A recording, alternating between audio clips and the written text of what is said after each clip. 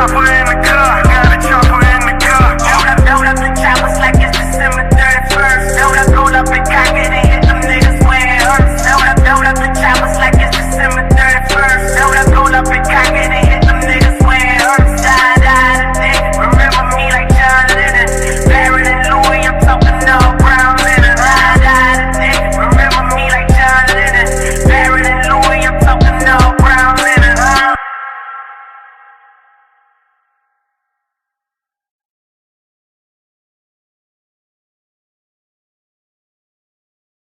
I'm in second place and you pass me. What place are you in? First. First place. Yes. I'm in second place and you pass me.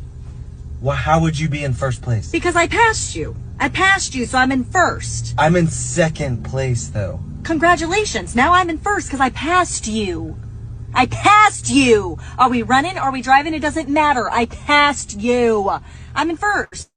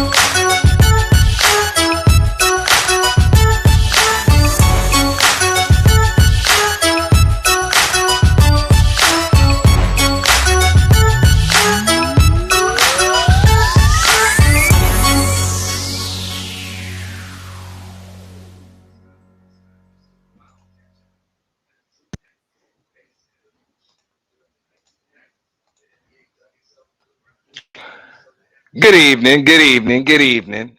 Hey, shout out to everybody that's in the chat, man. Before we even get started, I want to remind everybody, y'all make sure that y'all like the stream, share the stream, be sure to support the stream through Cash App, Super Chat, and Super Thanks. This was the original reason why the Boiler Room channel was created, because we just gonna get messy in the motherfucker over here. Hold on.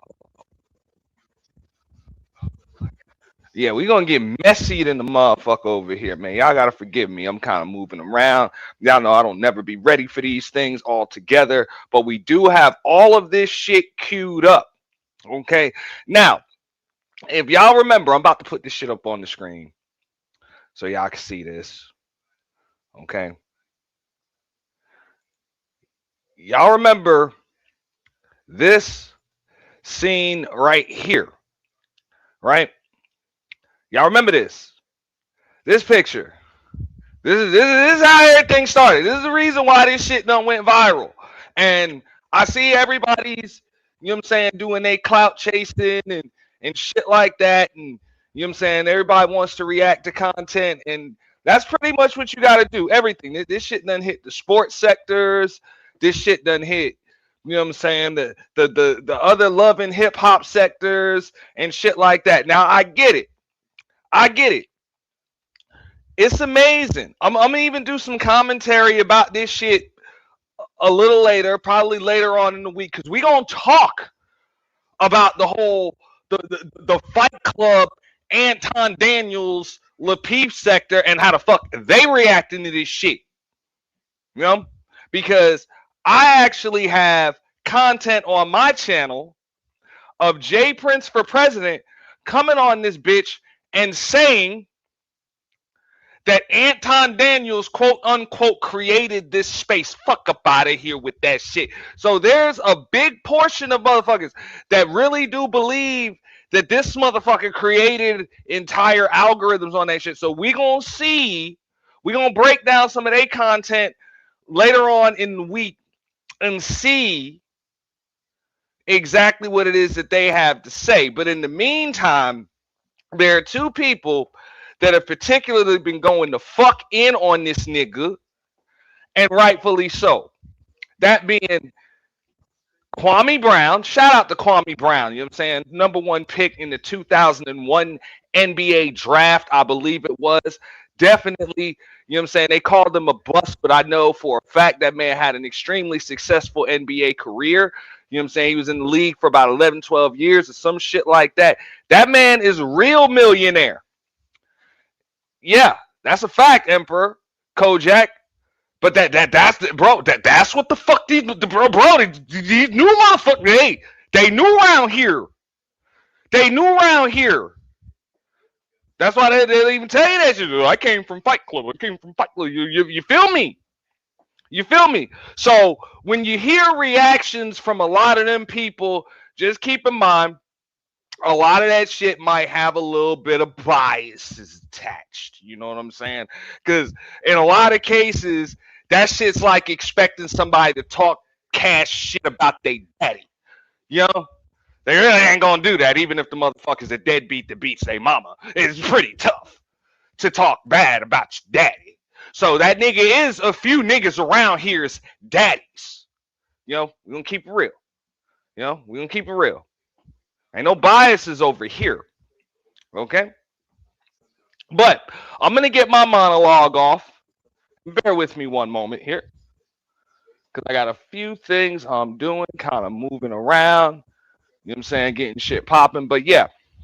Now, I said it before, and I will say it again. And shout out to Dark Lake with that super chat, man. We appreciate that.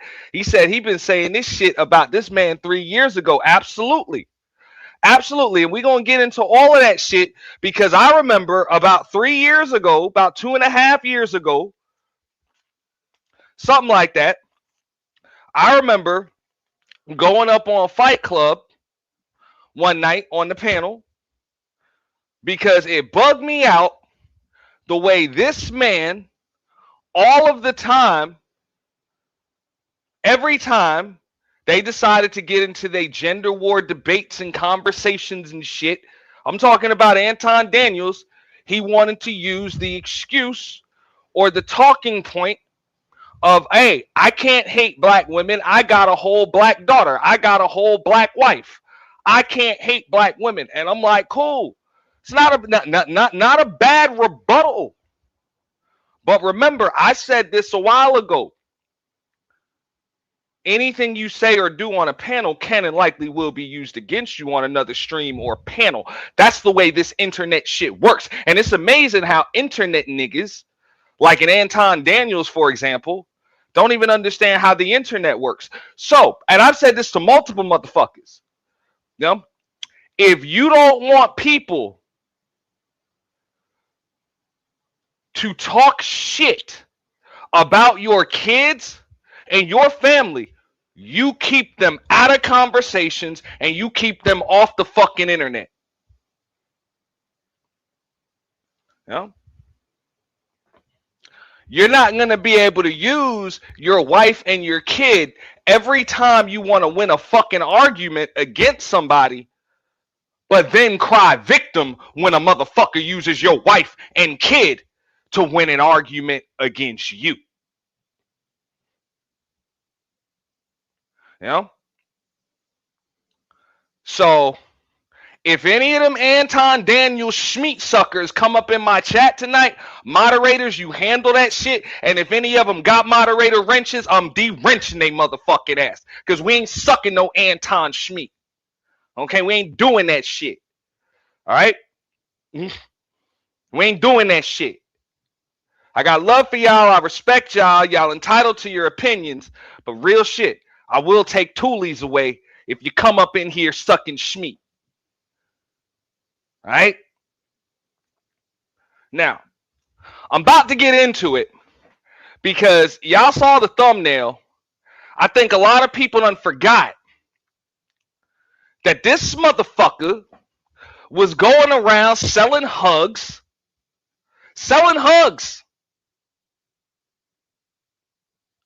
And wearing a motherfucking hot dog costume. Ain't that about a bitch, man?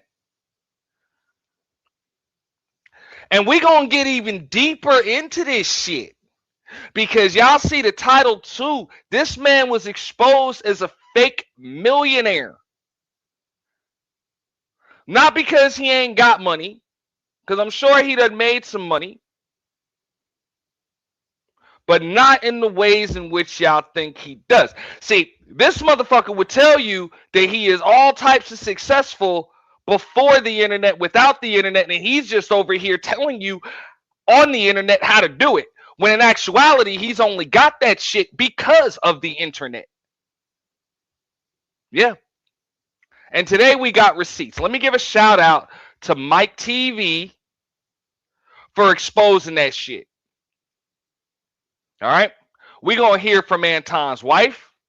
We're going to talk about his union job that he fucked up and fucked up for his family members too. You know what I'm saying? That he actually called the bag, just totally fucked that shit up because he was falsifying documents and all types of shit. Like, this is the work ethic that a motherfucker tells you he got. You know what I'm saying? He can't even come to work on time. You know what I'm saying? Can't even come to work when you schedule. You know how tough it is to get fired from a union job? Like, they got to give you multiple written motherfucking warnings. You got to sign for shit. The shop steward got to be there. All of that shit.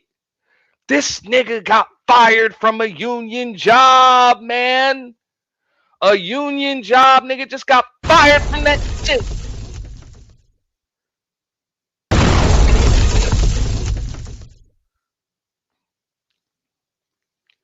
Yeah.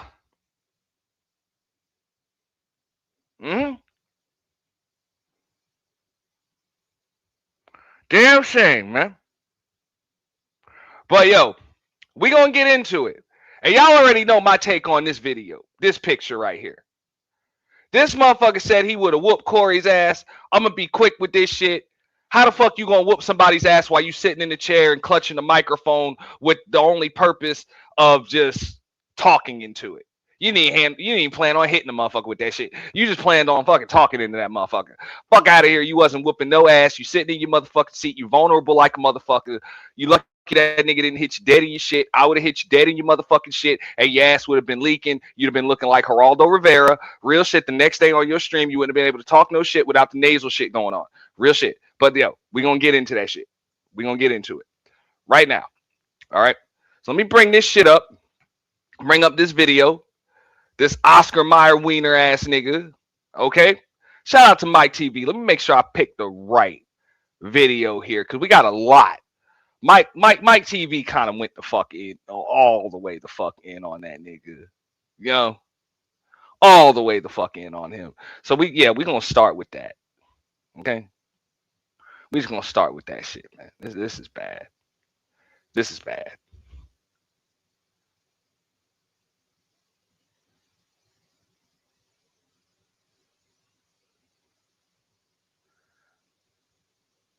And y'all make sure y'all smash that like button. You know what I'm saying? Support through Super Chat. Support through Cash App. That's always appreciated too. You know? We just gonna fair use this shit. Again, shout out to Mike TV. You know what I'm saying? For this shit. All types of truth exposed shit. His link is in the chat. Y'all make sure that y'all sub over there to him. Before we do, okay? We're gonna talk about how this motherfucker was begging for a hug. Excuse me. Buying For $1. Not selling them, but buying them. No. I'm buying hugs. I want to give you $1 for a hug. Damn, I'm buying hugs for $1. No, I'm good, my guy. I'm good. No, I want to give you money to hug me. No, I'm fine. It's only $1. Give me a hug. No, I'm cool. I'm cool. Anton, this ain't a good. This is what millionaires do. Try to pay people to get hugged.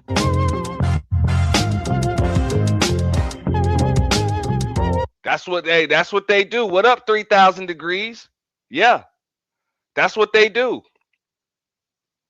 They buying hugs. Hugs, fam. Just hugs.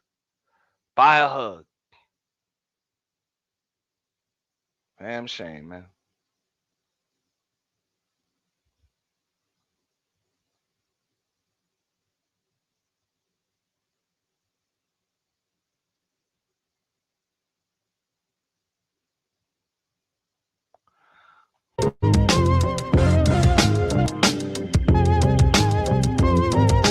Excuse me. I'm buying hugs for $1 to get people's week started off right. I do not require a hug, but I also do not have a dollar. No. I'm buying them. I'm giving away $1 per hug. No hug? Okay. Well, thank you. Wow. I've been telling y'all, shout out to Chronicles of Judah 144. Been saying that a lot of these niggas, dog, they just want a hug. They come up here talking all of this shit about what black folks is doing wrong and talk about how they got all these white friends, but they really just want a hug. This is one of them niggas, man. Damn, the white lady rejected him too. I'm buying hugs for $1. No, thank you. Goodbye. And he's gonna say in the video, we got off to a rough start. Yeah, nobody wants to hug you, even if you pay them.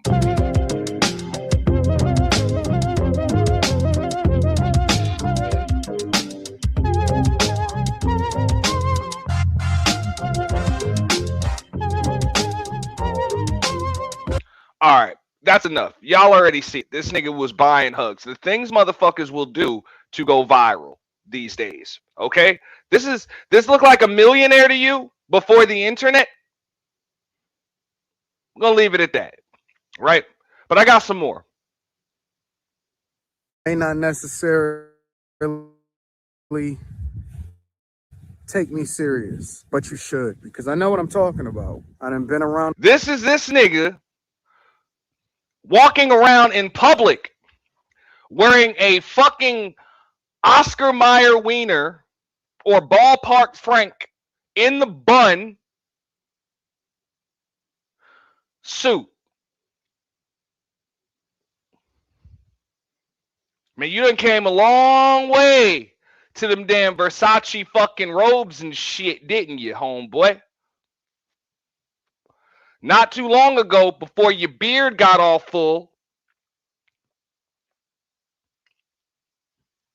you were dressed like a goddamn hot dog. Necessarily take me serious, but you should, because I know what I'm talking about. I done been around the block for a little bit. Okay, please tell me that somehow it's gonna make sense as to him wearing this hot dog outfit. I'm not computing with. Let's see what Anton has to say as he's dressed like a big friend. A lot of y'all seeing this video for the first time. You may not necessarily take me serious, but you should, because I know what I'm. No, you shouldn't. You should never take a motherfucker dressed like this seriously. Okay?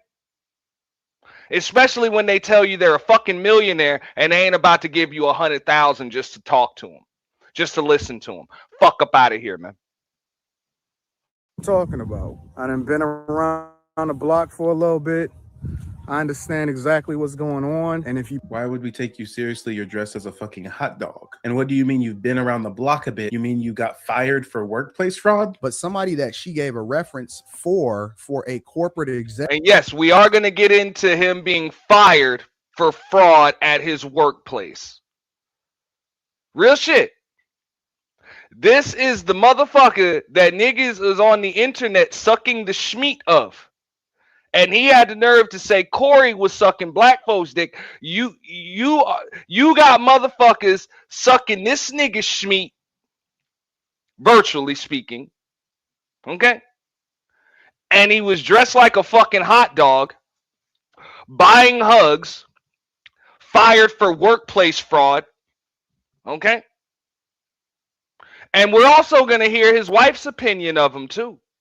Executive job that was working that job. He was making a lot of money. He got fired because anything that was tied to her, they went after him. I messed up so much money. I get called in the HR the next day. I get called in the HR and they like, yo, we investigating you. Come on, yeah. He's been around the block.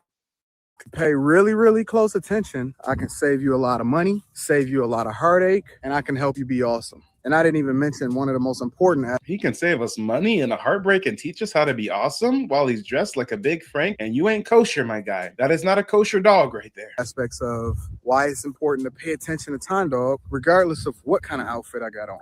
I wonder why he doesn't refer to himself as Ton Dog anymore. Y'all ever wonder why? I said this on my show last week.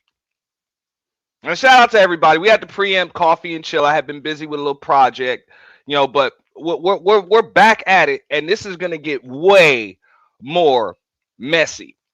Way more messy. But matter of fact, you know what? This shit is gonna get so fucking messy. I'm gonna have to actually switch microphones for this shit. Because Ton Dog. Ton Dog. No W. Ton Dog. Did he just refer to himself as Ton Dog? Ton Dog. This middle-aged man in a hot dog suit having a midlife crisis very publicly just called himself Ton Dog. Like he was a 90s gangster. So like he big loc. I'm Ton Dog. I'm Ton Dog. Ton Dog? Ton Dog? I gotta run. I know he did not just call himself Ton Dog. I know he didn't. Yeah, he's the Glizzy Gladiator. Of why it's important to pay attention to Time Dog, regardless of what kind of outfit I got on. Because I can help you operate in a state to where you're not panicking.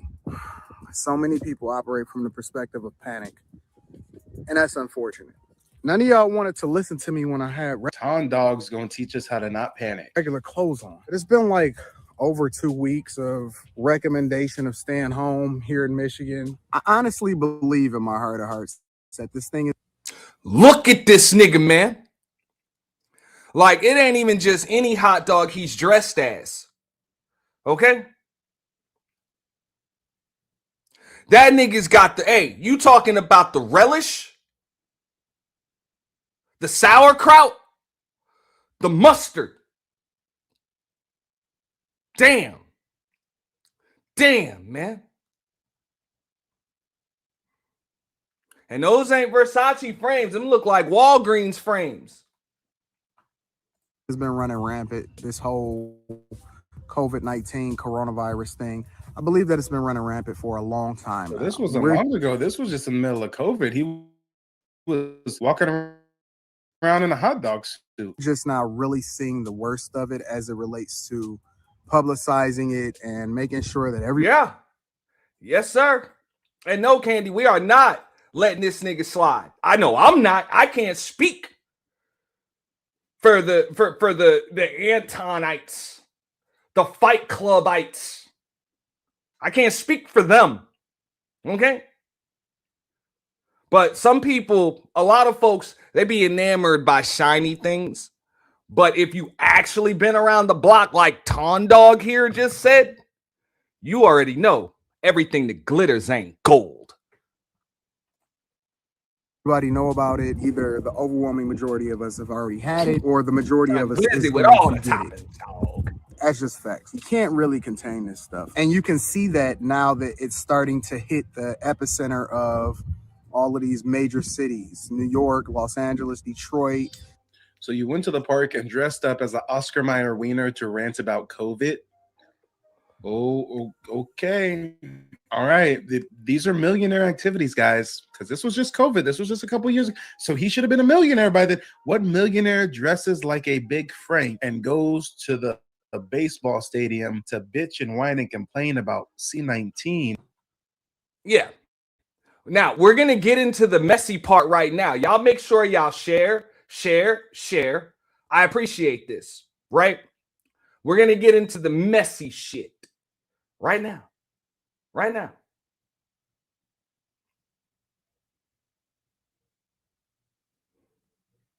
Find this video here.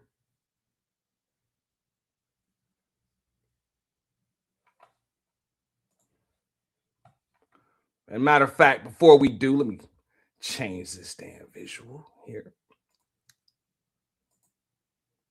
You know, because I ain't gonna let y'all forget this shit. Because Ton Dog here, you know what I'm saying? Talk about he beat the dog shit out of somebody. You know what I'm saying? He got nuts all in his face and shit. Goddamn shame, ain't it? Goddamn shame.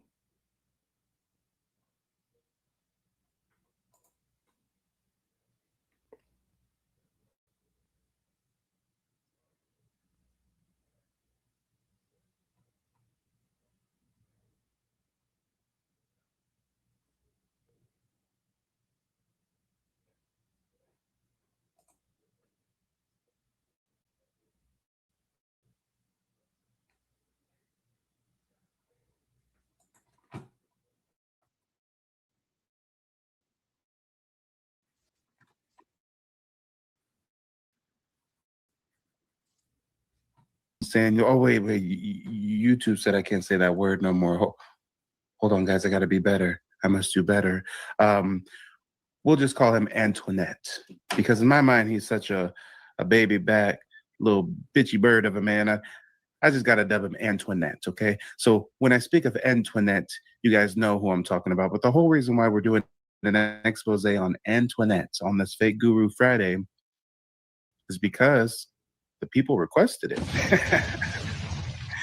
Guys, if you don't know, middle-aged men having a very public midlife crisis who, you know, finally got their hands on a little bit of money and now they're just going wild with it. But I wondered, where did he get his money from? Because, I mean, guys, I've already exposed Anton last year, so I know when it comes to his history in the workplace, I mean, it's fraudulent at best. I get a phone call from the girl who's my relative, and she like, Anton, I got called into the office. I got called into HR today.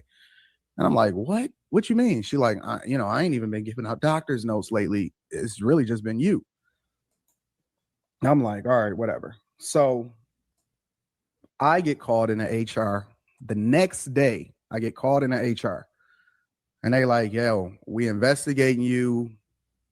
Oh, don't tell me that I've got receipts on Anton Daniels committing workplace fraud and fumbling the bag for him and all of his tethered family members alike. But somebody that she gave a reference for a corporate executive job that was working that job, he was making a lot of money.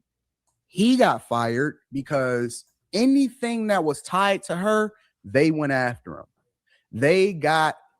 I messed up so much money. I mean, when I say a lot of money, I messed up crazy bags. Man, I nigga's talking about a bag. Hey, this is a millionaire talking about how he messed up a bag from a job.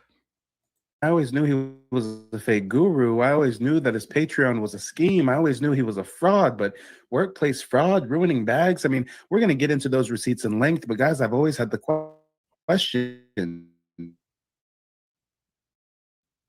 Where did Antoinette get his coins? And you know what? I heard some rumors. I heard some rumors that Anton's father passed away. I heard some rumors that when Anton's father passed away, he passed away prematurely. He passed away during a workplace incident. And when he passed away, apparently, allegedly, there was a huge payout. There was a huge payout from the city of Detroit. There was a huge payout. And it seems that Anton Daniels is really just a middle-aged trust fund baby. All right. Now, we're going to get back to that in just a moment, because apparently what we're hearing, because this is some messy ass shit. Now, you might want to sue Corey for this shit, but I don't give a fuck if you try to sue me, because I'm broke, nigga. You give a fuck? Yeah, you give a fuck? All right. And I'm fair use in this shit. Anyway, so we're going to get back to that, because apparently his pop, you know what I'm saying, he came into some money because his pops was, you know what I'm saying, like passed away untimely, you know, rest in peace to, you know, Papa Daniels, you know, but passed away untimely in the workplace, and he came into some money based on that. But we're going to hear what Anton Daniels' wife has to say about him.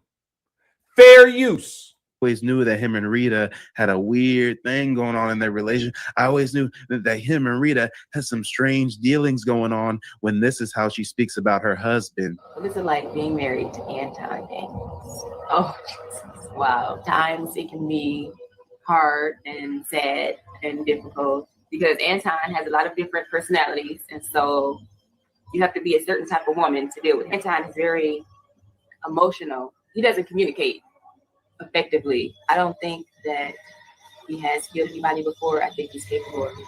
I've seen him angry before. He's just like a totally different person. When he's angry, he blacks out. Anton Daniels. That's his wife, Rita. I'm going to spin the block on that one more time. She says she does not think that he's deleted anybody before, but he gets real angry. That's what I'm saying. When he show you scars and shit on his hands, he ain't cut them shits on no teeth. I told you, that nigga threw a temper tantrum, and that nigga just hit something. Like a little baby that didn't get their way. That's it. One more time. Going on in their relationship. I always knew that him and Rita had some strange dealings going on, when this is how she speaks about her husband. What is it like being married to Anton Daniels? Oh, Jesus. Wow. Times it can be hard and sad and difficult, because Anton has a lot of different personalities, and so you have to be a certain type of woman to deal with him. Anton is very emotional. He doesn't communicate effectively. I don't think that he has killed anybody before. I think he's capable of it. I've seen him angry before. He's just like a totally different person. When he's angry, he blacks out. And yeah, man. He's a wall puncher. He's a desk banger. That's what the fuck he is. That nigga will just hit something. Because again, I'm going to show you this shit one more time. Okay? I personally believe the nigga's too much of a fucking vagina. You know what I'm saying? He's too much of a mangina to actually hit somebody, because the motherfucker couldn't even get out of his fucking seat when Corey Holcomb walked the fuck up on him. I think his reflexes are too slow to hit somebody. He couldn't even talk shit unless there was a woman between him and Corey. Okay? Let's get back into the video.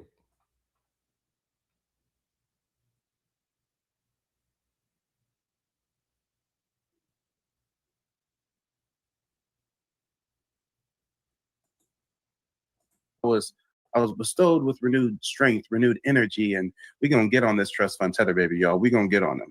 Let's do this, y'all. Let's do this.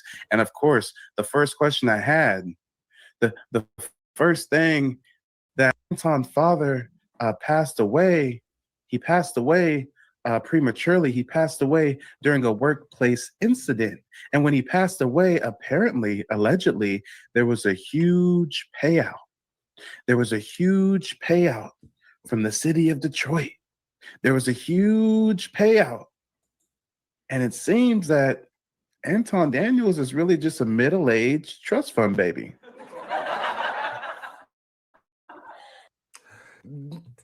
With all due respect, Mike TV, that's not a trust fund. Okay, that's not a trust fund. All right, they would have given that shit to your pops, but he passed, so they had to give it to the next of kin. That's it. So your moms and you and your brothers got to split that shit, allegedly. I mean, the dates line up. The timeline lines up. Pops passes away in 2017. My father right now is going through a lawsuit with the city, so I know it takes years. So 2017, Daddy passes away. You guys go through some litigation with the city. There's a judgment paid out. There's monies awarded. And oh my gosh, now all of a sudden, Anton Daniels is richer than your favorite rapper. All of a sudden, Anton Daniels wants to say, look at my life, look at my wife. Ladies and gentlemen, I know I'm teasing you a little bit right now. I know I'm jumping around a little bit right now, but let's go ahead and get on into the show in length. And before we do, let me go ahead and acknowledge the first super chat that's come in. JJ, appreciate the contribution. Says Amira is a Proud Boy supporter. Call ICE on her facts. We're going to get into it. Anton Daniels has a history, a track record, if you will, of defending and caping for known racists, known white supremacists. But JJ, either way, thank you for the contribution. We've also got a cash app from Sir Chi. Thank you so much. He says that intro beat goes hard. I was bestowed with renewed strength, renewed energy, and we're going to get on this trust fund tether, baby, y'all. We're going to get on them. Let's do this, y'all. Let's do this. And of course, I mean, please do not believe the hype. For all the flexing this man does online, let me move a little bit closer to the mic so y'all can hear this part. For all the flexing this man does online, he lives in a fucking apartment in Detroit. And we're going to see the apartment.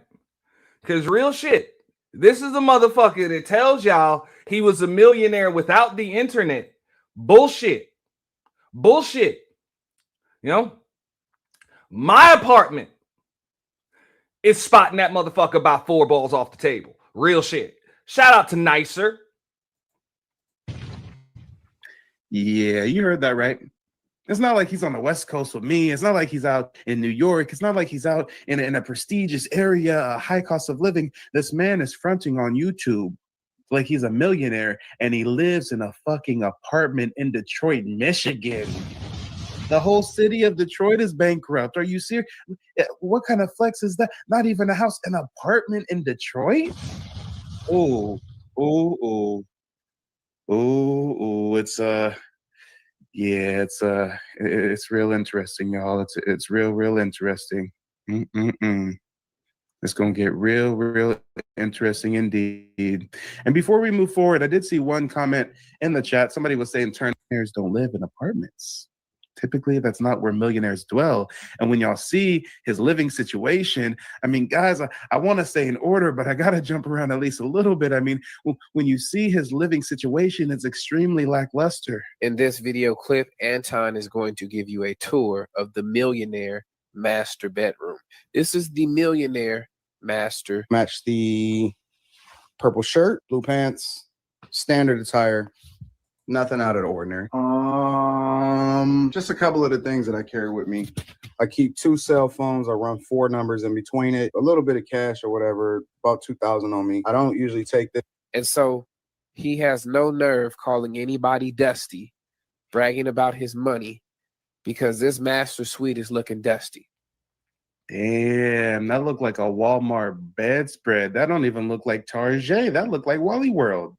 You getting your linen from Walmart, but you got the nerve to get in a Versace robe and sit in a bunch of shout out to the members in front of Air Jordans like you're a teenager or something, and brag about your life and your wife, and I'm so rich and I'm so that. My guy, you look like you struggle. I told you, this nigga is no different than one of these wackety do-ass rappers that tell you about how many cars, bitches, and all of their money, when in actuality, the only reason why they got cars, bitches, and money is because they're telling you they got cars, bitches, and money. They are literally selling the illusion of a lifestyle. It's amazing. This nigga needs to change the name of his crew from Bag Chasers to Dream Sellers. Dream Sellers. And I'm a salesman, man. Hey, I get it. Whatever they buying, fuck it, sell it. But don't piss on my head and tell me it's raining. One to me. And we're going to run the receipts. I got receipts on Anton Daniels going back 9 years. Going back 9 years. So if y'all want to get into it, we can go ahead and get into it. Ladies and gentlemen, let me start by providing we'll just say, the humble opinion of my anonymous source who did confirm on the back end that Anton Daniels is nothing more than a goddamn trust fund baby. His father passes away due to a workplace incident. There's a lawsuit with the city. The Daniels family wins, and years later, Anton Daniels pops up online talking about, look at my wife, look at my life, I'm so rich. And I will just remind everybody, because I get it, some folks might just be coming in. Anyone that comes into the chat on this live stream sucking Anton Daniels schmeat will be de-rinched. And moderators can feel free to do what the fuck they want. We do not suck the schmeat of no motherfucking Anton Daniels shit. No men be sucking no motherfucking schmeat up in this bitch any fucking way. Okay? So real shit. If you want to suck on Anton phallus, you're going to have to go elsewhere tonight. We ain't having that shit. Rich, look at my car, I'm so rich. Look at my Jordans, I'm so rich. Look at my sneakers, I'm so rich. Look at my Gucci sweater, I'm so rich. Look at my Rolex, I'm so rich. Man, I didn't know financing depreciating assets makes you rich or wealthy, but ladies and gentlemen, let's go ahead and get into it. And above all else, you guys know that when it comes to the king of receipts, all of you guys send me emails, all of you guys send me receipts one way or another. But if you guys do want to remain anonymous, I will honor that. But let's go ahead and get into what our anonymous source had to say about Anton Daniels. Remain anonymous, but I'll tell you that I work in the financial sector. That's how I was introduced to Anton and have information on his financial status. And let me tell you, this man is nothing more than your cliche spoiled trust fund kid. His dad died during a workplace incident, and his family was awarded a large settlement with the state. The reason I know this is because Anton told me during the pre-qualification process, although I won't go into what he was trying to get. And I know it's a bit distorted, but if y'all can hear what I hear, this is a person who works in the financial sector. Anton Daniel was trying to get approved for something, and we're not going to say what Anton was trying to get a loan for because that would give away the source. But during the pre-approval process, you got to look at someone's financial records. You have to look at what the balance on the books is, what assets, what liabilities they have. And he's saying straight up, he learned about the trust fund because Anton Daniels spoke to it. Because Anton Daniels, when he went to get pre-approved, apparently, allegedly, he had extremely low income, extremely bad credit, and the only thing that he can try to use for proof of funds to secure the financing was money in trust accounts. Oh, and I think we know how he got that money. I think we know how he got that money. For us, that would directly lead back to me. Either way, I saw he had terrible credit score, very low income, yet he had money he had access to through trust accounts that he was attempting to use as proof of funds. So when I see all this stuff online, when he's claiming to be this huge business mogul, that's total BS. Just like 90% of trust fund kids do, they're insecure about living off their parents as a grown adult, so they lie about their income and even start businesses to make it seem like they're achieving something, and that's where it's right. Look, I've been telling y'all what this motherfucker is about, all right? And ain't nothing new under the sun. Now, granted, every now and then I come across a new variation of an old hustle, but there ain't really no new hustles. And every now and then, you know what I'm saying, some new technology might come out and it's a new way to hustle it. Or I'm sorry, it's a new hustle. You know what I'm saying? A new spin on an old hustle. But this is old school shit. All this motherfucker is on here doing is selling you a book titled How to Get People to Send You Money for a Book. Buy my book. That's it.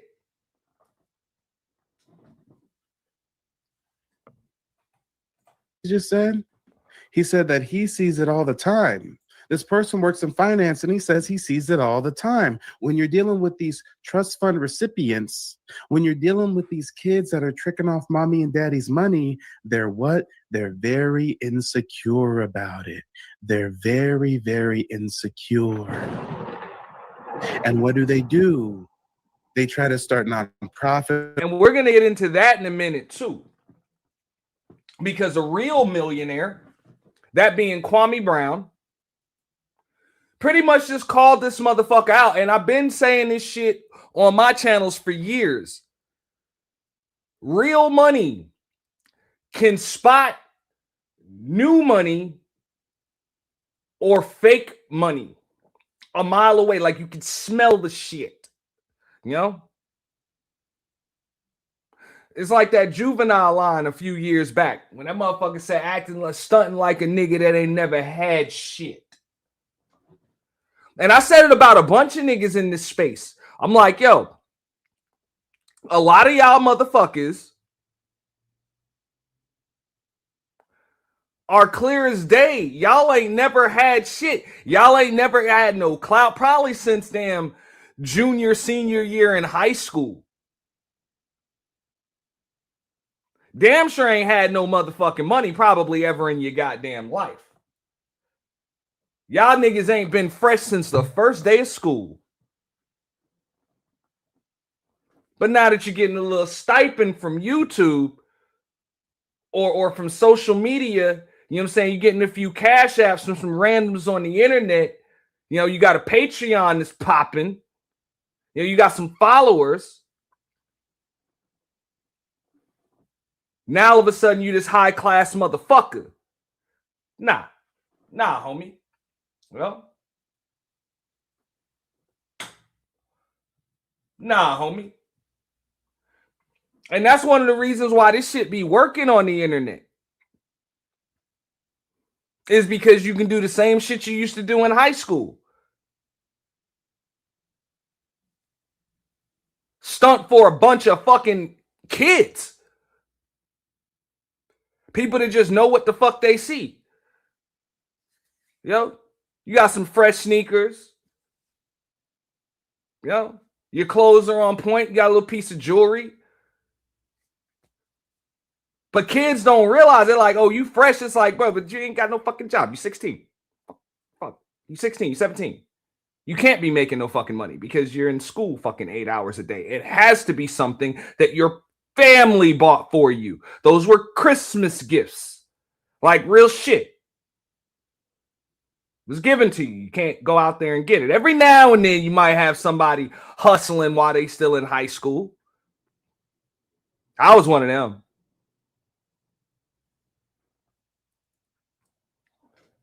But at the end of the day, yeah, you get all the girls and shit when you're in high school. But that's because they don't know. It's like, fuck out of here. You know what I'm saying? All you got to do is be like, yo, your parents bought you that shit. You know? Like, for real. Your grandma bought you that chain. Like, come on. Organizations, they try to start up failed businesses to do what? To seem like they're doing something on their own, to seem like they actually got something going for themselves. And guess what, y'all?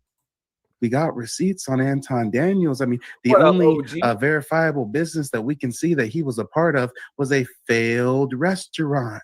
Don't tell me that you took mommy's and daddy's money and went and started a restaurant to make it seem like you was doing something and you failed at that.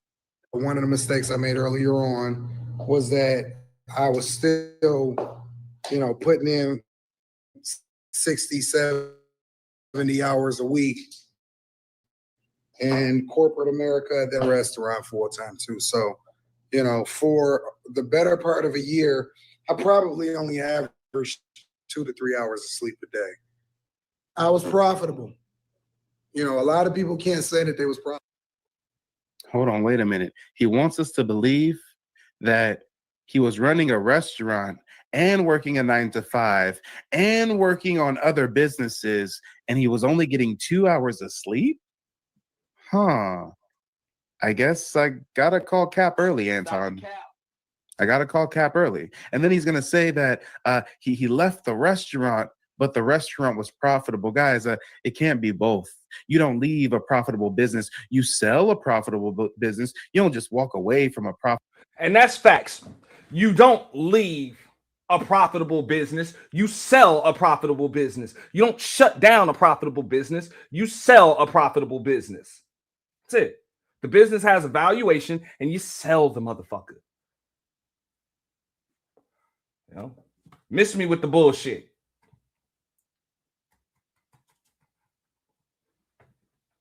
Profitable business. I was profitable. You know, a lot of people can't say that they was profitable. I don't believe in failure, but then at the same time, it's like, you know, what is failure?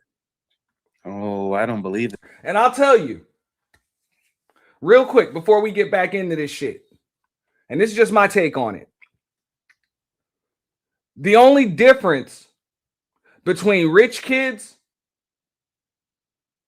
and not so rich kids or poor kids is just the amount of second chances they get.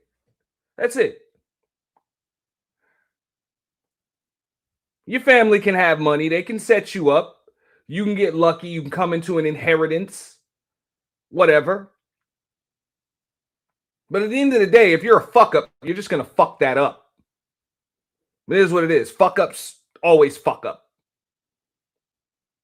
It's just, you know, we try to put our kids in a position where they can make a few more mistakes than the kids around them, because we know the mistakes happen. That's really all you do as a parent.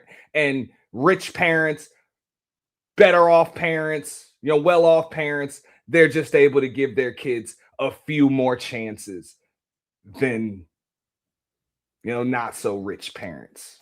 And failure, but what is failure? Okay, let's see what else our anonymous source had to say. And guys, y'all know me as the king of receipts, so that's why I preface this by saying that whatever this anonymous person says, I mean, you can take that information with a grain of salt. You can take it as gospel. That's up to you. But everything that comes after in the stream, I'm going to provide receipts for.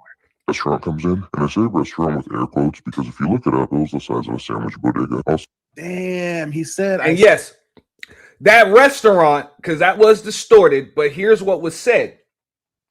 That restaurant was not a restaurant. That shit was a sandwich bodega. Okay?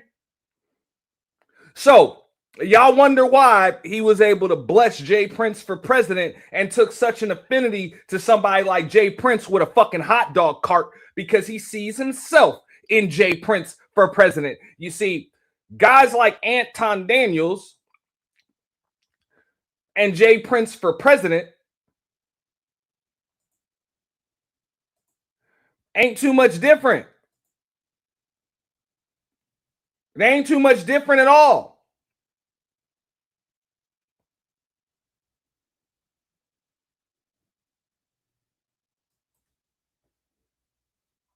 Say Anton's restaurant with air quotes, because if you look up his restaurant, it was really the size of a goddamn sandwich bodega.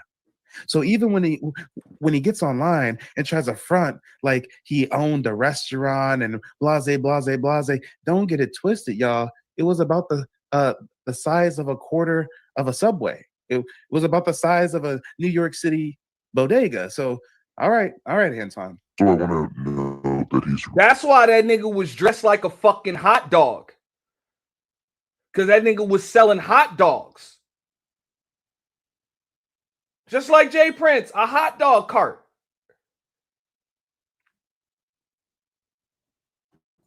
Really screwing up his wife. He already ruined his credit, so now he uses his wife to co-sign for everything. In my opinion, it's just a matter of time before he ruins. Damn, he said he's really fucking over his wife. He said Anton already ruined his own credit, so now he's using his wife to co-sign for everything. Damn. Now, what up, Simon? Now, if y'all didn't hear that, everybody's wondering why the lovely wife Rita, not only does she let this nigga parade around with internet thoughts like Mika, and she don't feel like she got to be there, but why is she still married to this nigga? Even after she said, y'all heard it earlier, the motherfucker gets angry, throws temper tantrums like a little bitch, all that. Why she still with this nigga? Because if she leaves him, he might default on the loan that she co-signed on for him.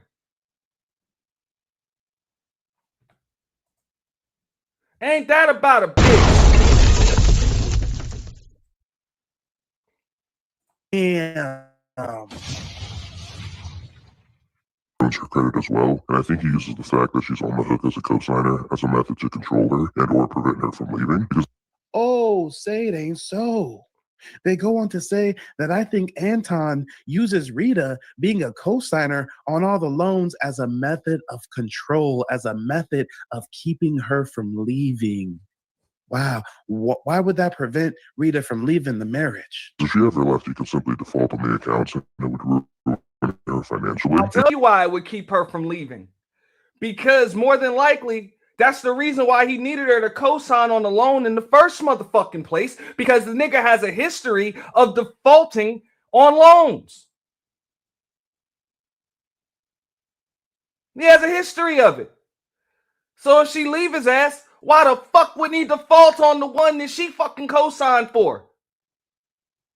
Anyways, Oh, because if he defaults on the accounts and she's attached to the accounts, then that would ruin her financially.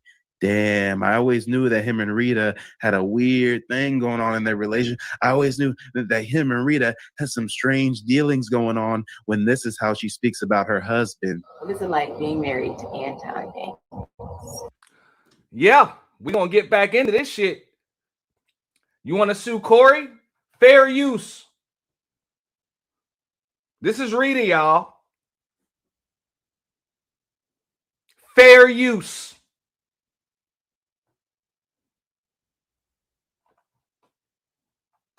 Oh, wow. Times it can be hard and sad and difficult because Anton has a lot of different personalities. And so you have to be a certain type of woman to deal with. Anton is very emotional. He doesn't communicate effectively. I don't think that he has killed anybody before. I think he's capable of it.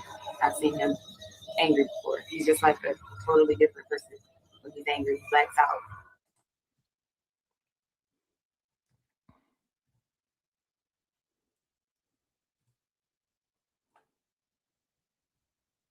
Anton things. Oh, wow. Times it can be hard and sad and difficult because Anton has a lot of different personalities. And so you have to be a certain type of woman to deal with. Anton is very emotional. He doesn't communicate effectively. I don't think that he has killed anybody before. I think he's capable of it. I've seen him angry before. He's just like a totally different person. When he's angry, he blacks out. Now, I'm going to give my commentary on that right there. You see, the smoking gun on that comment, because a lot of people be like, oh, well, that's not that bad because she's his wife. She should know him better than anybody else. And they're right when they say that. But the smoking gun right there is the question that was asked to her. What's it like being married to Anton Daniels? Now, when that's the first thing or one of the few things that come to your wife's mind on an interview that you know damn well is going to hit the internet is that you're emotional, you're a shitty fucking communicator, and you get angry and black the fuck out. Not that you're loving, you're understanding, you're intelligent, you're a problem solver.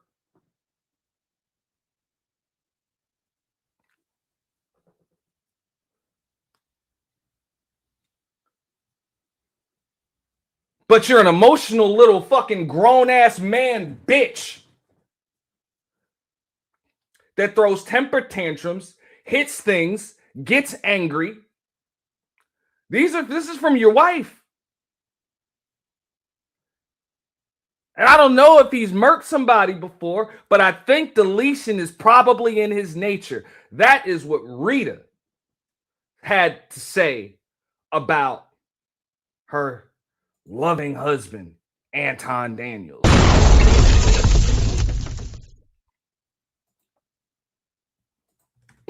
Anton things.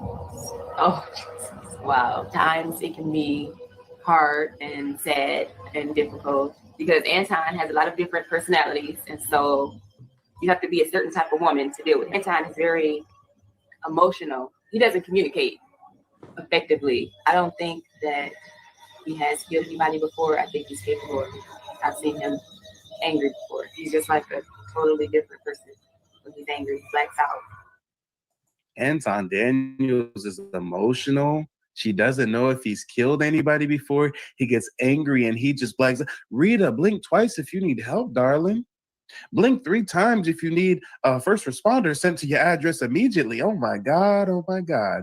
Make it make sense, y'all. Make it make sense. Mike, keep doing what you're doing. I'm a big supporter, and thank you for letting me share this information. And Now keep in mind, this is the same nigga that said he would have beat the dog shit out of court. This is the same nigga that when a man, your wife believes that you're an angry, emotional, grown-ass man, 270-pound man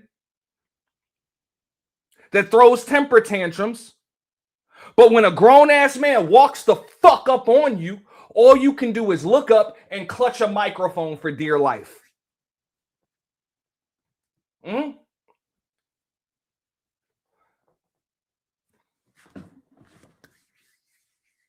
This is the nigga who these niggas want to take their cues on manhood from.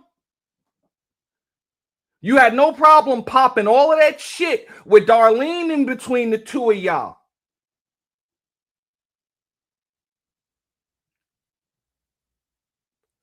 But when this motherfucker walked up on you, all you could do was freeze and remain seated.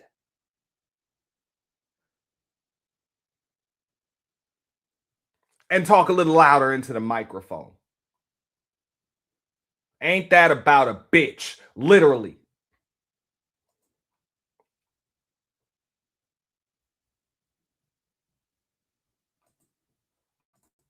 thanks for respecting my privacy. Damn, come on. Poor Rita. Got Rita held hostage financially, huh? Done tricked off his credit score, and now he's using Rita as a co-signer.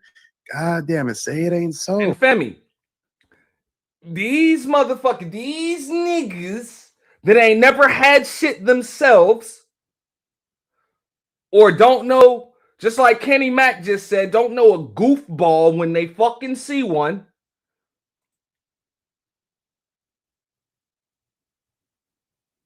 They don't think this motherfucker was actually scared. I know fear when I fucking see one. You remain see you nigga. You ain't got no, your reflexes as a man ain't even work. That's why your ass was just stuck in the chair when a grown-ass nigga put his fucking balls in your face and proceeded to yell at you.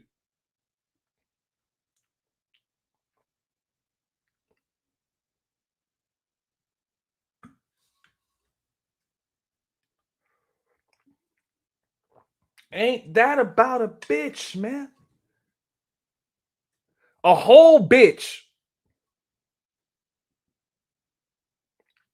And Rita, if you get a hold of this stream right here, I'm going to tell you straight up, don't be scared of that nigga. You'll whoop that nigga's ass, man. You'll whoop his ass.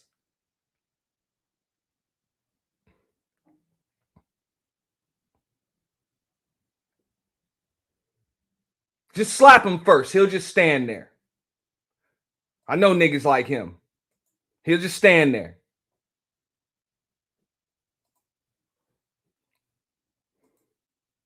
And make sure you follow that shit up with a little combo. You know, you'll whoop his fucking ass, man. Say it ain't so. And of course, with everything the anonymous source said, I got to throw a little allegedly on it. But everything else I got to say during this stream, we're going to back it by receipts, ladies and gentlemen. Let's get into who the hell is Anton Daniels. But you know what I want to start with? What I want to start with? Well, what I really need to start with is acknowledging this Cash App that just came through. Thank you so much for the contribution, Spencer. I appreciate you.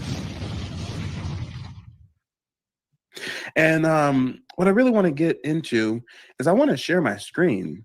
And let's actually go through Anton Daniels' work history. Anton Daniels has a LinkedIn profile.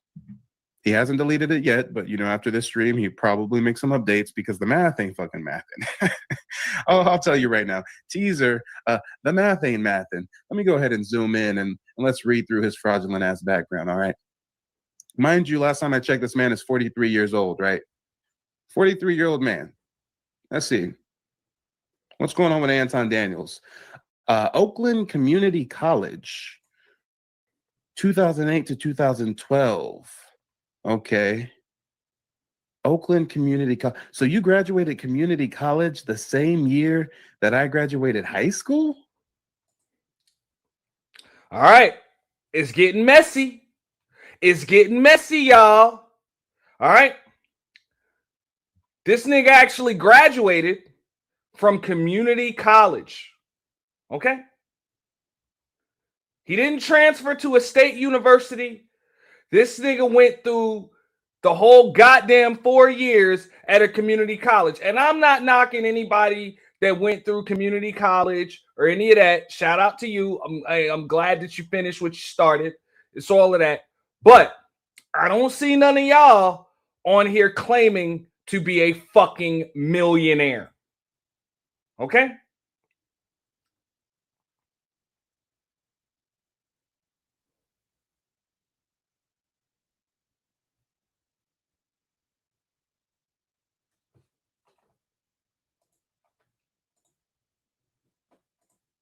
Hold on, the math ain't math. I'm like, hold on. So that was 11 years ago. You're 43 years old. 43 minus 11 is 32.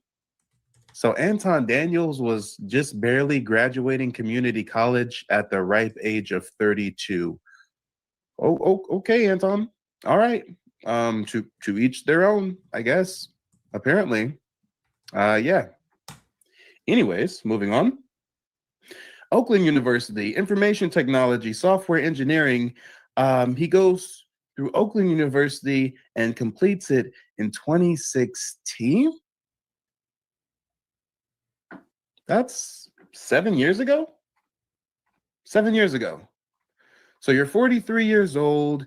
7 years ago, you were 36. So Anton Daniels graduated college at 36 years old. I mean, the math ain't math, and that's even to say he graduated. I mean, I don't really see any certificates or anything, but goddamn, talk about a late bloomer.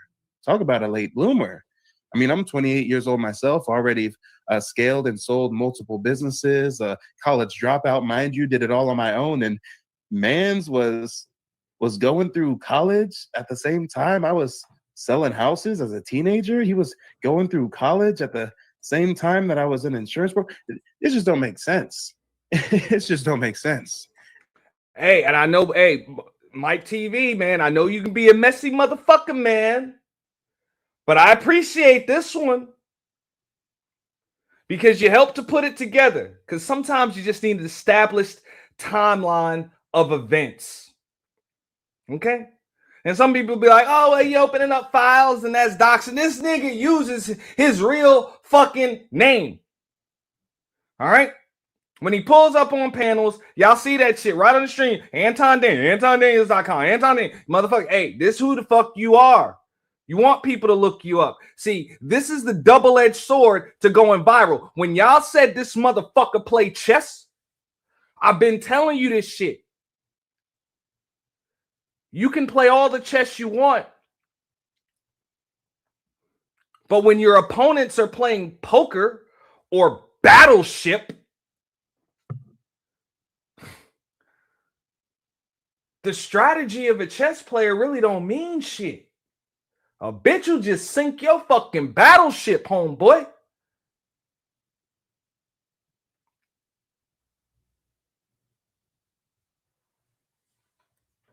Or just make your pussy ass fold.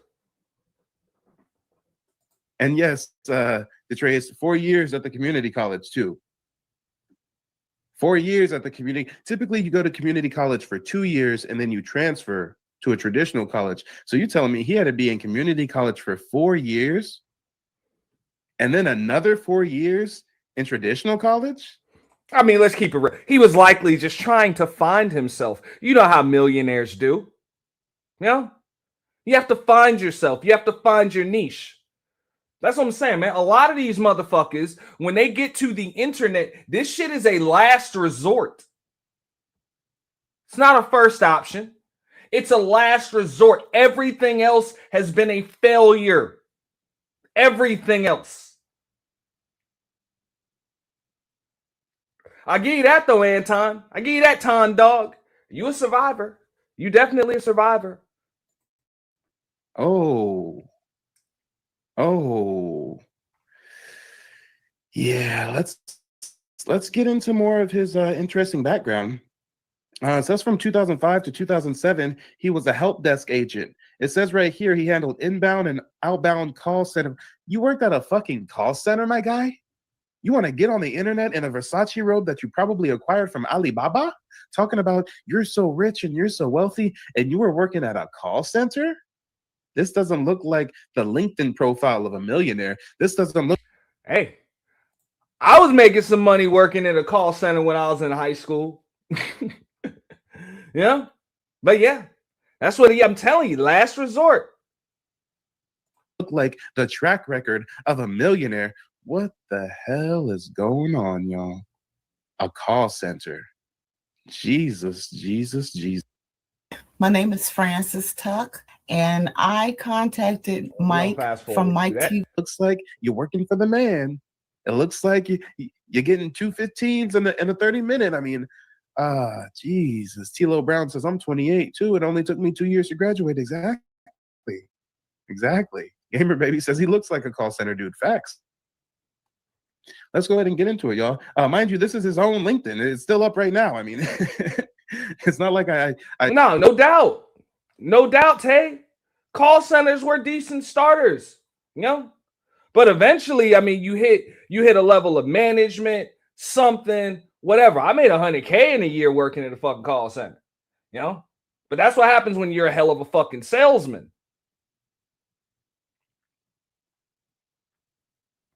You know? But when you're a shitty salesman, that's just the best job you can get. And they probably fire your ass in a couple of weeks or a month or two or some shit like that.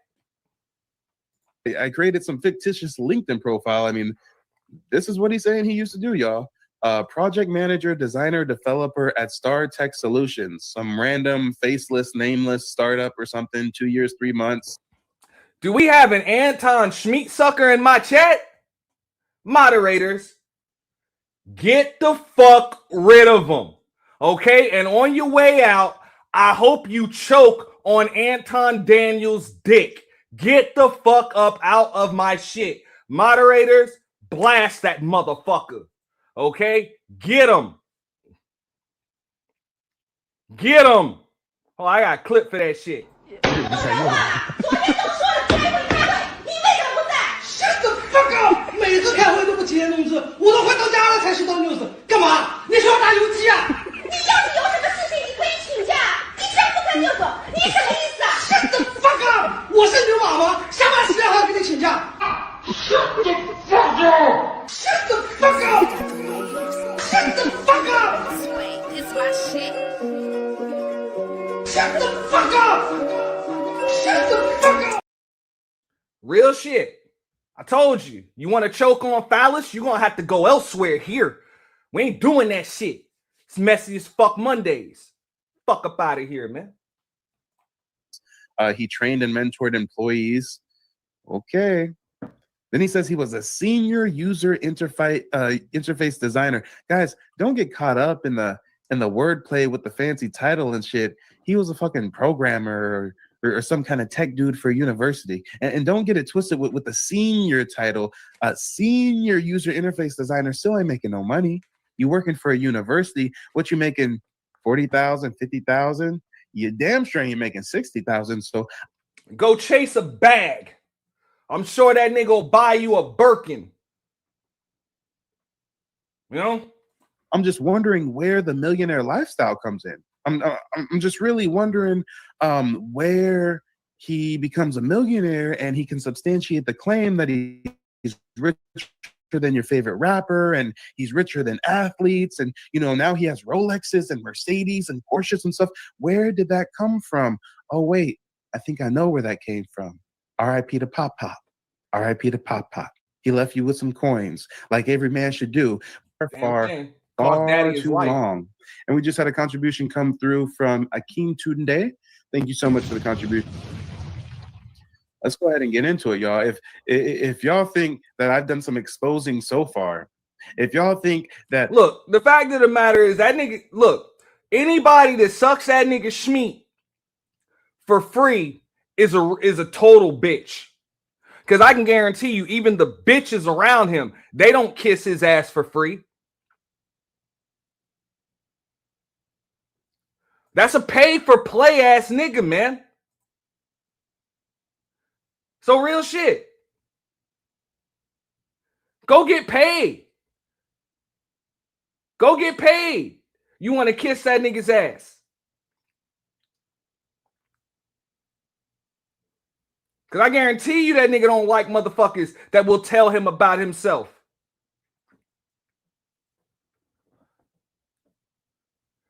Get him up out of here. You know? All the way the fuck up out of here.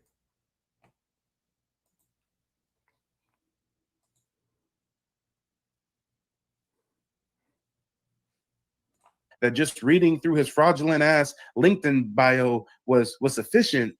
Oh, y'all got another thing coming. Y'all got another thing coming indeed.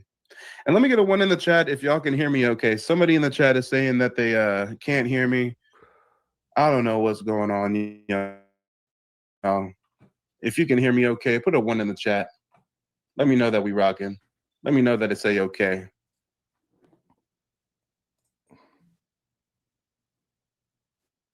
All right. I'm seeing some ones in the chat. Let's move on with the show. I mean, that LinkedIn math ain't mathing, my guy. And I see why you go. Sin, shout out the cynical one. Hey, don't even worry about it. Things that are dead cannot affect the living. Okay? It doesn't matter. It's in the past. Bald now because that looks like a tether if I ever did see a tether. When you grow hair on the top of your head, oh Lord, when you grow hair on the top of your head, we can see that you're a tether from a mile away. Boy, oh boy. But let's go ahead and get into it, guys, because mind you, while I've been an entrepreneur for 99% of my working career, Anton Daniels has been a wage earner. Anton Daniels is just like the average American, clocking in and clocking out, but it's only on YouTube where he can act like he's so much bigger than you, so much more successful than you. So let's hear about this success. Let's hear about how respected. And they don't get it, right? They don't get it.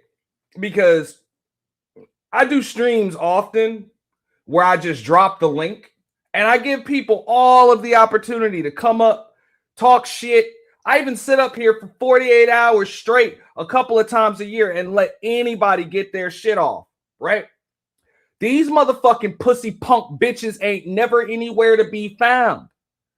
But then when I decide to pop a little shit about their fucking man crush, then all of a sudden they decide that they want to enter my house with disrespect. Motherfucker, I will Uncle Phil versus Jazz your ass right the fuck up out of here. All right? Give a fuck who you are. Disrespect will not be tolerated in my house. Any of them. Anton Daniels was amongst his colleagues. Oh, wait, I forgot. You couldn't even handle a 9-to-5, boy. You couldn't even handle punching in, punching out because you admitted to fumbling the bag. You got fired. You went broke and you had to move your family into your mother's basement?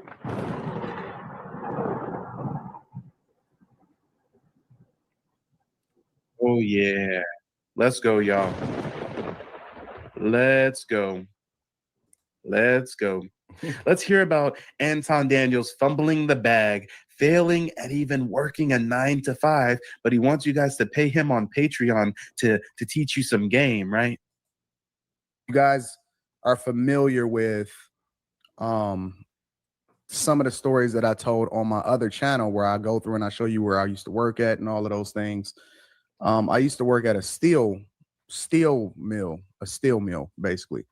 And my brother had got me that job shortly after high school. And so I was making well over $100,000. This is the early. And yes, discerning truth, I've heard the same cap. I've heard him say that he worked for GM for 10 years after high school and saved $100,000 every year and whoop whoop whoop. But guess what? Guess what? When we look at his LinkedIn, I don't see a damn thing about General Motors. I don't see a single thing about General Motors. I mean, well, wait, hold on, guys. I'll give him the benefit of the doubt. I'm not used to LinkedIn. I think I got a profile still up. I don't know. I never really used LinkedIn. I always thought it was for old people, right? Because the nigga ain't working no motherfucking General Motors. What up, LA?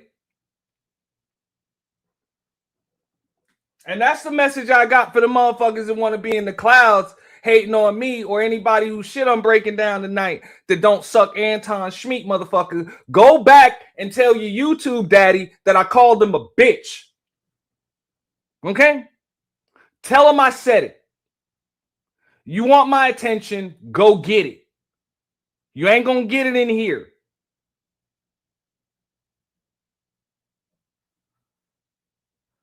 You're gonna have to get it elsewhere. Wait, it says show all 6 experiences. Maybe when I click show all 6 experiences, it'll say that he worked for GM for 10 years. Let's give him the benefit of the doubt, Like y'all. I said, you tell that nigga that I said he's a bitch, and you can tell all of his employees that I said they have a bitch for a boss. Let's see. Is there more here? Is there more? No. The only thing that we missed, apparently, was that he was a team leader / quality control for 2 years at Severstal, whatever that is. Oh, in a test plant. Oh, this nigga was working in one of those factories on 8 Mile Road. This nigga was out here working in one of those factories out in Detroit. Is this supposed to be the 10 years at General Motors saving 100,000? I'm not seeing it. I don't see General Motors listed on his resume once. Anton, you got to stop the cap, my guy. You got to stop the cap. I got receipts. I'm balling. You know, me and Rita riding high off the hog. I'm flying everywhere. I got 3 different cars. Life is good. I mean, I was well into the 6 figures. I always had work ethic. That's the one thing about me, is that I always had work ethic. So I was comfortable, you know, doing over 100 hours a week.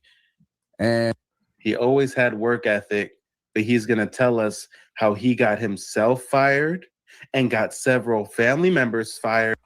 Look, first of all, that's bullshit. All right. When you're going to say that you are comfortable working 100 hours a week, if that's if that's not the most oxymoronic shit I've ever heard in my fucking life. Nobody that's comfortable works 100 hours a fucking week.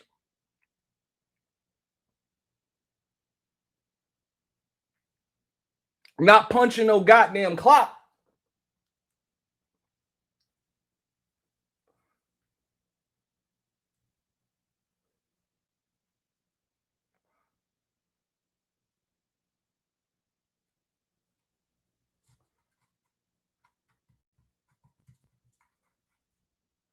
A 100 hours a week makes sense when you're the owner. When you're the owner.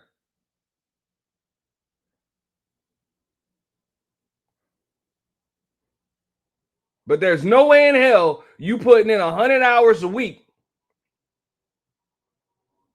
All right. And your occupation ain't self-employed. Miss me with the bullshit. Because he was fraudulently getting sick notes so he can go on vacation from work. But he's going to open this up about how he worked so hard and whoop-de-whoop-whoop. But this is the story about how he got himself and his family fired for fraudulently getting sick notes so he can go on vacation, and he fumbled the bag so catastrophically that him and his grown-ass family had to move back in at mama's basement. Oh, Lord. In other words, not only did this motherfucker get fired for putting in fraudulent sick notes, but he got his family members that were writing the fraudulent sick notes fired too, along with all of their references, the other people that they put in fraudulent sick notes for. Yeah, Mike TV is hilarious, but this is actually out of the mouth of Anton Daniels himself.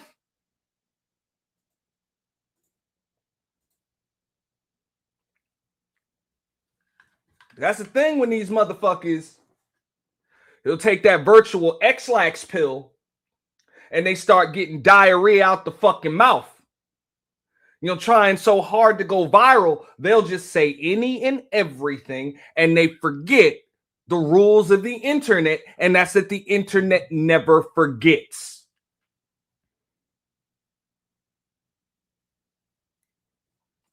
Where I got 3 different cars. Life is good. I mean, I was well into the 6 figures. I always had work ethic. That's the one thing about me, is that I always had work ethic. So I was comfortable, you know, doing over 100 hours a week. And I would even sleep on the job. But then when I came home, it was time to go ball. You know, we was shopping, we was doing all these things, and, you know, my expenses was crazy. So I wasn't quite living check to check, but very close to it, because everything that I brought in, I spent. And so at that time, you know, especially in the plant, you was protected. Well, I wasn't necessarily living paycheck to paycheck, but everything I got, I spent. So you were living paycheck to paycheck. You were living wildly beyond your means. You claim you had 3 cars. You were balling. You were taking all these trips. Anton, you can't balance a checkbook. So why are you charging people money on Patreon to teach them how to do what you cannot do your damn self? Because they're paying him for it. That's why. When they pay you to sell them a dream, you sell them the fucking dream. You know, right here. This is the dictionary definition of a snake oil salesman. Okay?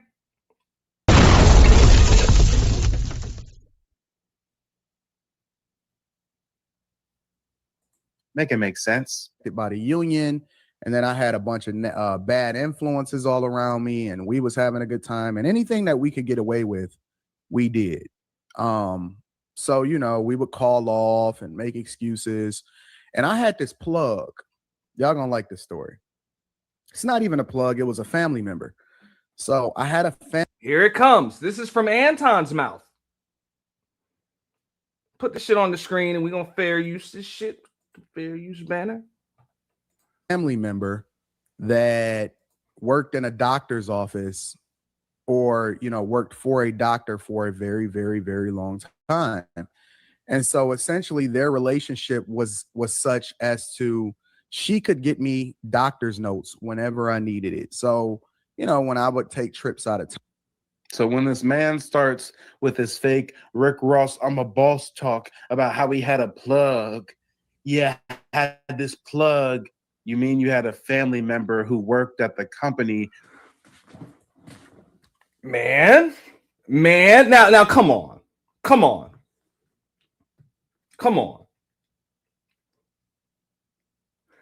Now, where I'm from, when you say you got a plug, you ain't talking about somebody that'll write you doctor's notes. Nigga, that's middle school shit.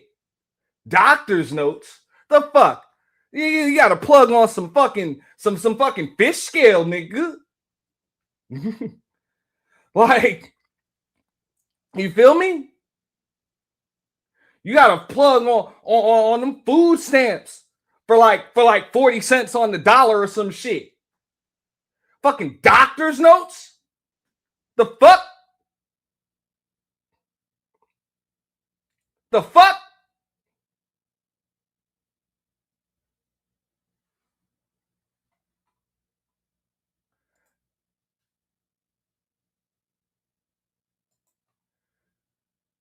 You had a family member with a job and you got fired and you got her fired and you got all of her fucking references fired.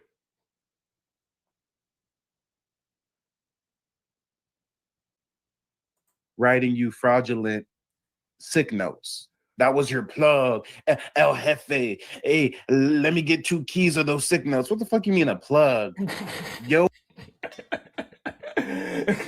We get 2 keys of them sick notes.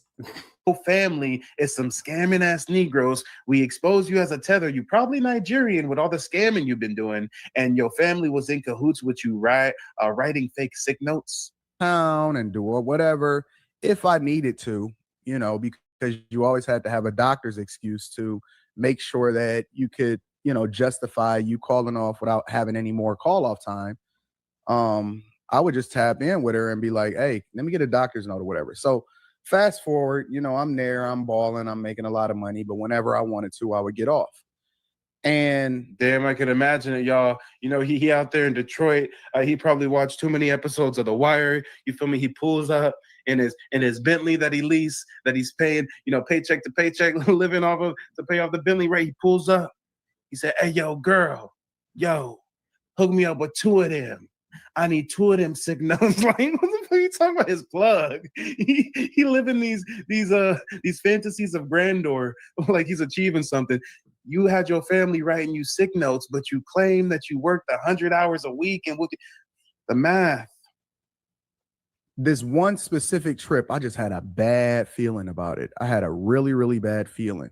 So this one trip we was gonna take, and you know, we was gonna, you know, take the plane and all of that other type of stuff. And it was with some friends, and again, they was bad influences, and you know, they was pushing me like, yo, Ton, don't even worry about it. You know, you can just Hey, Kojak. Back then, when this nigga talking about it, they talk to your fucking doctor. That's how that nigga got fucked up. Okay? A bitch actually called the number on them notes and everybody got fired. Another bitch. You know, ain't that about another bitch? Oh, Lord.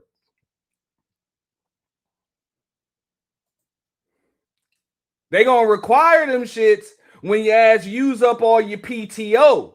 Because, you know, you get PTO and you get sick days. Okay? So when you done use up all your PTO, and now you're trying to tap into the sick days, because you know how it is, Candy. You know, you're supposed to save the sick days for when you actually sick.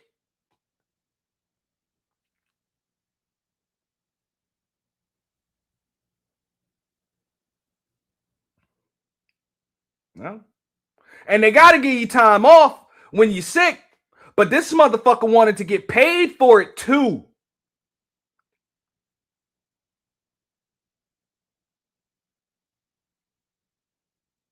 So you needed a doctor's note for that. That's where the fraud comes into play. You don't just want time off. You want to be paid for not showing up.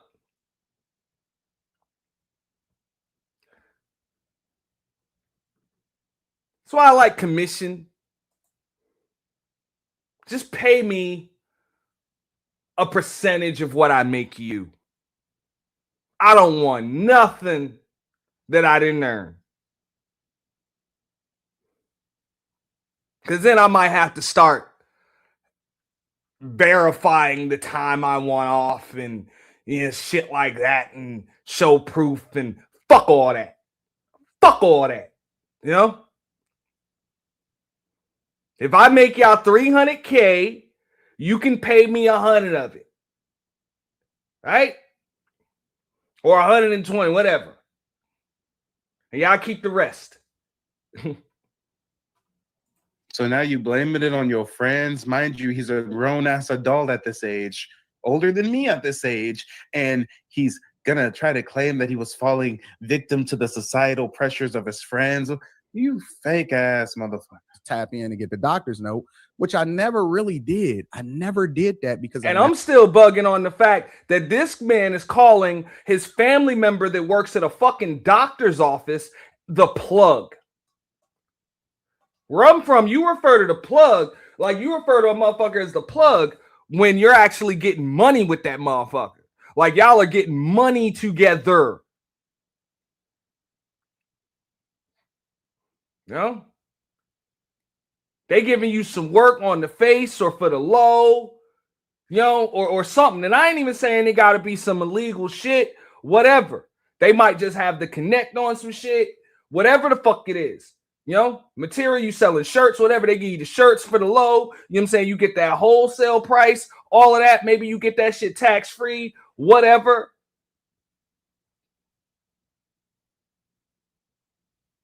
You know, and that's an inside connect. But either way, you got to be getting money with the motherfucking plug.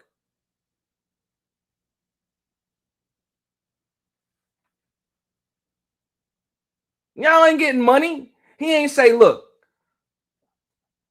you know what I'm saying? Hey, she gave me them damn doctor's notes. And because they was paying me for the time, you know what I'm saying? I gave her a cut of that shit. You know what I'm saying? If I was making $200-300 a day, you know, for every day I got off, I made sure I tossed her 80, you know what I'm saying, 70, 80 of it. You know what I'm saying? So we was getting bread. We was getting bread with that shit. Nigga ain't even say that shit, but yet refers to that shit as the fucking plug. That is the difference between internet niggas and niggas on the internet. I said it before and I'll say it again. They hear these words on rap songs and shit and they think they know what the fuck it means. Nigga, you ain't seen a plug in your motherfucking life. And your ass from Detroit. Man, fuck up out of here. You know? The Detroit niggas I know would have fucked you up, man, and took your shit. Ever needed it. Because I was a workaholic. I was at work most of the time. But when I tried to put in for this time off and I had the time off, they denied me because, you know, they needed me. It was because you didn't deserve time off. Oh, well, you know, I asked for time off and they denied it because, you know, they needed me. Look how he tries to even reframe that. Like he was the MVP. He was just needed so much. No, nigga, you didn't deserve no time off. No, nigga, you already used up your PTO. No, nigga, there's rules. There's regulations. You ain't special, Anton. You ain't the boss. You ain't pay the cost to be a boss. You're a fucking wage earner. So how dare you get on the internet acting like you King Tut and shit when you clock in and clock out like every other motherfucker. Everybody else had already called off at that time. Anyways, fast forward. So I'm like, skip it. Me and Rita, we both gonna go. So I took Rita with me. We went out of town. We balled. We had a good time. I mean, it was a great trip. We had a good time. So I got back. I gave him my doctor's note. They was pissed at me for calling off. Got the doctor's note. I gave it to him. A week later, I get a phone call. And what else bugs me out here, right? This motherfucker, yeah, he just lied. Facts. He just lied. This motherfucker is telling you how much work ethic he has, but yet this motherfucker is going out of his way to get paid while not having to work. That sound like work ethic to you?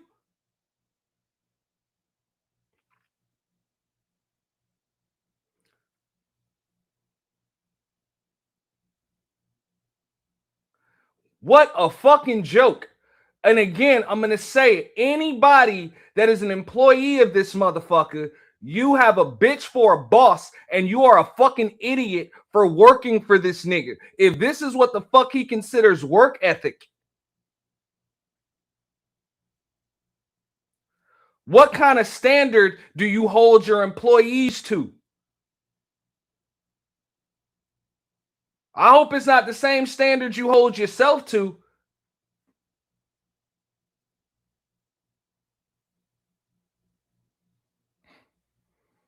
God damn.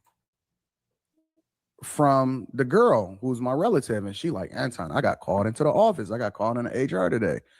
And I'm like, what? What you mean? She like, I ain't even been giving out doctor's notes lately. It's really just been you. So they got a system, they got some kind of scamming ass fraudulent system of getting doctor's notes. And she's like, I ain't even really been giving them to nobody but just you. So you telling me you dried up your own plug? You telling me you made the block hot on your goddamn self? You're such a hard worker that you abused the time off to the point where you were getting fake doctor's notes written. And you were doing it so much to the point where she was exclusively writing doctor's notes for you. and you got caught slipping.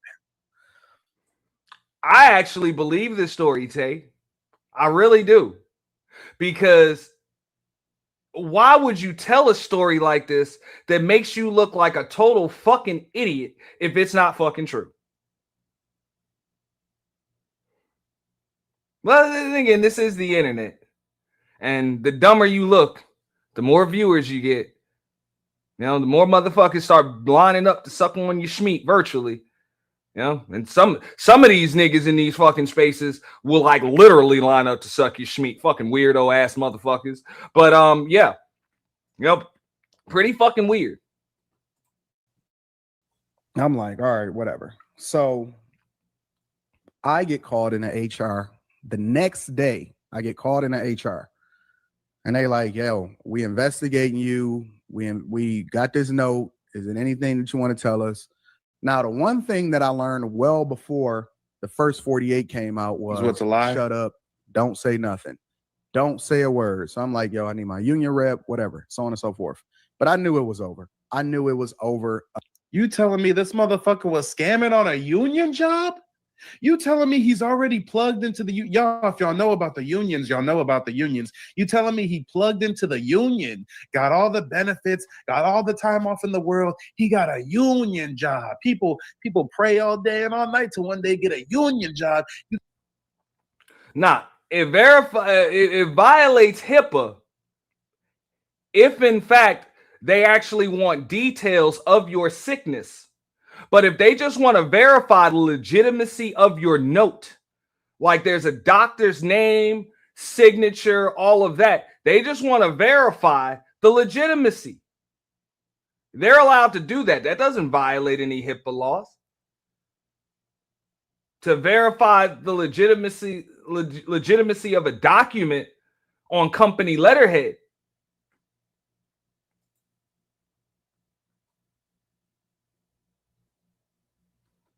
Got a union job and you fucked that off. You pulled one of those, Anton, do you want to explain these fake sick things? I need my union rep. This fake ass, oh my gosh. Yes, unions get all the days off. You telling me you had it made in the shade and you still fumbled.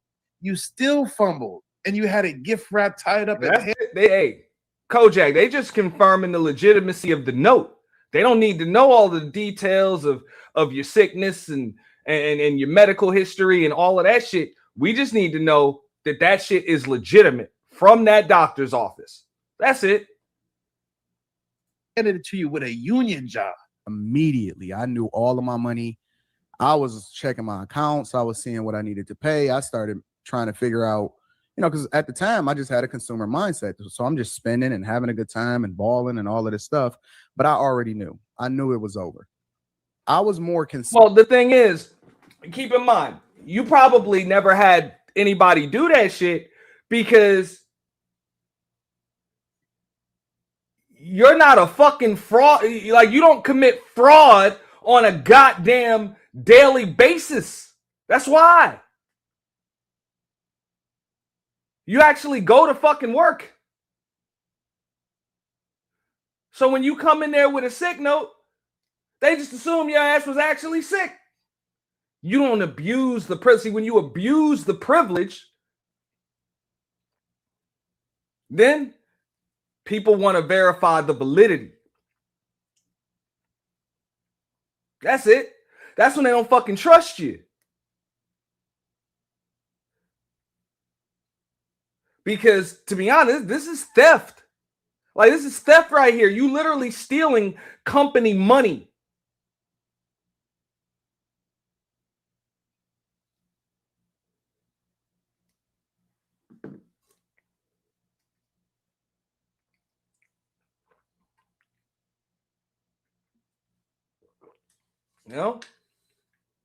That's why I said, look, I've had jobs, no union, but hey, I've had jobs where, you know what I'm saying, I get paid time off, sick time, and shit like that. Now, I ain't gonna lie, paid time off, hey, I use that shit when I just ain't feel like going in. I just tell them I ain't gonna make it. They ain't gotta pay me for it. But sick time, I save that shit for when I'm actually sick, because you never know when you're going to get sick. And you need that shit. Like, you save sick time for when your ass is actually sick.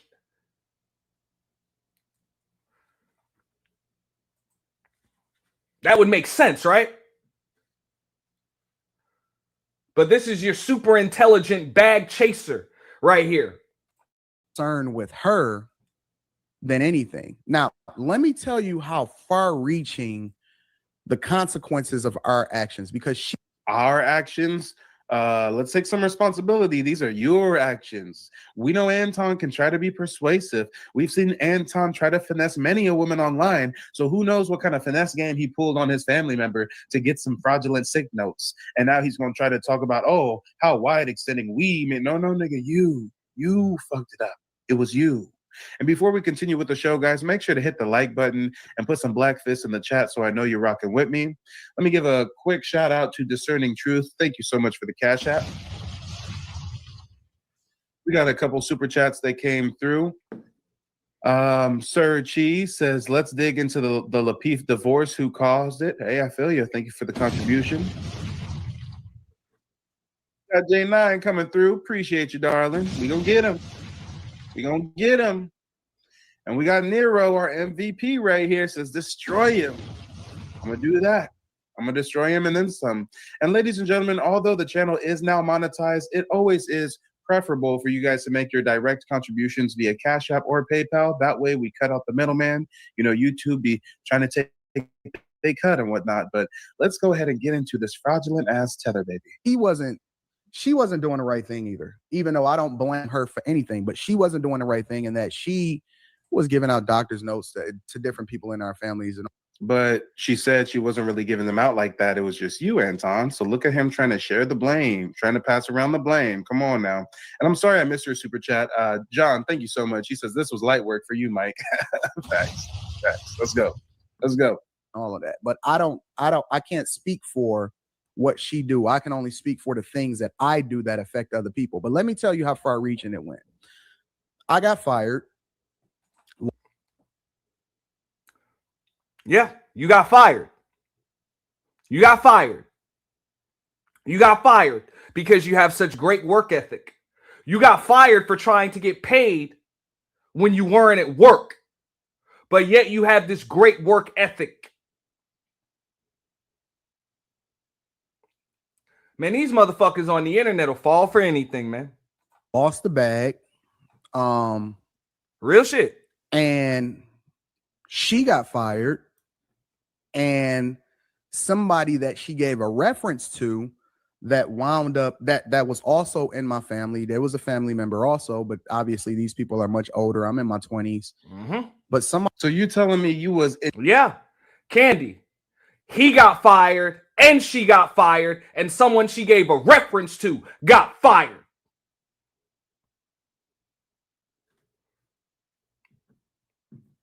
See, remember, I told y'all on this channel a long time ago, this is one of the reasons why I do my best not to associate too heavily with fuck-ups. Because stupidity is contagious, man.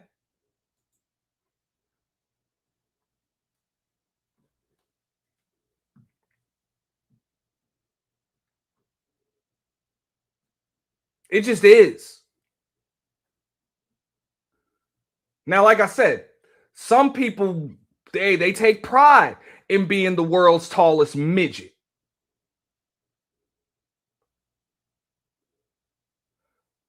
So they like to seem real tall. So they make sure that they stay in a room full of midgets. Yeah.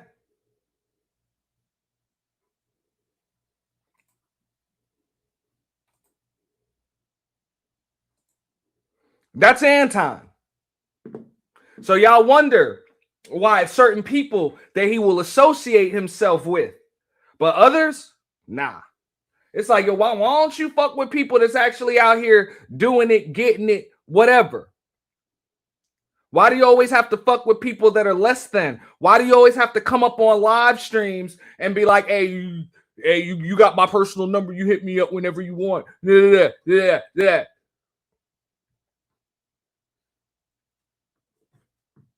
Because anybody that he considers on his level or above it intimidates him and activates his insecurities. All right? And that's just my take on it. And a motherfucker like this has a whole lot of them. Anybody that'll go around wearing a fucking hot dog costume and actually live stream it. Any motherfucker that will literally bite the style of the entire goddamn look of a fucking fish, a fucking chicken grease sweating ass fat nigga like Rick Ross.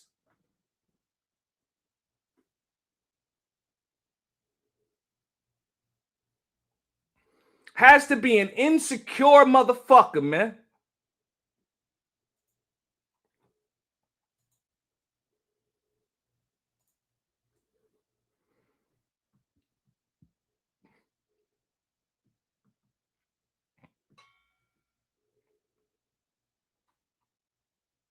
Entrenched in a family union job. You and your whole family had union jobs. You was chipping away working for the union and you fucked it up. And let's keep counting, y'all. So far, he said he got fired, she got fired, and a third femme. So 3 of the Daniels got fired so far, but I think there's more. That she gave a reference for a corporate executive job that was working that job. He was making a lot of money. Okay. He got fired. He's the third one. Anything that was tied to her, they went after him. I messed up so much money. I mean, when I say a lot of money, I messed up crazy bags. I mean, because she was making a lot of money. She was up there. I would imagine that she was probably at the time, if I have to look back on it, close to 6 figures. Oh my fucking God. Here. Man, this is a millionaire talking now, right? This is a fucking millionaire talking. He said that he messed up crazy bags. Okay? Crazy bags.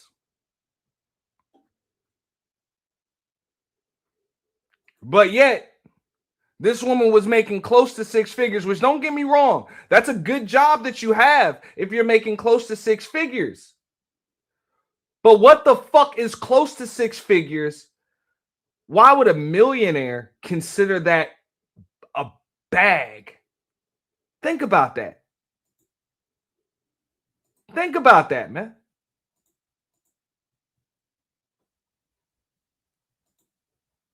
Here we go.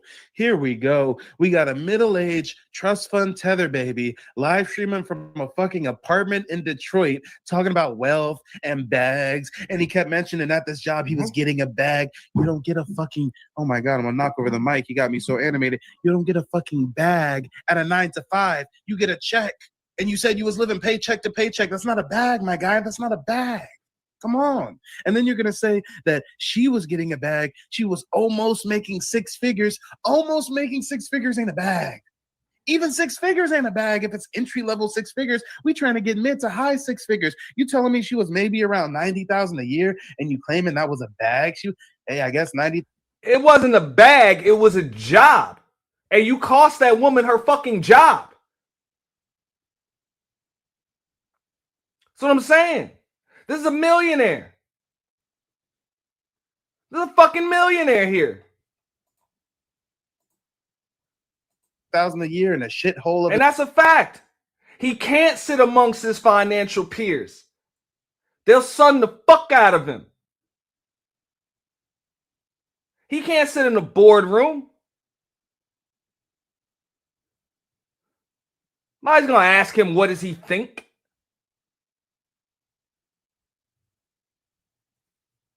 What do you think we should do? How should we handle it? Ain't nobody gonna ask this motherfucker shit.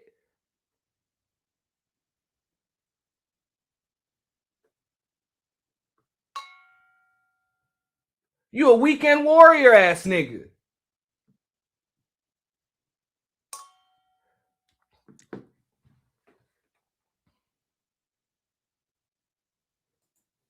City, Detroit, Michigan. I guess you might as well made $250,000 a year. I forgot you live in Detroit. Ugh, I wouldn't even visit there. My other relative that was a corporate executive, they was close to 6 figures, and there were other contracts that came along that her name was tied to, that she got for other people in our family for different things that was for the hospital that she referred to. They lost their contracts. So he got people. So he lost people's jobs, and he fucked up actual people's bags because people in his family had businesses and they were going to do businesses with the hospital that woman was working for, because she didn't just work in a doctor's office, she worked in a hospital. Maybe like urgent care or some shit. Nigga fucked all that shit up. Losing out on family government contracts now? We talking about trying to build generational wealth, and he's fumbling the bag generationally. He done got how many family members fired, contracts revoked? What? And he has the nerve to even get online and boast about it, as if this is something to relish in. And let's be clear, like, we was all kind of in the same boat. And it's funny because the person that lost the contracts, they were one of the people that was on a trip with me, like, yo, listen, we got this sold up. We all over the place. We can take care of it. But all the money was lost. I mean, all the money was lost. That bag got so messed up. Let me tell you something. In the time that... Yes, Mr. Batch, and this is why it's hard for blacks to get a union job, because we let these fucking tether babies come over and they start faking sick notes and fucking it up for the rest of us. Yes, you're right. It's real hard for us foundationals to get a union job because they'll let these tethers come over and run. But now Mike TV has a point. Keep in mind, this nigga Anton Daniels is the same motherfucker that tried to say that black folks have too much of a victim mentality and they need to pick themselves up by their bootstraps and get it out the mud like he did.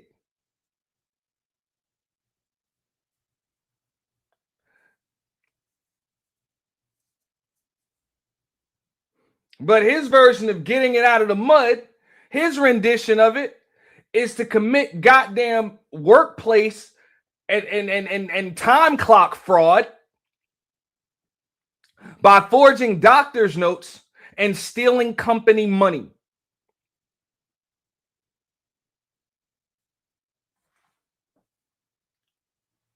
The fucking nerve, yeah. But gonna tell your black ass that you the lazy one.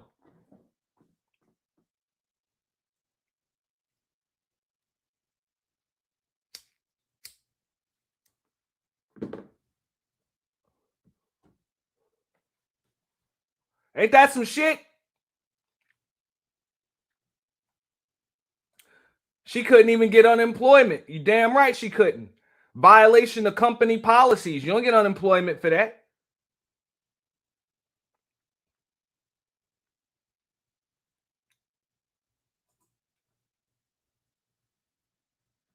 If she had a pension coming, they might have revoked that shit too.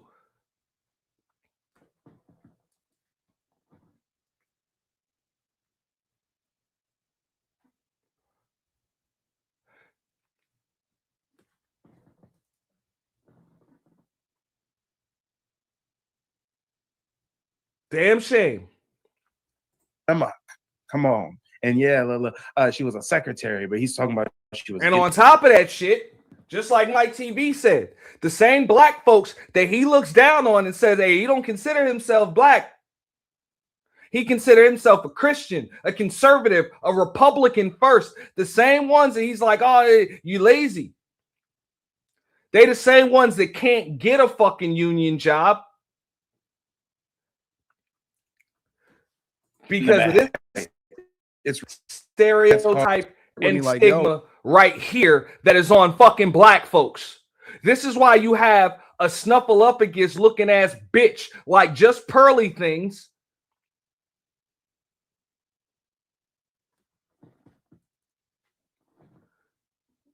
saying that black folks don't work as hard as immigrants because you got motherfuckers like him stealing fucking workplace fraud or stealing workplace money.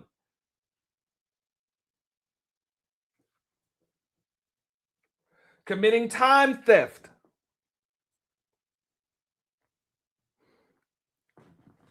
So if y'all want to know why a lot of black folks have the stereotype put on us that we do, and especially guys like me that share a complexion with a piece of shit like this.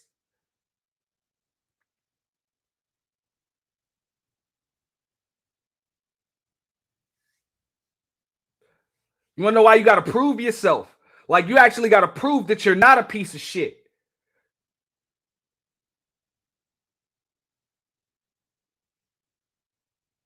You're already seen as a piece of shit to begin with. It's because of motherfuckers like him.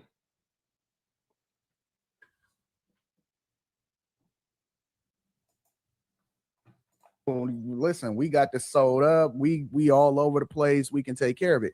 But all the money was lost. I mean, all the money was lost. That bag got so messed up. Let me tell you something. In the time that Yes, Mr. Batch, and this is why it's hard for blacks to get a union job, because we let these fucking tether babies come over and they start faking sick notes and fucking it up for the rest of us. Yes, you're right. It's real hard for us foundationals to get a union job because they'll let these tethers come over and run amok. Come on. And yeah, she was a secretary, but he's talking about she was getting the bag, getting the bag. Everybody's getting the bag. Look under your chair. You got a bag.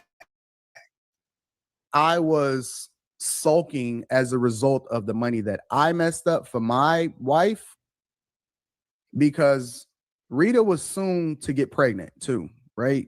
My name's Major Wright. Yeah. So we're not going to listen to too much about that anymore. We're actually going to go in to the shit with him and Kwame Brown, right? Because this is some wild shit here. Now, I'm going to pull up a clip and we're going to watch this in real time because I haven't quite seen it yet. But this is a real millionaire addressing him. And how do we know that Kwame Brown's a real millionaire? Because he had 11 solid years in the NBA. The National Basketball Association was the number one pick in the draft, picked by Michael Jordan. Let's get into that. On my nuts. It's the honest to God truth. Hey, man, I like what you're talking about, bro. I like it. Just to be all of my nuts. All the time. I'm not you, nigga. You are a fool. The video about to watch on self-taught YouTube channel is for fair use purposes. Okay, so in today's video, man, we got to talk about Anton Daniels and Kwame Brown. So like they had confronted each other live on their platforms.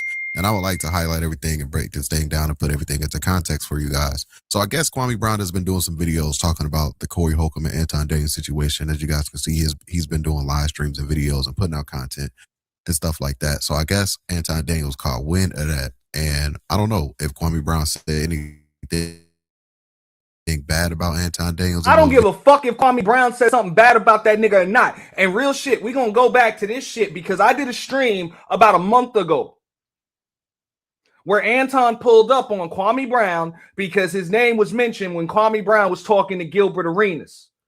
Okay? And I told you, because it looked like them two were kind of cool, I told y'all it was a matter of time before those motherfuckers fell out. It was a matter of time.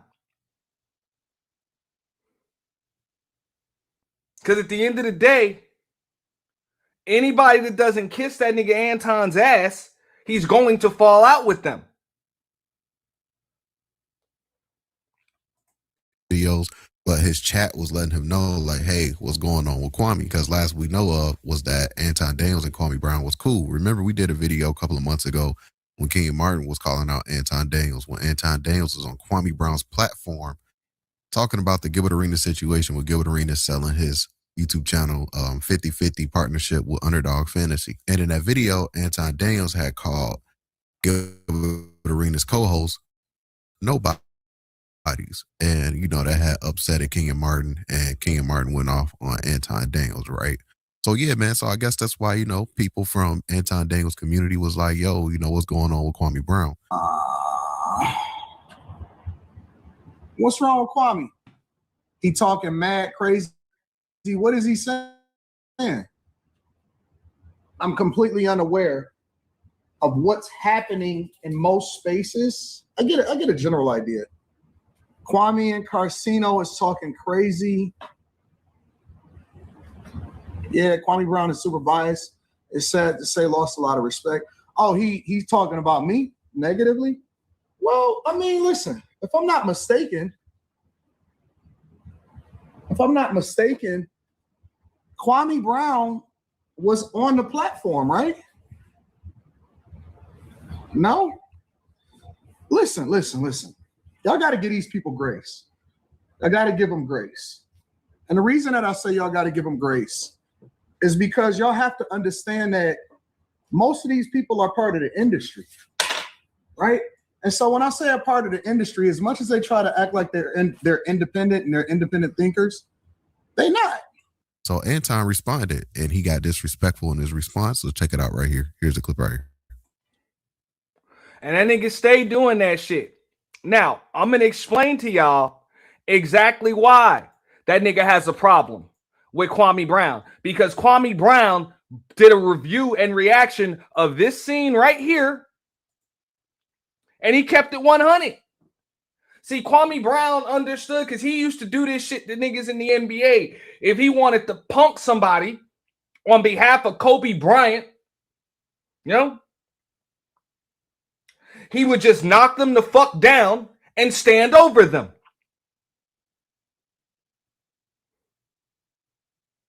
You know, that's how it is when you have to be a fucking enforcer in a professional sports league.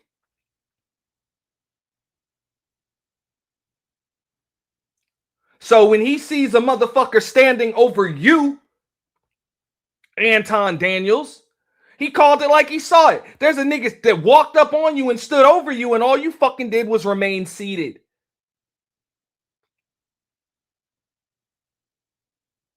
And proceed to talk more. That shit might fly with these bitch niggas on the internet. These schmeat sucking ass niggas on the internet that ain't never been nowhere, ain't never had shit, ain't never had to fucking handle themselves in an arena of actual grown ass fucking men.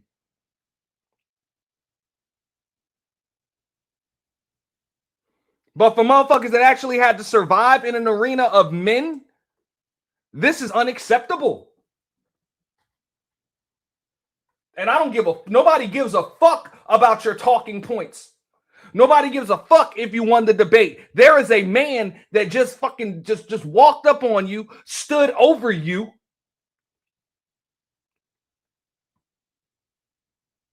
and dared you to repeat what the fuck you just said when there was a woman between the two of you. And you didn't do it. That's what happened.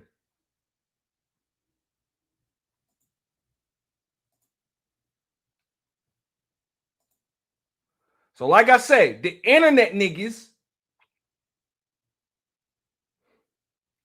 might defend that shit, but actual men that done been somewhere, done some shit, and actually had to survive when dealing with other fucking men? No. No. No.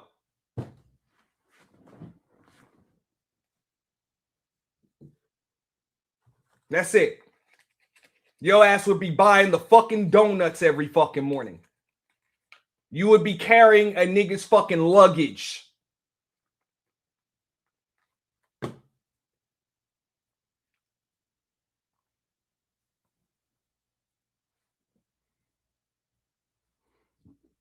You would be fucking confirming my appointments to make sure that they're up and ready before I called them.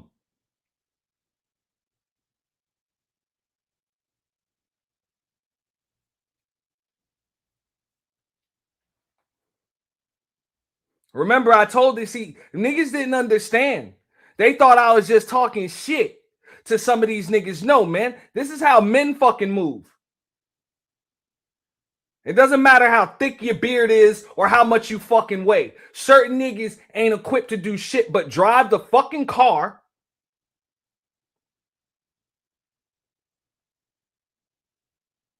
work the door, or roll up the spliffs for a nigga. Real shit. But when it's time for grown-ass men to talk fucking business, niggas like that gotta leave the fucking room. You know? Because it don't matter how much you got in your bank account. At the end of the day, you got nuts the size of a fucking flea. And how do we know that shit? How do we know that? Because this was you. This was you. Go ahead, find the part, play it, be like, oh, Ant just pounded a certain still shot. Yeah, I did. Yeah, I did. But you can watch it even further. His ass never gets out of that seat.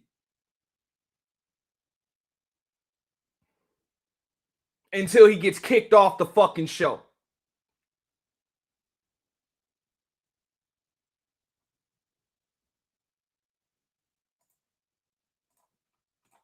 Kwame Brown used to be on my nuts. It's the honest to God truth. Hey, man, I like what you're talking about, bro. I like it. Used to be all on my nuts. All the time. All the time. Used to be on my nuts. Correction.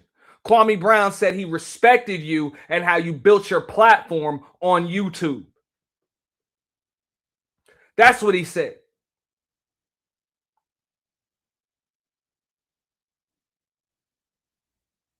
He respected the platform you built for yourself on YouTube, which I respect the platform that you built for yourself on YouTube. I just don't respect you as a fucking man.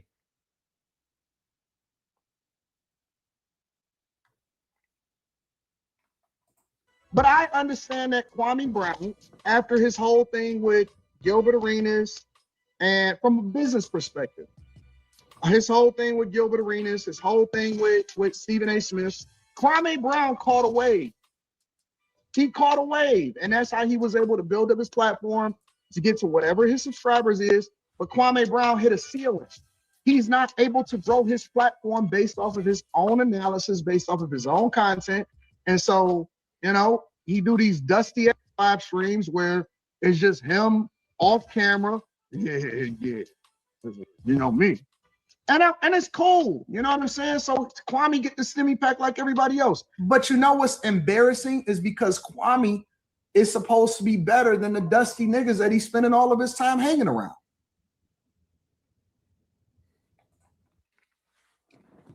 And shout out to Kwame Brown. Like, you hear what this nigga just said? You hear what the fuck this nigga just said? Now, granted, yeah, Kwame Brown can have a way larger platform than he has. You know? Did he decide to go the professional podcasting route? No. Kwame Brown works StreamYard just like the rest of us. You know, uploads videos, does reactions and shit. You know, this is a former #1 pick in the draft, multi-millionaire himself, all of that shit. He can have a platform just like Gil's Arenas, you know, just like Gil's Arena, just like Draymond, just like all the smoke, you know what I'm saying? Just like the rest of them. Kwame Brown chose not to. He chose to do it his way.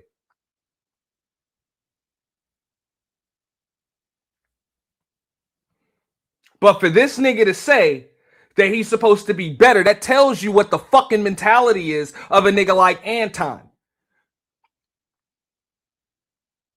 You think your platform on the internet makes you better than another man. The fuck up out of here. That's why when real life happens and there's no goddamn panel to save you, there's no X button to save you, this is what the fuck happens. Why weren't you better than this man on this day?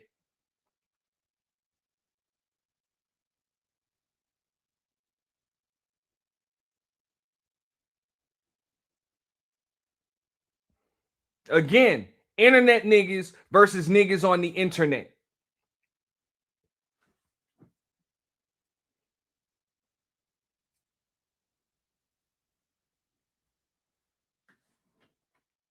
You think this shit makes you better than somebody because you have subs and followers and a watch? Might make you better at YouTube content creation, we'll give you that.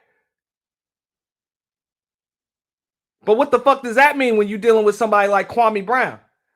You're a better YouTuber than him, which I'm pretty sure he'll agree. But he's a better basketball player than you.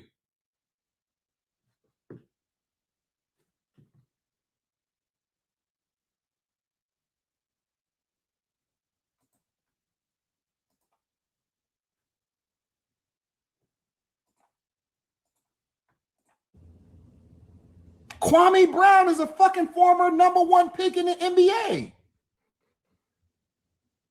What are you doing panels with randoms that you don't even know? That's for regular, everyday people like me that didn't have the back. I see why Jordan was like, man, this nigga soft. But he keep trying to do what everybody else is doing instead of. That nigga said he see why Jordan. And trust me, I've actually had a talk with Anton over fucking basketball. This nigga's basketball sports acumen is shit. Okay? No. Jordan, when he was in practice with Kwame Brown, because Jordan drafted Kwame Brown as the general manager for the Washington Wizards and then decided to come back and play. Okay? And yes, it's no secret. Jordan pretty much, snatched Kwame Brown's heart, out of his chest, in practice. But if you know anything about Michael Jordan, he did that shit to all of his teammates his whole fucking career. That's what he fucking did. He didn't give a fuck. He felt like, hey, he had to break all of his fucking teammates. He had to break them just to see if they were breakable. Now, I'm pretty sure if you were to talk to Jordan, Michael Jordan, that is, and this is just my opinion on it, if you were to talk to him today about his dealings with Kwame Brown from 25 years ago, he would probably say he would have done it differently. Not because that's not the formula for winning, but because he drafted an 18-year-old kid. Like, you handled an 18-year-old kid like you would a seasoned pro.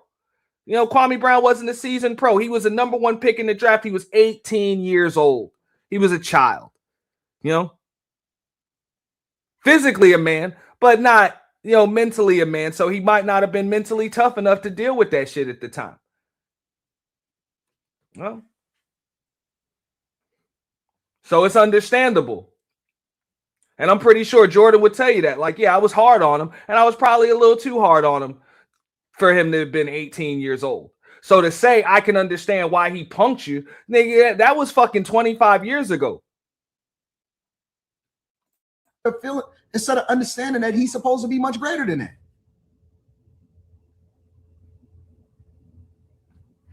It's the truth. There's no reason why I should have a bigger platform than Kwame Brown. So that's what Anton Daniels said, responding to Kwame Brown, making videos about the Corey Holcomb situation, the 5150 fight that happened live on the 5150 show with Corey Holcomb and Anton Daniels, the heated exchange that went viral that everybody is still talking about. And yeah, man, so Kwame Brown responded back to what Anton Daniels said about him, telling him to get off his nuts. So let's check out what Kwame Brown said in response. And if you can, be sure to give this video a thumbs up. It really does help support my YouTube channel, and I really do appreciate that. Thank you. You short, no neck having dummy. You literally listened to your crowd and said, what did Kwame say? You didn't hear nothing I said. You didn't take your time. Remember, the man that don't give a fuck about what nobody say, you didn't take your time and figure out what is it that I said. You automatically went to running your mouth. You automatically say, I don't be outside. Ironically, I'm outside right now. I'm just not new money like you, and I don't act like a jackass like you. I don't have to show that I'm on camera. I don't have to play tough. I'm not you, nigga. You are a fool. But if if you said that I'm like a chick, but if I get upset with you, I'm a doer. I'm gonna handle it myself. You get upset with me, you got to call another grown man. What is you talking about? You got to call another man for me. And unlike you, dumbass boy, I turn my camera off because I'm not chasing clout. I don't give a fuck about this YouTube. I don't. You telling me that I want to be a content creator. You go back and look at one of my lives where I'm talking to my brother about being a content creator, you dummy. I know you got a little fetish about sucking D and nuts and all this. I understand you like to talk to men like that, but that's not gonna get me out of character. I don't got no wife. I don't got none of that. You do. And I'm gonna show you why you should leave a nigga like me alone. And you should leave a nigga like Corey alone too. But now you want to play tough guy. So let's play tough guy. What is it for a man to gain the world but lose his soul? You clown ass boy. You just like Charleston White was at a basketball game and some other dudes walked up to you asking you about me. Do you know that no dude and they And keep in mind, this is Kwame Brown, #1 pick in the 2001 NBA draft. Okay? This man survived in a league full of millionaires for 11 fucking years, maybe longer. Don't quote me on that total.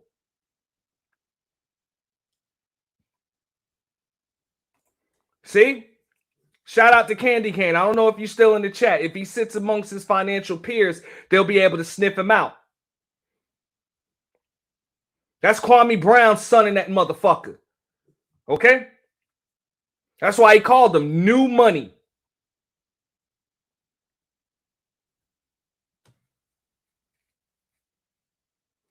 This man been a millionaire for the last 25 fucking years.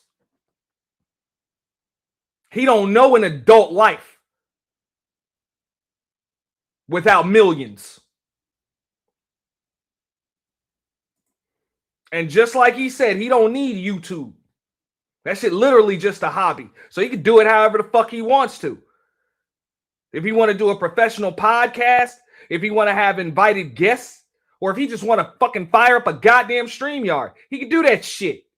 Because he's a millionaire with or without this shit. A real one.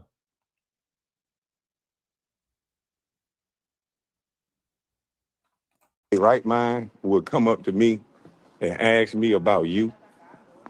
And no dude in their right mind would come up to me and ask me about you. Matter of fact, a dude bet not ask me about no another man at a basketball game while I'm trying to enjoy my time. And I done brought tickets and there's girls around.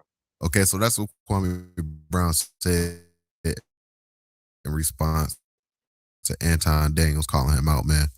So yeah, you know, like I said, at one point Here, we're gonna go to another clip of that shit.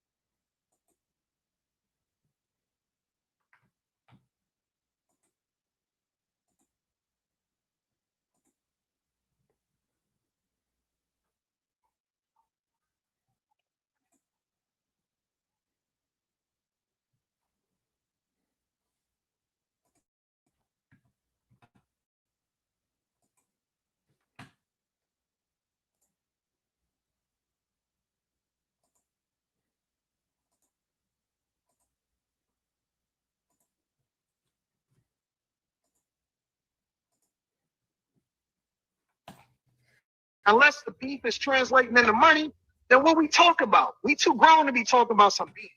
Beef? Beef? Ain't no such thing as beef no more. It's calculated moves to figure out how we can get more visibility for ourselves. But if we not working towards on Internet niggas. That nigga said it's no such thing as beef. It's calculated moves to see how much more visibility we can get. You punk bitch ass nigga. See, that's why I'm like, you want visibility. Where I'm from, you want visibility? Motherfuckers will do that shit. They'll give you some visibility. They'll beat your fucking ass and take your shit in front of everybody. In the middle of the fucking street. In a packed ass club. I'm telling you. You internet niggas need to stay your fucking asses in the goddamn house. You can't survive off of this bitch. Calculated moves to see how much more visibility you can get. I get it. I guess that's the name of the game. You know, as far as YouTube and social media influence and everything. But no, that is not a substitute for beef. Beef means I break you. If that means I gotta take your shit, that means I gotta fucking punk you. That means I gotta rob you of your fucking sanity. That means I gotta ruin you. That's fucking beef.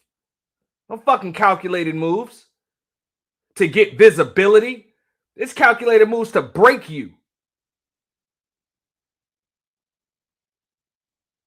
There's a difference between the two.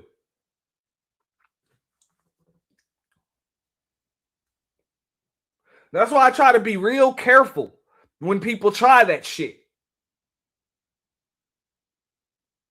Try to be real fucking careful. Because I'm like, yo, if I really fucking go there, like if I really go there on a motherfucker, there ain't no coming back. I know that. So I try to keep it real cool. You know what I'm saying? With folks on here. Because I don't know anybody like that. And if I really want to go to that goddamn special place in hell, I may just regret it. And I'm going to show the clip in a moment. You know, of Corey Holcomb going to hell on this nigga. Yeah. Going to hell. Pulling up this nigga wife, this nigga's daughter, and then this nigga crying like a little bitch over it. Yeah. I'm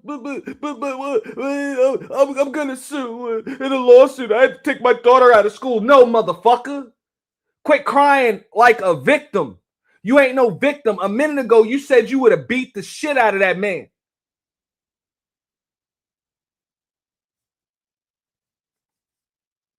So when you told a grown-ass man that you'll beat the shit out of him, and you said it on your platform in front of everybody. So fuck your internet rules, nigga. It's up, it's stuck. Fuck you, fuck your wife, fuck your daughter, fuck your dog. Give a fuck about any of them. That's how the fuck niggas move.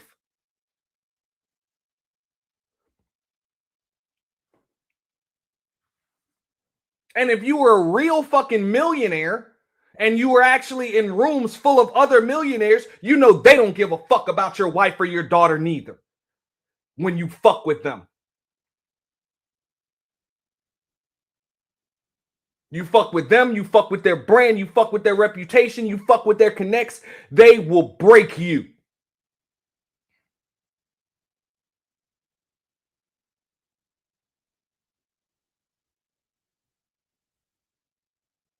Did you calculate that move? Mobility, visibility. Do your worst. I'm focused over here. Okay, so in today's video, we got to talk about Kwame Brown responding back to Anton Daniels again. Remember, we did a video covering the initial situation that happened, but I guess Kwame Brown's video got taken down. I think Kwame Brown was saying that Anton Daniels had flagged his page. I don't know what happened with that. That's very unfortunate, man. I do want to highlight his new response of him responding back to Anton Daniels. and everything that's going on, because maybe a lot of people didn't get to see Kwame Brown's full response since his video got taken down, man. Anton Daniels just went left on Kwame Brown out of nowhere, right? Like he just instantly just called out Kwame Brown for no reason at all. Kwame Brown used to be on my nuts. It's the honest to God truth. Hey, man, I like what you're talking about, bro. I like it. Used to be all on my nuts. All the time. All the time. Used to be on my nuts. But I understand that Kwame Brown, after his whole thing with Gilbert Arenas, and from a business perspective, his whole thing with Gilbert Arenas, his whole thing with Stephen A. Smith, Kwame Brown caught a wave. He caught a wave, and that's how he was able to build up his platform to get to whatever his subscribers is. But Kwame Brown hit a ceiling. He's not able to grow his platform based off of his own analysis, based off of his own content. And so, you know, he do these dusty live streams where it's just him off camera. Yeah. You know me. And it's cool. You know what I'm saying? So Kwame get the stimmy pack. That was because Kwame Brown was covering Anton Daniels. So, you know, Kwame had his response. But like I said, guys, if you did miss that video, I'll have that video linked down below. But yeah, let's check out Kwame Brown's new response, and then I'll come back with some more commentary. Here's a video. And if you can, be sure to give this video a thumbs up. That really does help support my YouTube channel.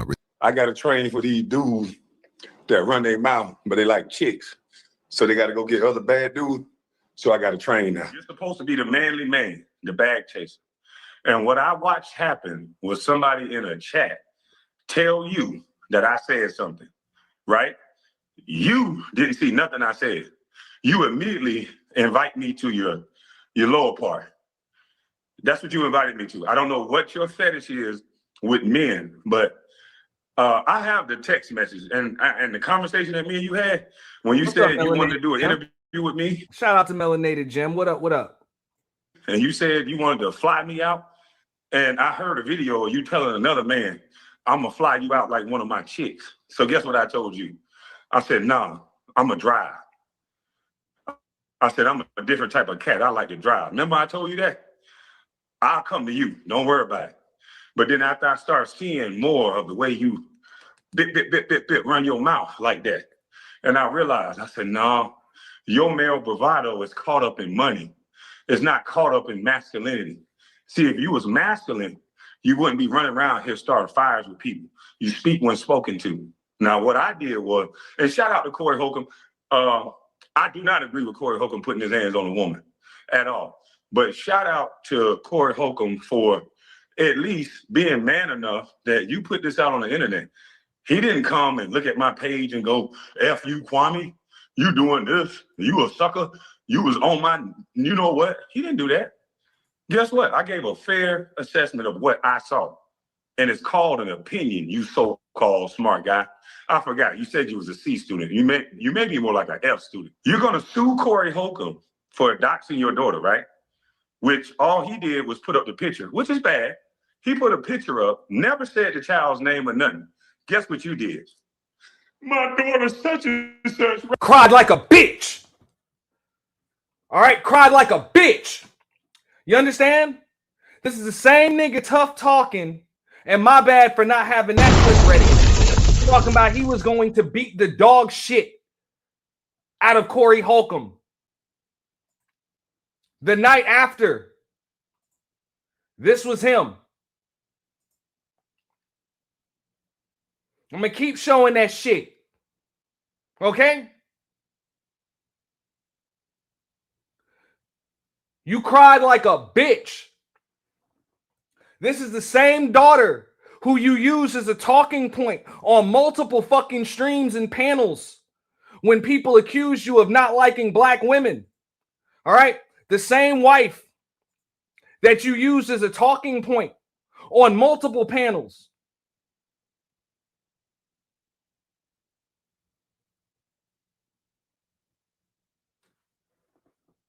But now, when somebody decides to use those same moves, use the same tool against you, You cry like a bitch.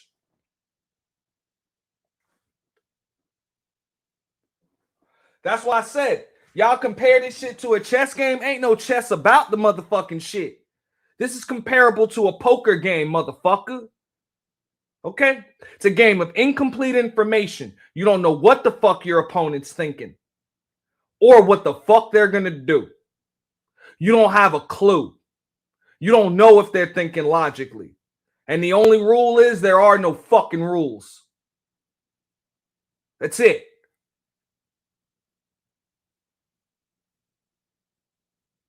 Everybody ain't here trying to just gain more visibility and more subs. And some people don't give a fuck.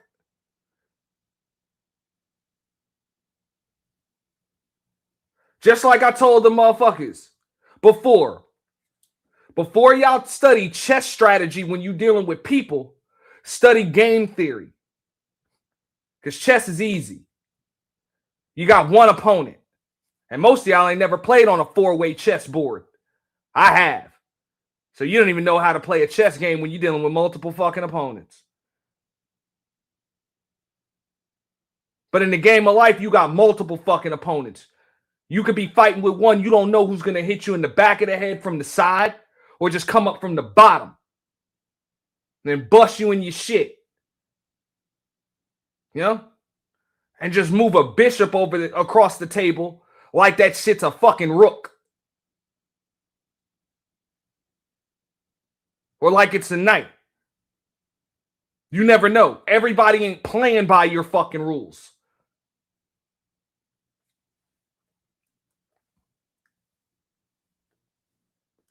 Remember, I said this shit a long time ago. When motherfuckers don't like how I fight, don't fight with me.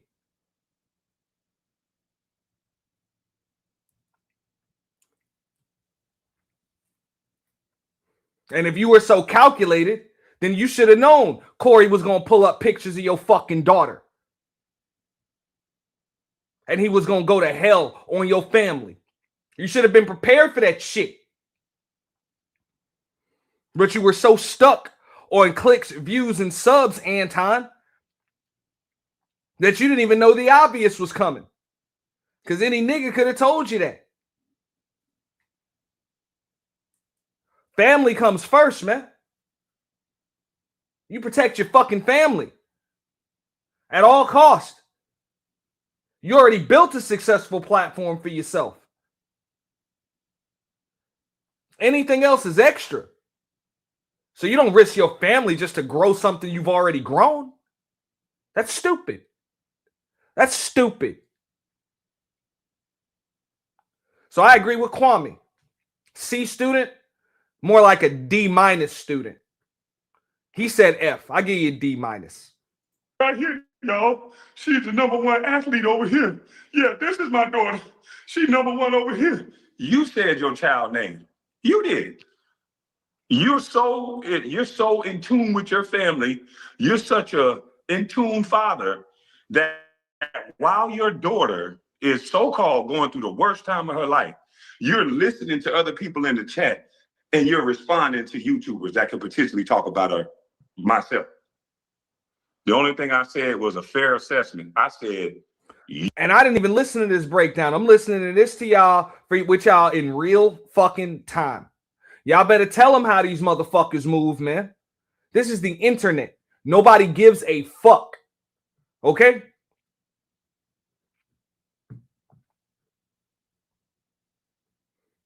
Niggas will put pictures of your children, your dead relatives,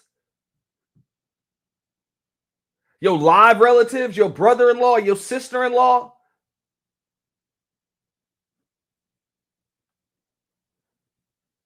Yo, your poor uncle. They don't give a shit.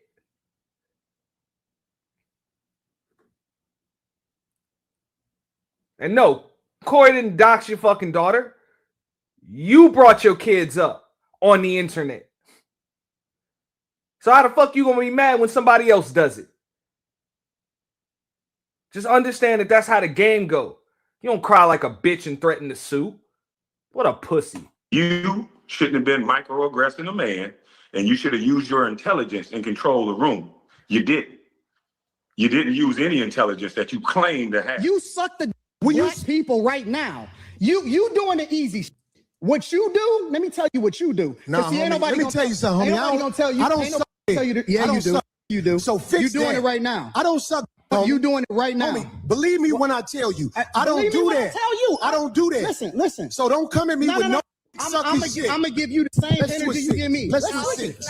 Switch seats. That motherfucker said, I'm with it. I'm with it. And all he does, hey, ass remains seated.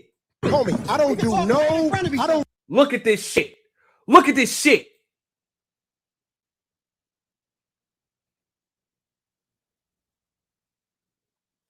We can do it. We can talk right in front of each other. What kind of fucking man does that?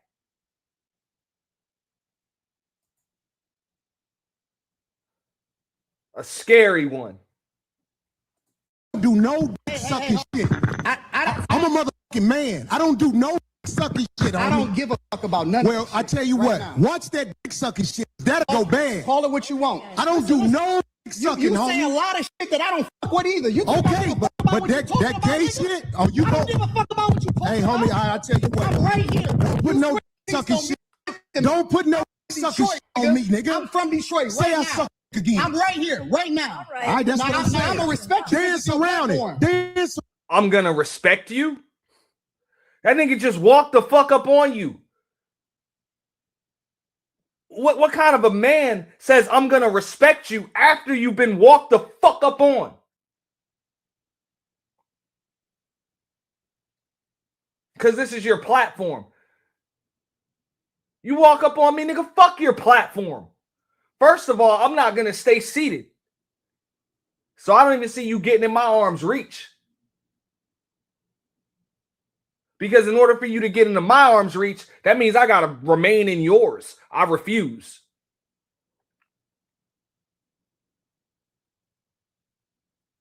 Slow reflex having ass nigga. No. I don't do no sucky shit. I'm gonna respect you because it's your platform. 3 times. I'm going to respect you because it's your platform. You just got walked the fuck up on.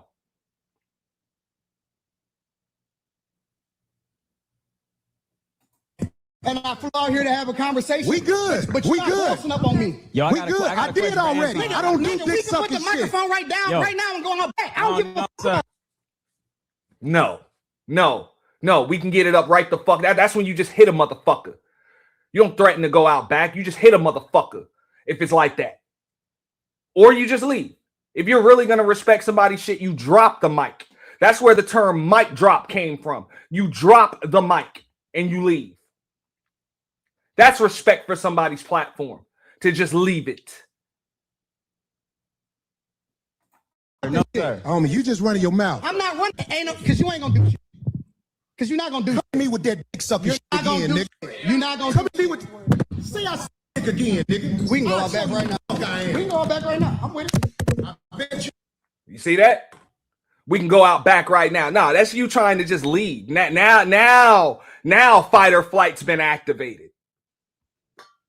You gonna say that shit. We can go out back right now. I got money for all this. Whatever. I got money too. Don't nobody give a fuck about this shit. Hey, homie. No, it's just not respect. I ain't falling for that. I ain't falling. Golly, get out the way. Don't get in the way of 2 niggas. Look at it on black people.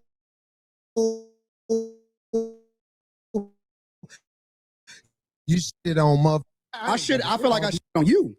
To your face. To your because I feel like you talking shit again. I'm not talking shit. Well, be careful. I'm telling you. You shit on me to my face, but that's will lead to some danger. Will we please stop the trust me, the tough talk?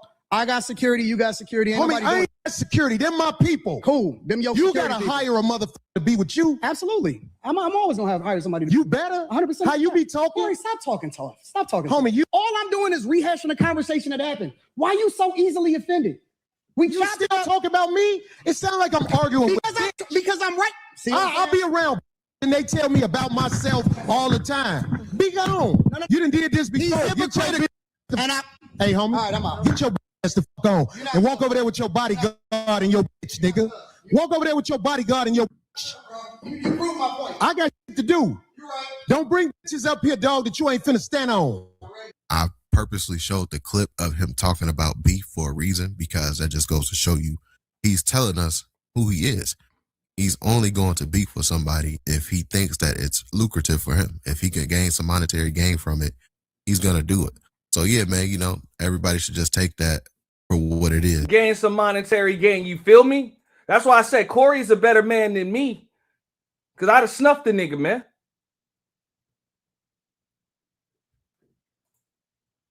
Like, whatever, bro. You ain't even about to raise your voice, bro, in my arm's length. Like, first off, I don't even know how you let me get that close to you. But now that I'm here and you're still talking, there's nothing else to do but hit you dead in your shit. Damn, going out back? No, we getting it on right there. But Kojak, you listen to the internet niggas. Well, he wanted to go outside and Corey didn't do it. Man, because nobody's going to make it outside. It never happens. Okay? I used to manage a club. I bartended. It never happens. It's either going to happen right now or it's not going to happen. The only way a motherfucker actually takes it outside is if you just end up outside and somebody just rushes you. But no, nobody just fucking goes outside and squares up. That shit might happen in movies. Because he's telling people exactly who he is. You know, it's about the money.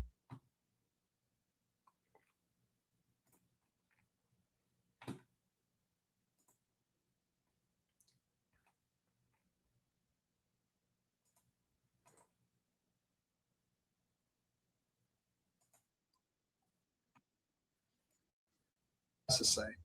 Okay, so in today's video, we got to talk about Anton Daniels responding back to Corey Holcomb and Craig Fact. At this point, I've been advised not to say anything else about it. So that's all I've been authorized to say. Okay, so in today's video, we got to talk about Anton Daniels responding back to Corey Holcomb and Craig Facts going in on his daughter, man. You know, they have reacted to images of his daughter on the Corey Holcomb 5150 show, and they put her image up out there, man. And I knew that, you know, this was something that could possibly turn legal. And the reason why is because, especially if his child was a minor, and coming to find out, Anton Daniels was revealing that his child is a minor. And now Anton Daniels was talking in a legal matter when he had responded back to the situation, man. So I want to highlight that. But before I highlight what Anton Daniels said in response, let me show you guys the 5150 clip. Man, fuck all that. If Corey understands anything about this shit, shout out to Corey. Fuck that nigga, man. That's mutual combat. Call that fucking bluff. Call that fucking bluff. Fuck that nigga, man. Real shit. The nigga ain't gonna do shit. And even if he do, that nigga ain't got no leg to stand on in court. That nigga bring up his wife and daughter all of the fucking time. You know? So how the fuck he gonna make a case on you, but he ain't had no case to make on Real Life with Yanni when they put his fucking daughter and wife in a thumbnail? Miss me with that shit. All that nigga did there was apologize and tuck his tail between his legs like a little bitch. Okay? That nigga stay doing that shit. And shout out to Real Life with Yanni for punking that nigga too. And Six the Goddess.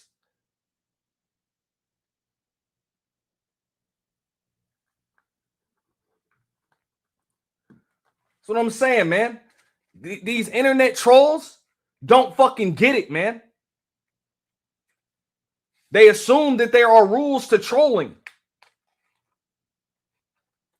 There aren't. Oh, I'm going to say whatever I want. And then when a motherfucker decides to go there with you, like go there, you know, to the I don't give a fuck place. Now all of a sudden, you want to call your lawyer. Aww. You want to call the police. You want to press charges. You want to file cases. You pussy punk nigga.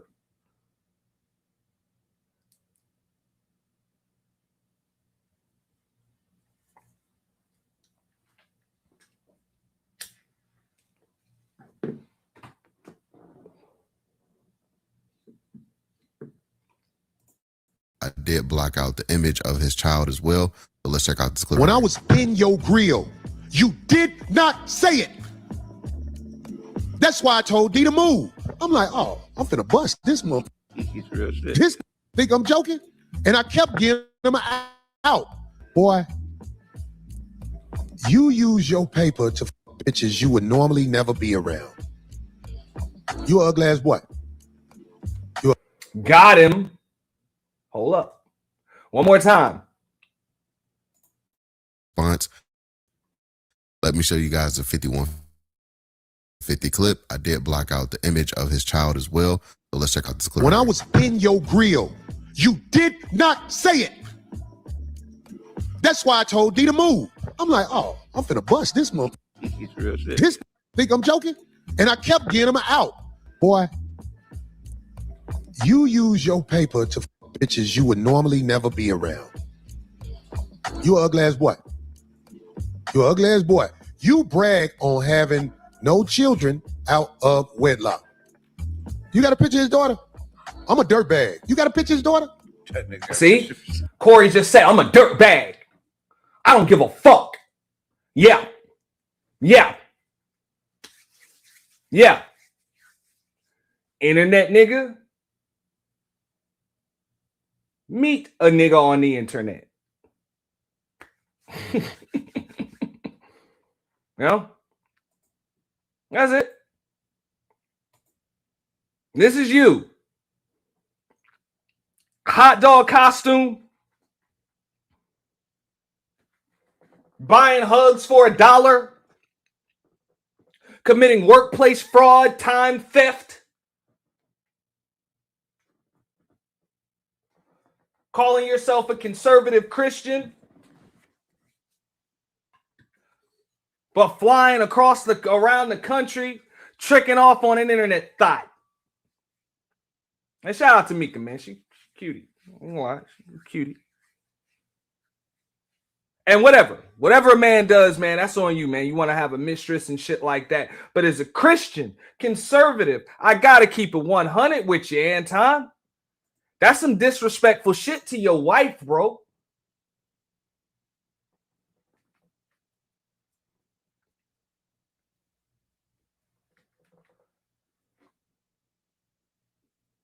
Fuck the internet niggas. As a nigga on the internet, I speak on behalf of all niggas on the internet. I would never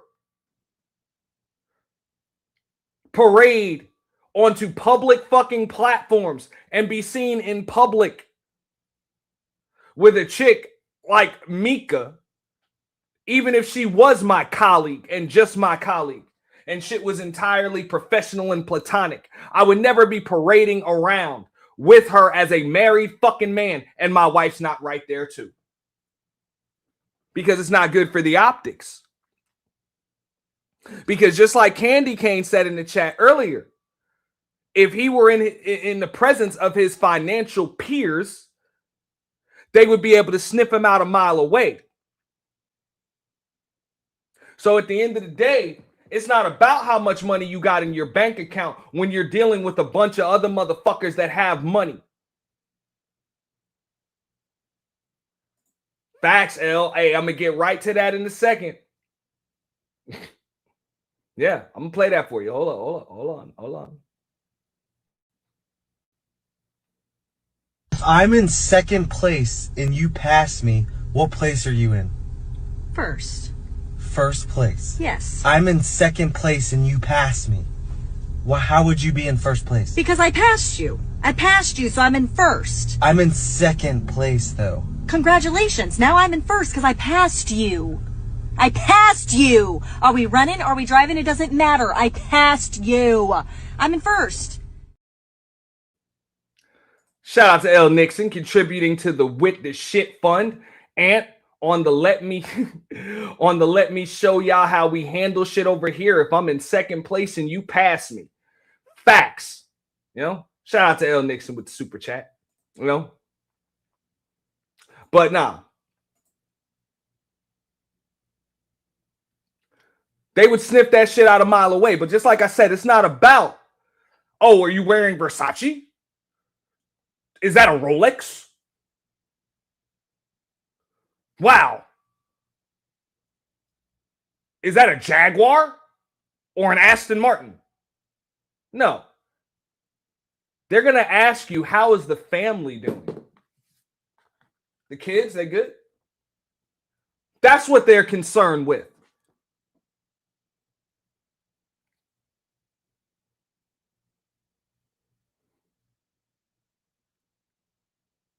Because to hang out in an arena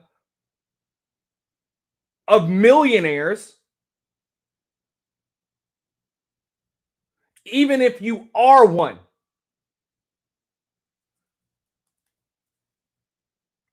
you better have some goddamn standards, some morals, and some class to your fucking self, or else they will sniff you out a mile away. That is what it is. That's why they're going to ask you, how's the family doing? Everything good? You know, the kids good? Yeah. You take care of that baby, man. Happy wife, happy life. They're going to tell you shit like that. You know?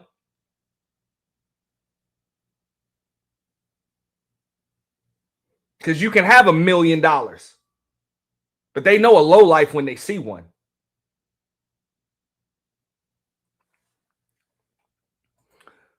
But L, on the internet, that shit doesn't matter. You're in second place. She passed you. She's in first. Fuck it. She's in first because she says she's in first. Welcome to the internet. Where it's okay to just be, it's not even okay to be wrong. And to be dumb as fuck. You can go viral. You can go viral being dumb as fuck.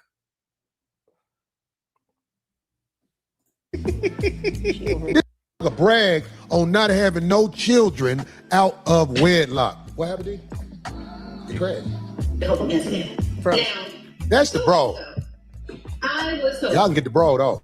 And I'm gonna keep it 100 one more time. Having Mika with you. And I'm gonna speak for all the married and formerly married men, right? Formerly or about to be married men. Look, if you married and your wife know that you like pussy, there's no way in hell she's okay with you riding around with Mika and she ain't there. And I don't give a fuck who your wife is. So that's some disrespectful shit, fam.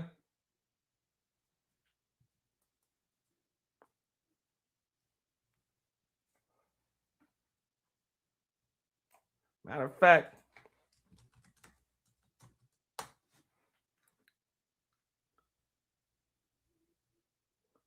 I'm going to pull up a shot of Mika.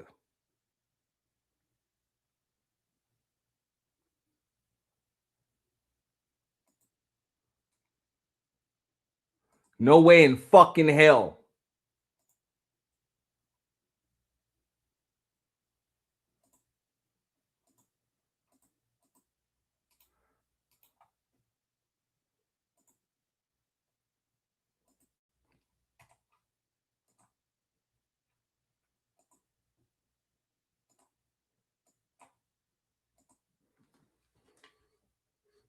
Look at this shit. Ain't nobody's wife. If your wife knows that you actually enjoy the feeling of pussy, is she gonna be cool with you flying across the country and she ain't there and you got this bitch on your arm? Trust that.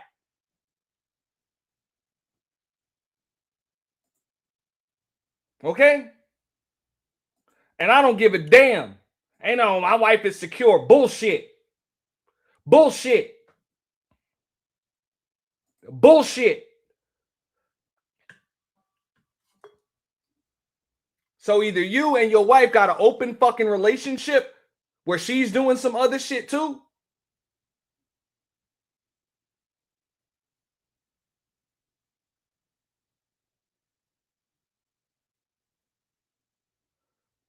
You know? Or, nigga, you yag. You download yag. Which I don't, I mean, I'm not even going to put that label on you for the simple fact that you got a wife and daughter and shit. You know? or you just a disrespectful motherfucker.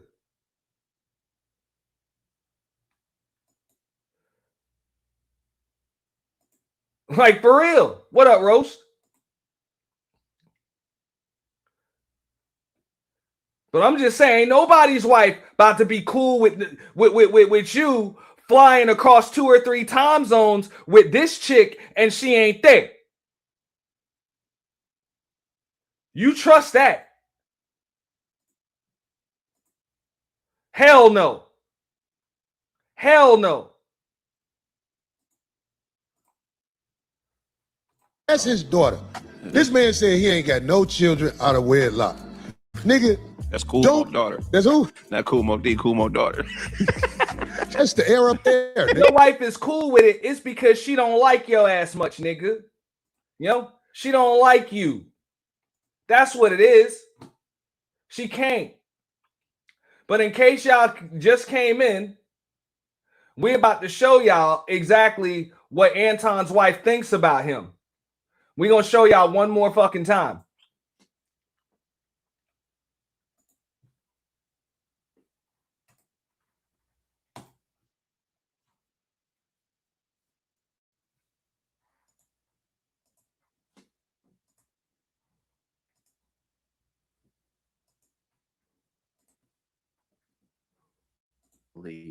Damn, I always knew that him and Rita had a weird thing going on in their relationship. I always knew that him and Rita had some strange dealings going on when this is how she speaks about her husband. What is it like being married to Anton?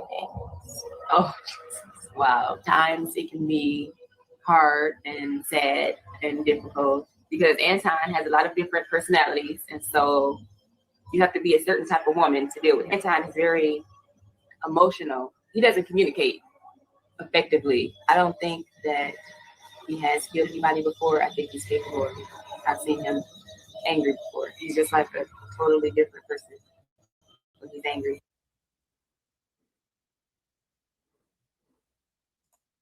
All right? That's what Anton's wife thinks of him.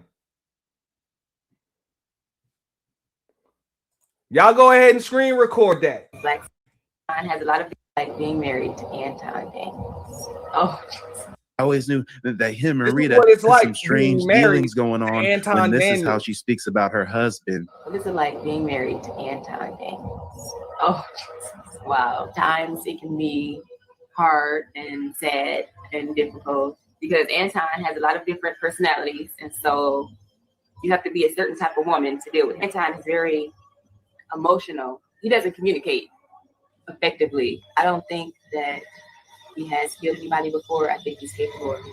I've seen him angry before. He's just like a totally different person when he's angry. He blacks out. Yeah, man. Yeah.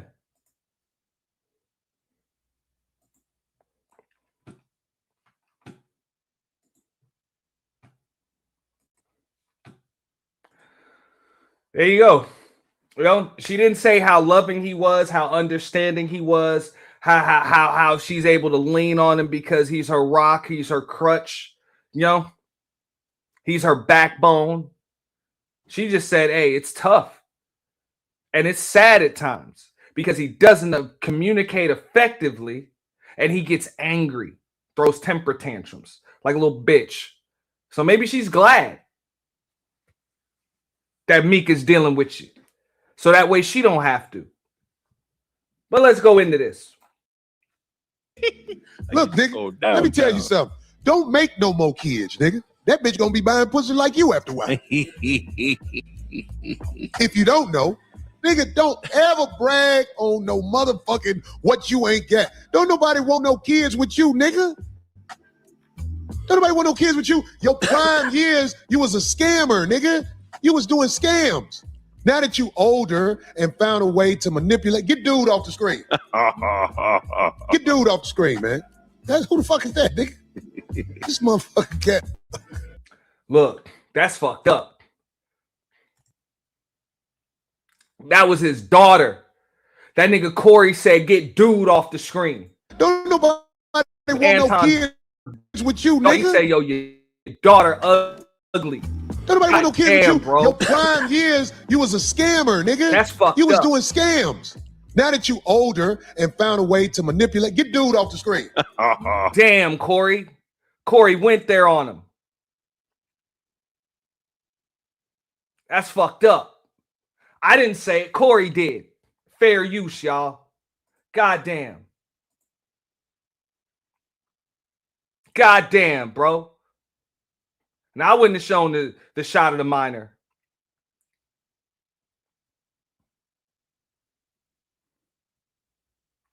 But damn. See what I'm saying? Now Anton want to cry victim and press charges and file suits and shit. Because the motherfucker roasted your fucking daughter on live.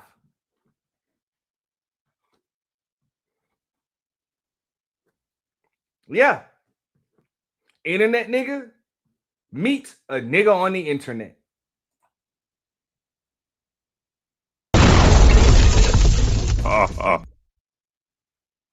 Get dude off the screen, man. Who the fuck is that, nigga? This motherfucking cat. I'm the captain now. Look at hey, look. Let me tell you something. Don't make no more daughters, dog. You got to make it where your shit come out with a boy, so he can make excuses for him. But you ain't got no kids out of wedlock because ain't no bitches fucking with you. He was on the internet bragging, I always got a bad bitch with me. No, you pay a bitch to be with you, nigga. You ain't no nigga who got bitches. You buy bitches like the little bitch you had with you, goddammit, who motherfucking made that story sound like she wanted to sound. I got to town Tuesday. Did you get to town Tuesday? Or was you in Vegas with him? I don't know. Did you get to town Tuesday, really? So you let that man lie to you, bring you up here, talking about you on the show, and you ain't mad at that nigga? So that's Corey Holcomb and Craig Fax roasting his daughter. And yeah, you know, I knew that this was going to happen because when you put somebody's kids up, you know, like they say, man, a wife and child is off limits. And who said that? Who said that? That's what I'm saying. Who the fuck said that?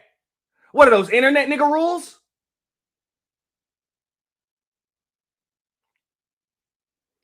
That's what I'm saying, man. That was too much. Leave the kids out of it. Yo, that might be a little too much for me, L. That might be too much for you. That might be too much for a few people. But there are other people on here that don't give a fuck. So you have to be careful when you antagonize those people. And you say little shit like you'll beat the shit out of them. Or you tell them, you know what I'm saying, that they suck schmeat on live streams while you're on their platform or whatever. You have to be careful because they might just go to hell on you.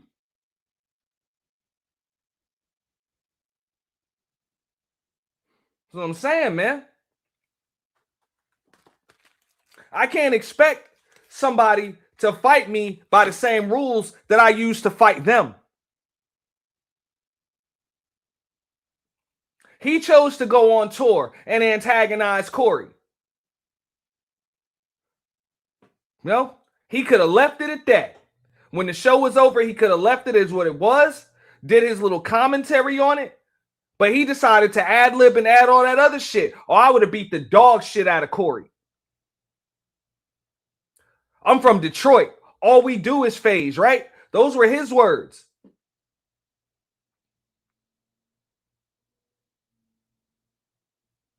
So Corey was like, all right, nigga, it's like that. I'll show you how we get down where I'm from. Fuck your daughter. Fuck your wife. Fuck your life. And fuck that bitch you had with you. Yeah. Do I agree with that shit? I'll plead the fifth.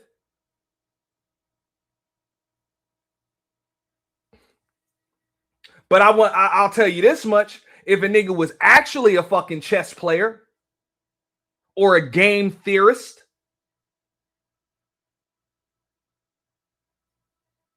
he wouldn't even have been surprised by Corey going there.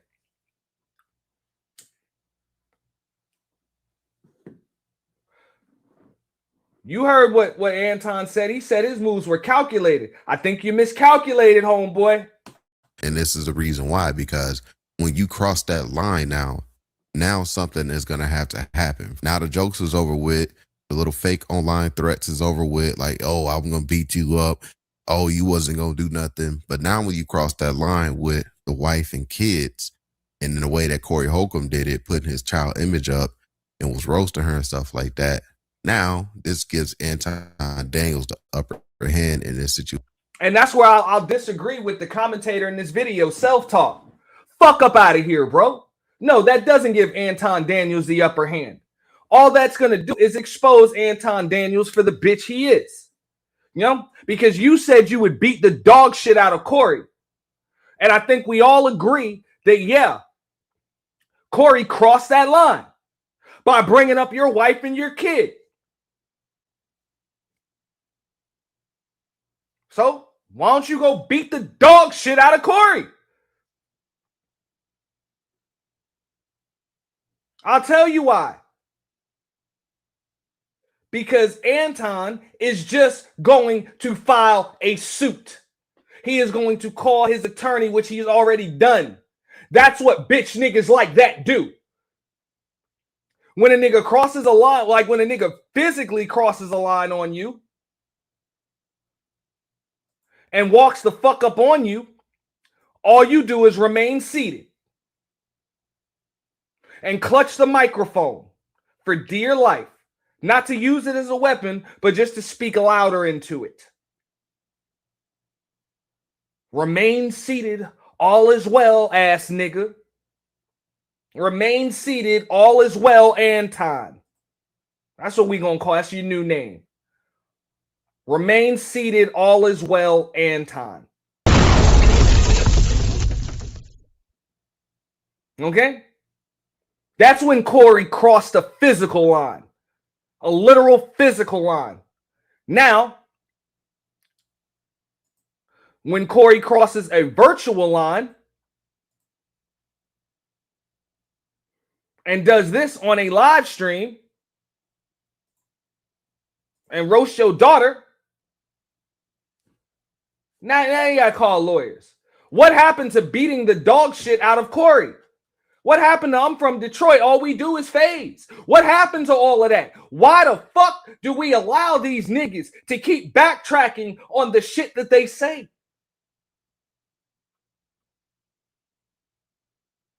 But I get it. This is the internet where it's okay to be phony. It's okay to be fake. And it's okay to not stand on the shit that you say. Like I said, you ain't have to even go there. And that's why Corey ain't knock you the fuck out. I disagree with it. I would have just took the suit. Fuck it. Because your ass is going to sue a motherfucker anyway. So whatever. I would have took the suit. If I'd have walked up on you, fuck it. You know? But whatever. I can't tell another man what to do with his money. But that's why, because you know you ain't going to do shit but file a lawsuit, you bitch. Like you will get punched in the face on live stream for views. You will be more than happy to be Geraldo Rivera. Anton would have been A-okay with looking like this on his live stream the next fucking day if it meant it would have been more viewers.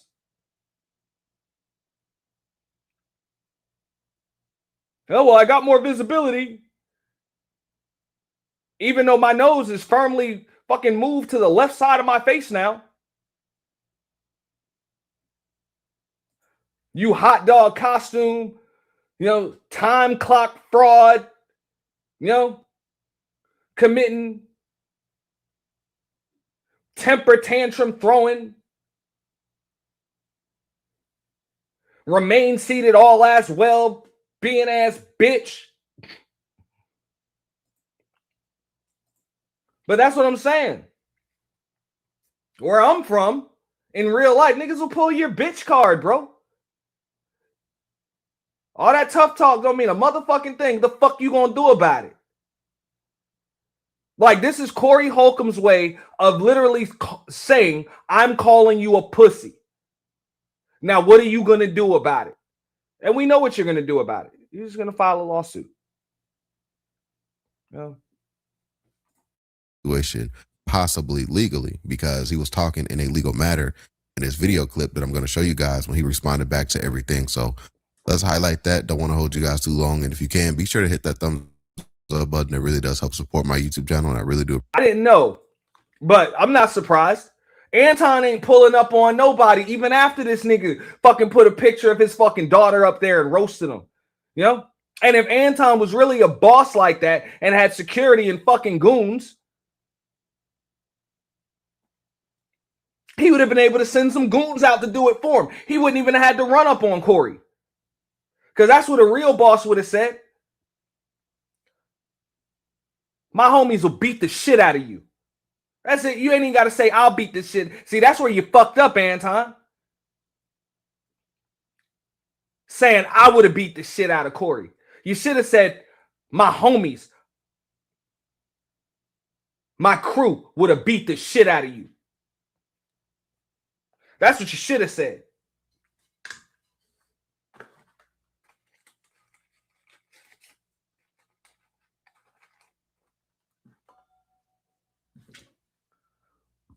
But Corey called you out for that shit too on the show. You ain't got no homies. You ain't got no fucking crew. You just got some niggas you hired.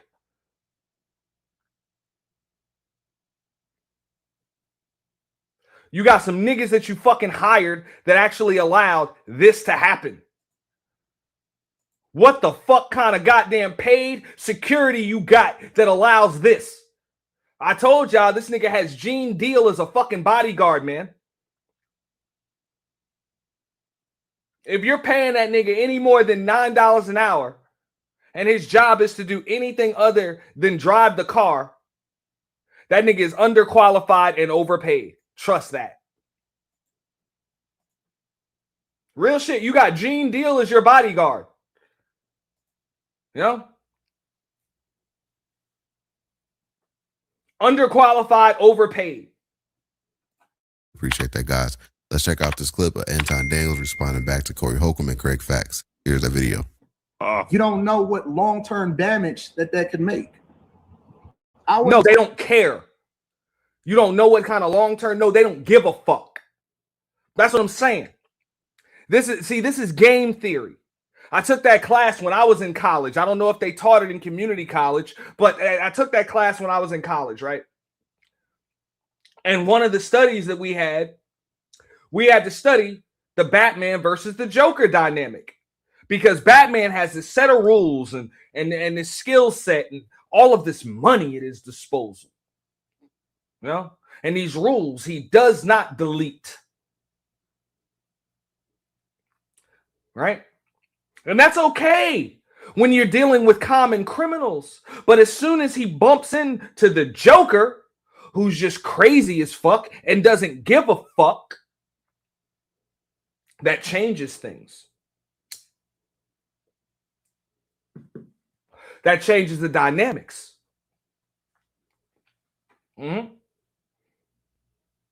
That's why I don't want to hear the chess player's analogy.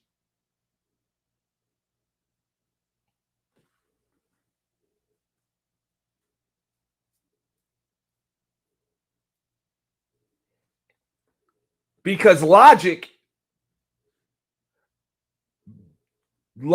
strategy and strategic logic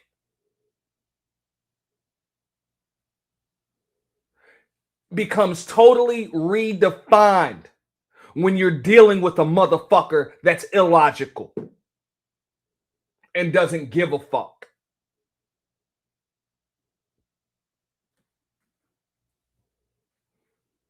And now again, if you were just a nigga on the internet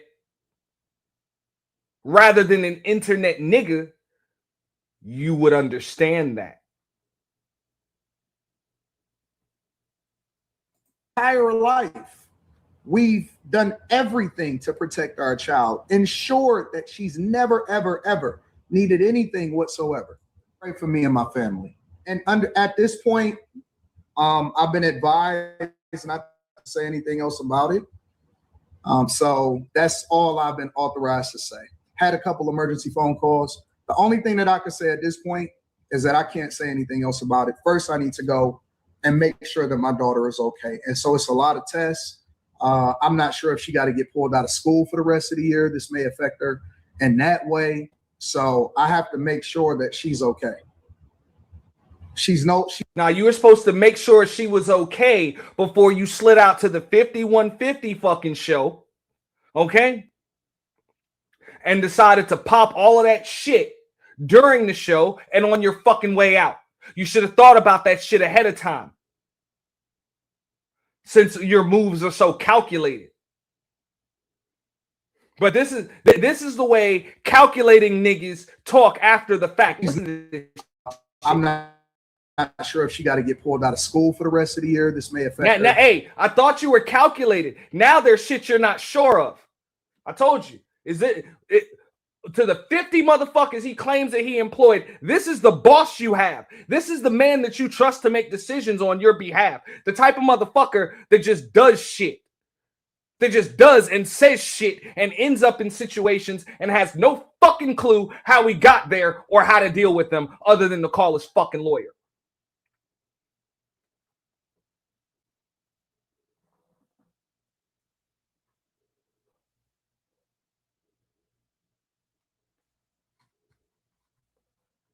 And y'all niggas are enamored by a fucking watch and a car and a sub count.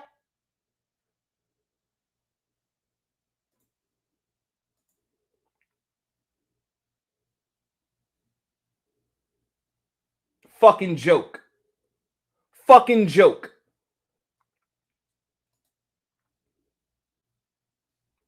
In that way, so I have to make sure that she's okay. She's no longer safe even going to school anymore. That was your daughter. That is your daughter. It was your job to make sure she stayed safe.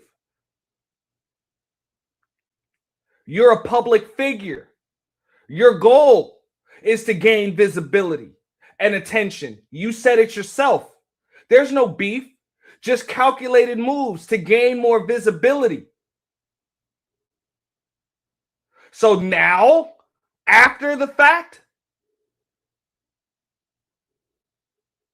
you're just now realizing that you risked your daughter's safety, your underage minor daughter's safety.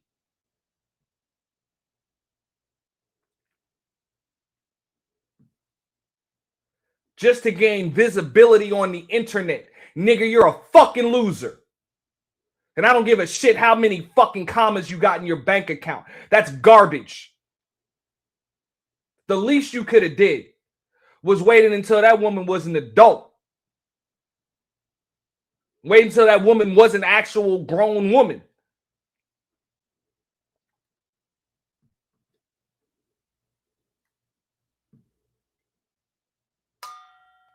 Amazing. This nigga even said, I got security, right? Didn't he say that shit to Corey? I got security. You got security. I got a paid bodyguard. Why ain't you got a bodyguard for your fucking daughter, you bitch? If anything, since all you do is phase, you from Detroit, you put the fist up to the camera.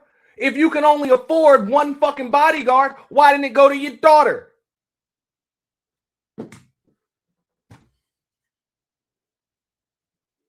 You made sure there was security for you, but your daughter didn't have one?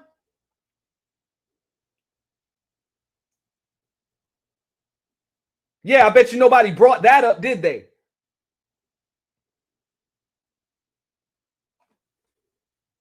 Oh, well, he didn't. How was he supposed to know that Corey was going to do that? Corey said it himself. He's a dirtbag. And if you know you're dealing with a dirtbag, that motherfucker might do some fucked up shit. Like instead of going after you, he might just go after the people around you. Like your wife and your daughter, or your mother, or your brother, or your sister-in-law. I've said that shit on my own fucking platform. I was like, anybody want to go to hell on me? Be fucking careful what the fuck you do on your fucking live stream. I suggest you cut that chat box off and don't open up a panel and stay dolo when the fuck you do it. Because I can't speak on how they do shit in fucking Detroit or wherever the fuck you niggas are from. But where I'm from, I might just knock the fuck out of the nigga standing next to you. Or that bitch next to you.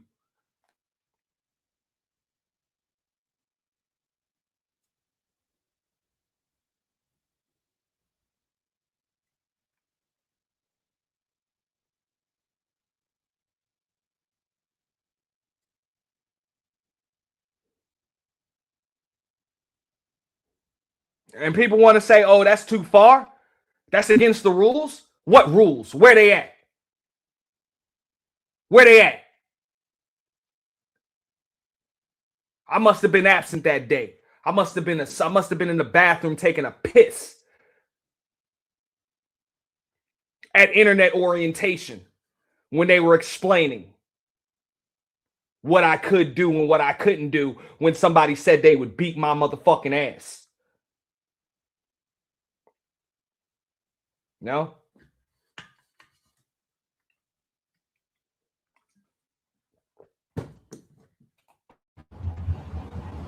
We gotta protect our babies. Yeah.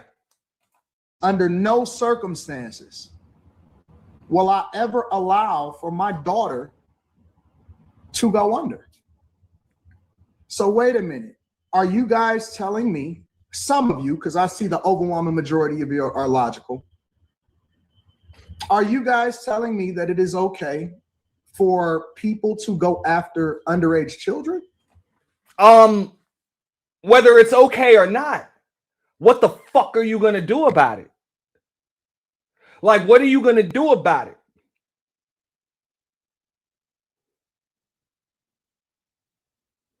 No?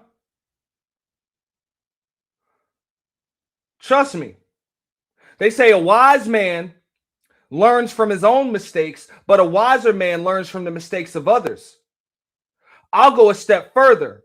A wise man handles conflict, but a wiser man avoids conflict.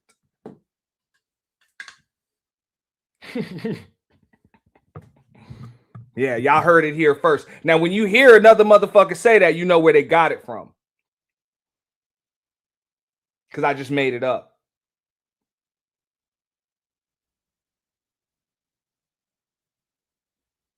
But it's the realest shit.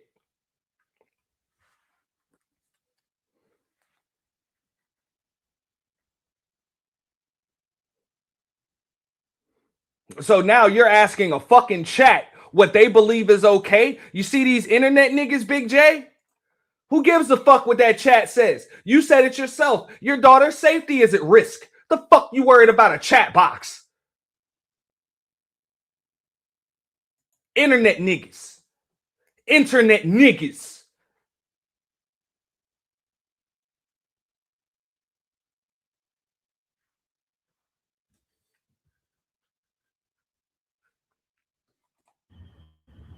I have to figure out how to pick up the pieces. You didn't have it figured out already?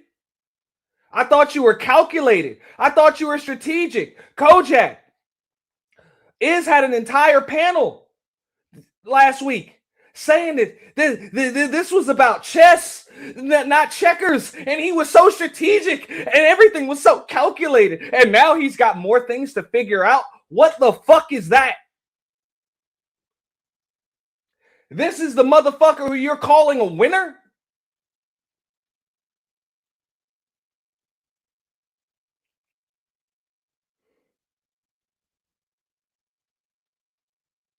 You hang your hat on strategy? Or being strategic?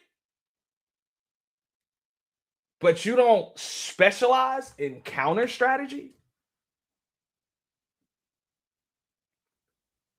Yeah. You got a plan, but you don't have contingency plans?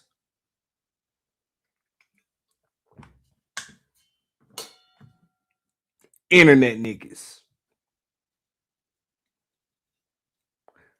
And why do I keep saying that? Because that's the only place niggas like this can survive.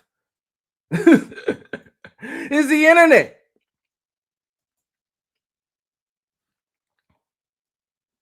Because in real life, niggas like this lose everything.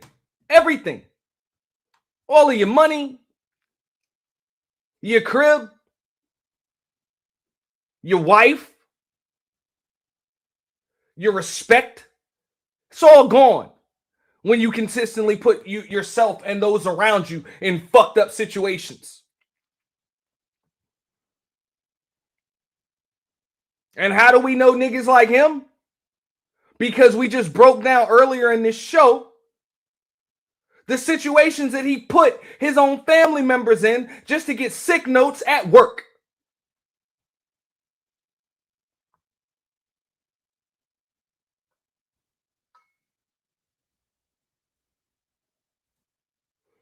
Cost himself, his cousin, or whatever family member, and multiple other family members, contracts, their jobs, his own fucking job.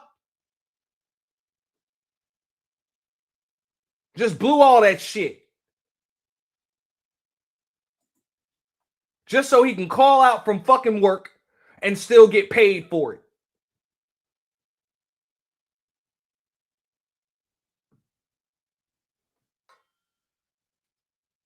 You know? So this nigga has a history of just doing shit. And then wondering how the fuck did he get here?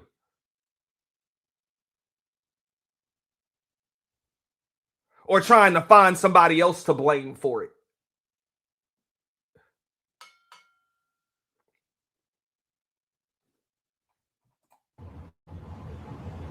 I have to figure out how to pick. Corey, he won. Corey and Craig, you win. You win, I give up.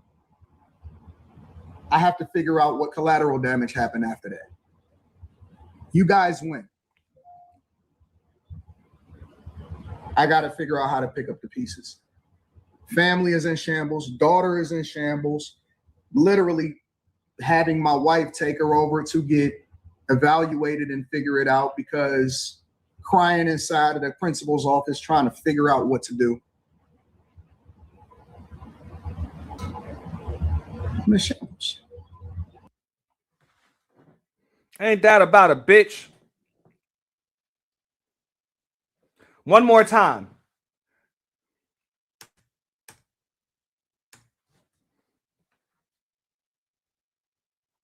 Matter of fact, you know what? Let me pull these clips up side by side. Give me a second, y'all.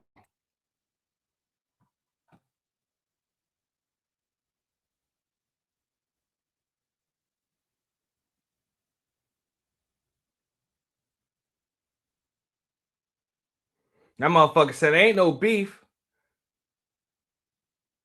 It's just calculated moves, right? To grow his platform. Right?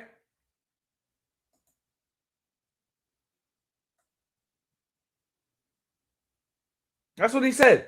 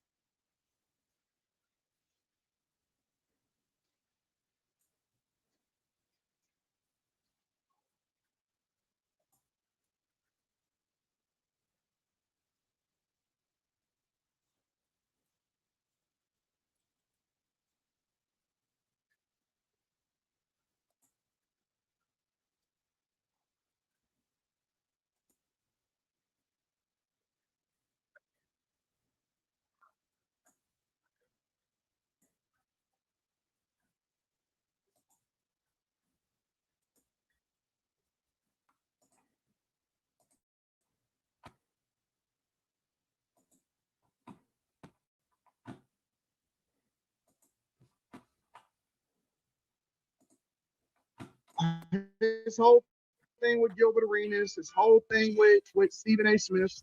Kwame Brown caught a wave. He caught a wave, and that's how he was able to build up his platform to get to whatever his subscribers is. But Kwame Brown hit a ceiling analysis based off of his own content, and so he do these dusty live streams where it's just him off camera. Yeah, you know me, and it's cool. You know what I'm saying? So Kwame get the stimmy pack like everybody else. And the reason why Anton Daniels was doing that was because Kwame Brown was covering Anton Daniels. So, Kwame had his response. But like I said, guys, if you did miss that video, I'll have that video linked down below. But yeah, let's check out Kwame Brown's new response.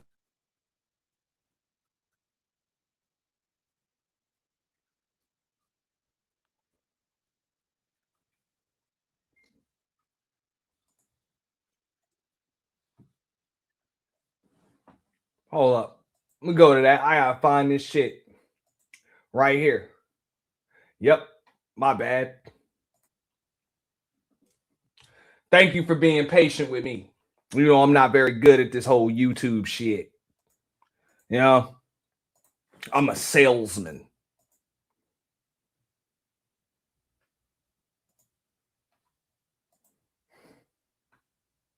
Don't talk about no beef. I'm about money. Unless the beef is translating into money, then what we talk about? We too grown to be talking about some beef. Beef? Beef? Ain't no such thing as beef no more. It's calculated moves to figure out how we can get more visibility for ourselves. But if we're not working towards on no visibility, do your worst. I'm focused over here. Okay, so today. All right, one more time. Right? Amazing how you backtrack. Okay? Then, this is you, nigga.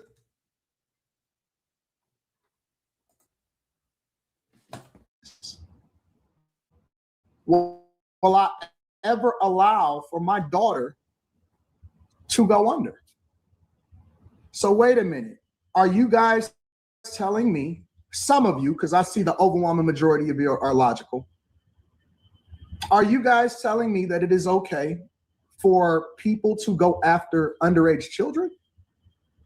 I have to figure out how to pick up the pieces. I have to figure out how to pick. Corey, he won. Corey and Craig, you win. You win, I give up.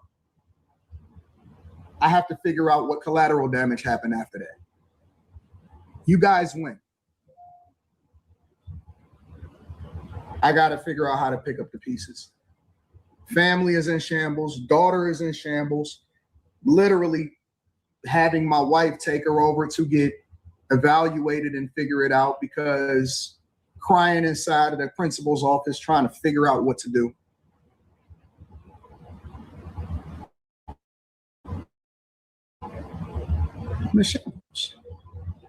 Okay, so that's Anton Daniels.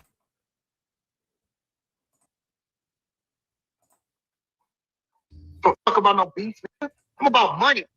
Unless the beef is translating into money, then what we talk about? We too grown to be talking about some beef. Beef? Beef?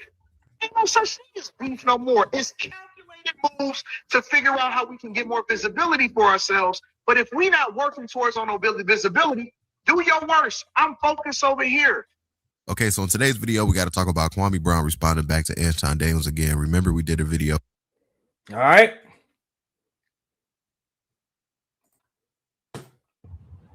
You guys win.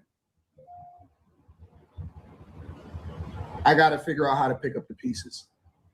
Family is in shambles. Daughter is in shambles.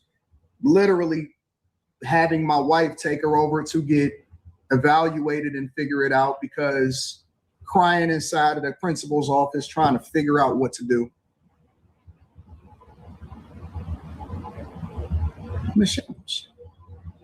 Okay, so that's Anton Daniels responding. You see what the fuck I'm saying? I thought it was calculated. That's all I'm saying. I get it. You should have just said that shit off rip. Look, I'm a crybaby bitch. I'm going to cry victim. If you talk shit about me or you roast my daughter or some shit like that, if you go there on me, I'm just going to call the cops and call my lawyer, you know? But this nigga would just, all we do is phase. I would have beat the dog shit out of Corey and all of that. And then he said, look, ain't no beef. It's just calculated risks to gain more visibility. Now you got it. And you don't know what to do.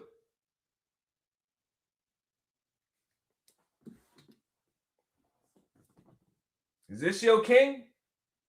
Is this your king? Back to Corey Holcomb and Craig Fax going in on his daughter and stuff like that. Mainly Corey Holcomb, but Craig, he did. Oh shit, it's late, man. I ain't get up out and of then here. Corey Holcomb, you know, he took it from there. And I said Corey Holcomb's YouTube channel can also be reported as well if his child is a minor, because YouTube doesn't play stuff like that. You know, you can get your account suspended or if not deleted, depending on how, you know, you went about the situation. Talking about a minor or exposing a minor and stuff like that. YouTube does not play when it comes to stuff like that. When the lines get blurred, when it comes to yeah, but see, and listen to the way old boy is talking. Shout out to Self Talk, because I usually like his commentary. But again, this is internet nigga talk. Because niggas on the internet don't give a fuck. Like, they're like, fuck a platform, fuck a channel, I'll just make another channel. They don't give a fuck. Just like prisons and cemeteries and crematories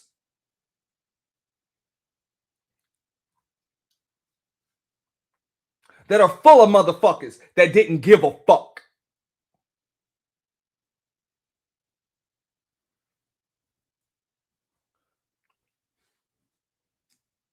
That's why I don't even like having these conversations with internet niggas. It's like, do y'all know that I'm crazy? Like, why would you want to fuck with somebody that's crazy and that doesn't give a fuck? Shout out to Tupac, Bishop from Juice. Remember that? I am crazy and I don't give a fuck. What are you going to do? No? But you're assuming that your opponent is logical. Joke's on you. Ha ha. Like I say, Batman versus the Joker. Ha ha. Illegal. YouTube does not want to be held liable for none of that. So they will shut a person's channel down.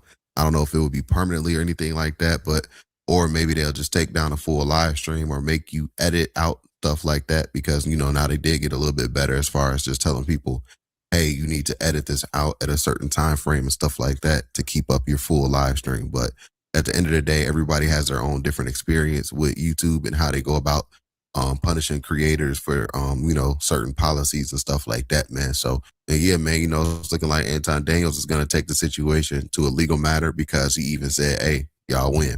Corey, Craig Fax, y'all win. Y'all got it. But I can't speak on this further moving forward. So we all know that means, right?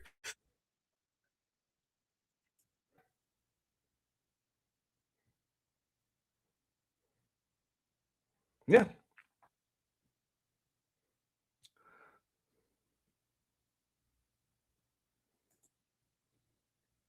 I knew he was bumping his gums. I knew nothing was going to happen how I walked up on him. Because when I first sat down, I was right up on him. Let's listen. Yes, he was. Right the fuck up on him.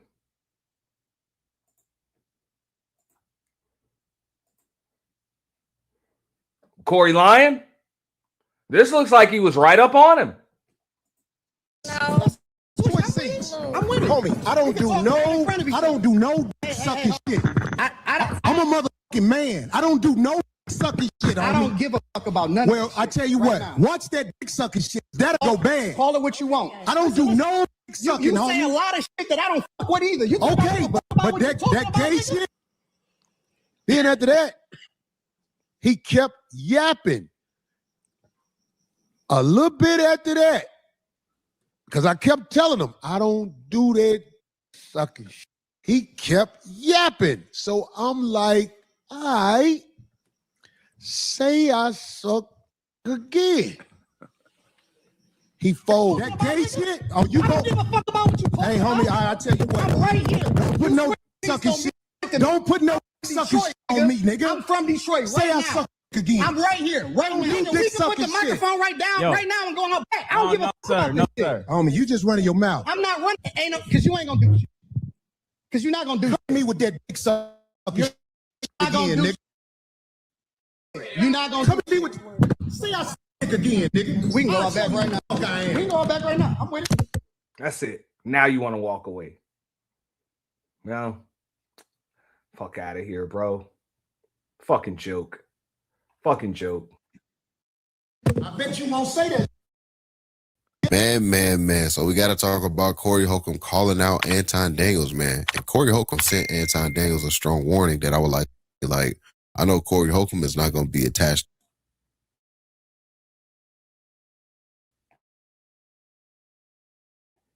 And you know, people in LA, man, you know, they don't let stuff slide like that. You got, you know, we see a lot of LA natives get killed. We see get shot. Is going to get two people. We don't know spot one after the fight. I like that because it's going to put everything into context in today's video. I'm in your city, your address, and I'm right there. So we could have did that on some intellectual shit, or we could have do it that other way. But if you not gonna do nothing, then stop wolfing. Either it's up or it's not. Nigga, it's either up or it's not. Or we might as well just go back to podcasting. Because that's all we are. We just podcasting and we content creators at this point. Because don't nobody need nobody to put a battery in their bag. I'm right here in front of your face. Let's shoot one. That's all for the internet, man. Listen, I'm trying to tell you, nigga was shaking like a salt shaker. When he say study the video, go study the video. Nigga was shaking like a salt shaker. I would have beat the shit out of Corey. And I'm not, listen, I'm telling you, it is what it is. I would have beat the dog. I would have dog walked that nigga. I would have beat the shit out of Corey. His hands was shaking like a stripper. The nigga was scared. The nigga ain't want to do nothing. All of that woofing online. Nigga, I'm right here in your studio right in front of you. Nigga, if you... Y'all see this shit, man? You see this shit?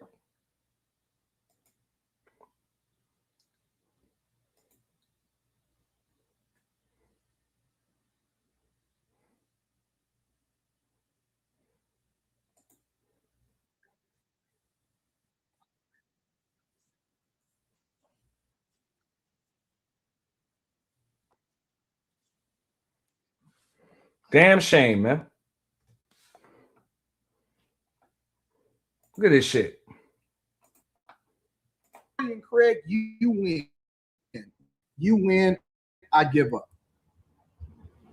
I have to figure out what collateral damage happened after that. You guys win. I got to figure out how to pick up the pieces. Family is in shambles. Daughter is in shambles. Literally having... What happened to the fucking tough talk?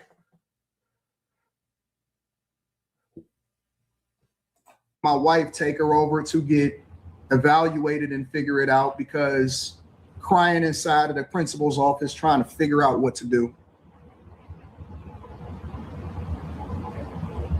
Michelle's.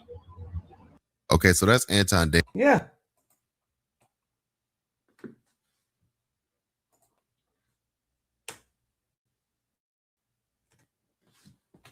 It is what it is. I would have beat the dog. I would have dog walked that nigga. I would have beat the shit out of Corey. His hands was shaking like a stripper. The nigga was scared. The nigga ain't want to do nothing. All of that woofing online. Nigga, I'm right here in your studio right in front of you. Nigga, if you feel so disrespected, then do something. The fuck is you talking about? Nigga, that's all we do in Detroit is fades. Nigga, that's why I keep telling you. Nigga, that's all we do in the city.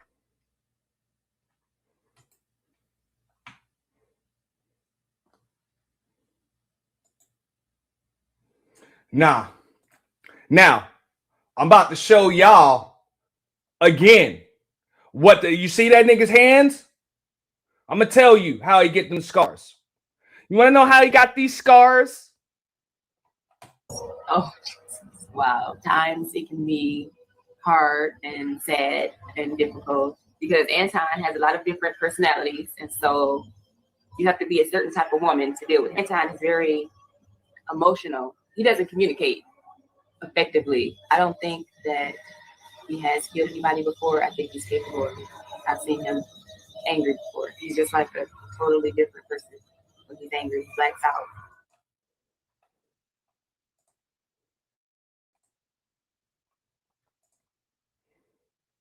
Yeah.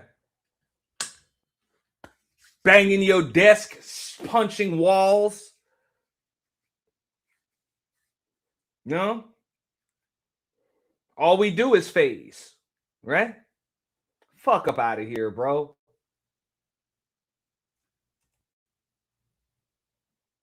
About nigga, that's all we do in Detroit is fades. Nigga, that's why I keep telling you, nigga, that's all we do in the city is fades. That's all we do. Hey, scaring your wife, scaring the children, but you need a bodyguard. Where's Rita's bodyguard? Where's your little girl's bodyguard? But you got one.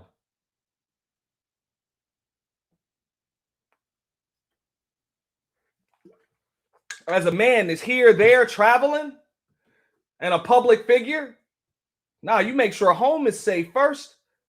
Where you red pill motherfuckers at? You want to tell damn men how to move? Oh, chase and protect the bag first. No, you protect your fucking family first.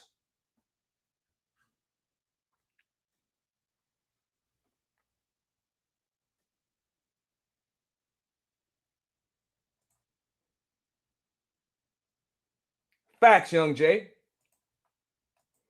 He said, I can't believe he's from Detroit. They don't act like this. Hey, niggas I know from Detroit don't move like that. For real.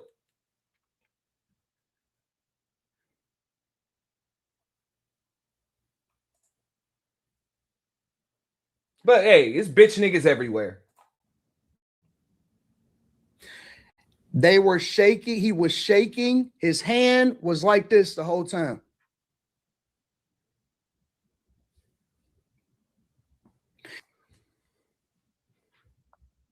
Don't switch seats like you pressing me.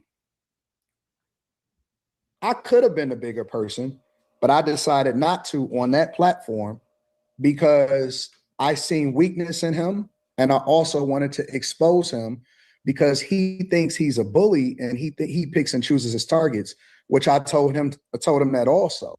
So yeah, man, he picks and chooses his targets. And he picked you because you're a soft fucking target.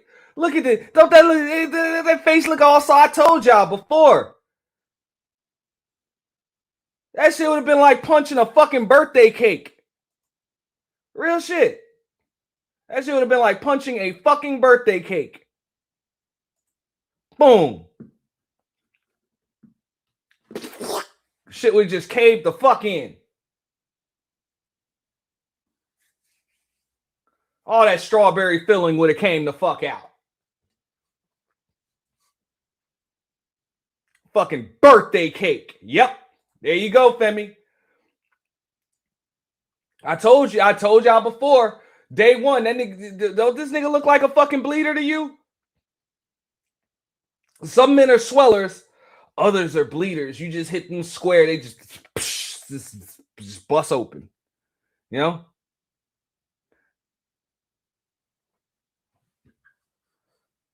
That nigga gives me bleeder vibes. Blood everywhere ass nigga.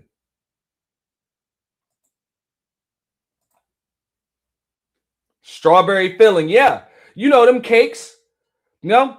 Them cakes where it ain't all, you know what I'm saying, in between the layers. You know what I'm saying? They put that what the fuck do they call that? You know, the fucking you know the strawberry filling. You know? They call that shit? Hold up. Now y'all making me have to Google that shit.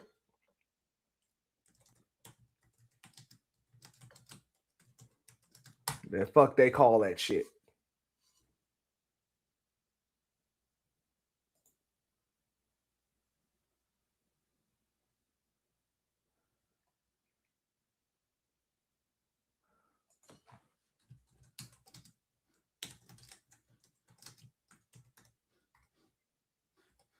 What do they call the strawberry filling in a cake?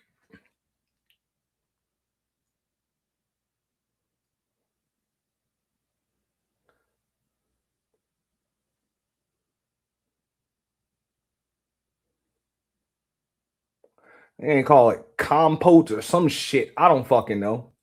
Yeah, or cake filling or compote. That's what they call that shit. Compote. All y'all chefs, y'all already know. I think that's what it is. Okay? But yeah, that's what the fuck that shit is. You know? Yeah. The filling.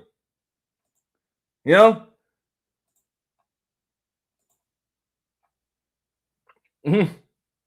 That's what it'd been like, just punching a fucking cake.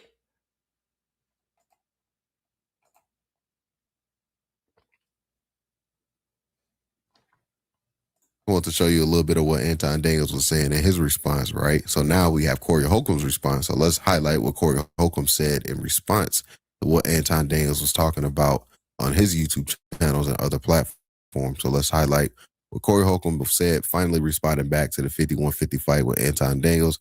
Let's check out this clip right here.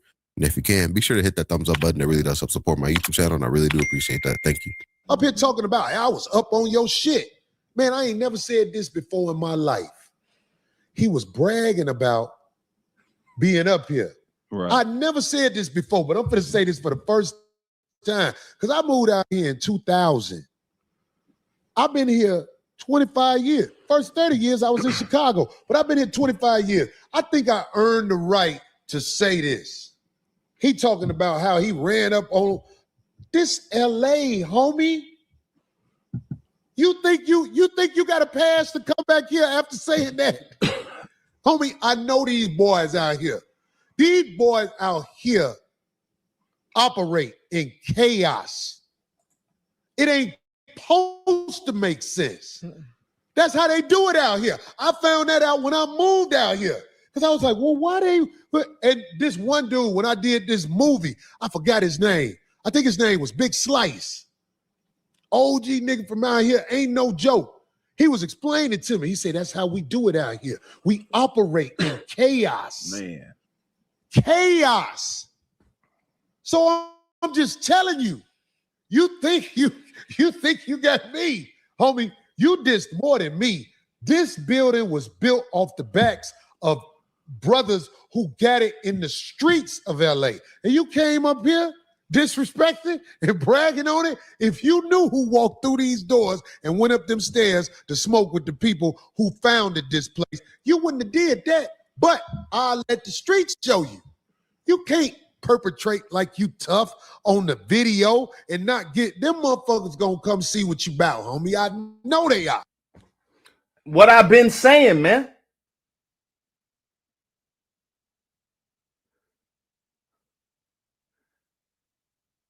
Oh, you gotta be logical, man. Fuck that. You dealing with niggas that ain't logical. Or that is their logic. Creating chaos. Doing some illogical shit.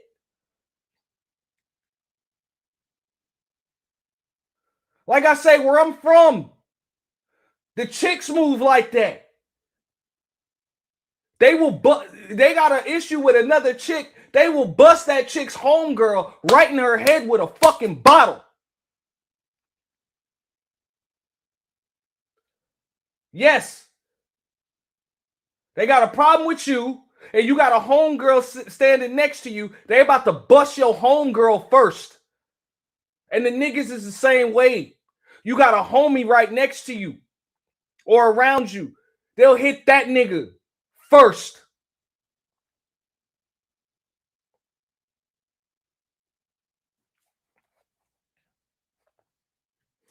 That's why I said that shit. I'm like, man, you had Mika in the motherfucking in the goddamn audience. Man, they lucky they didn't. You lucky as fuck they didn't just bust her shit wide open. Oh well, why would they do that? Or she wasn't doing the fuck. Why? Just to create a fucking distraction. Just because. Because I'm gonna tell you why. Because you wouldn't have expected it. They're gonna do something you don't expect.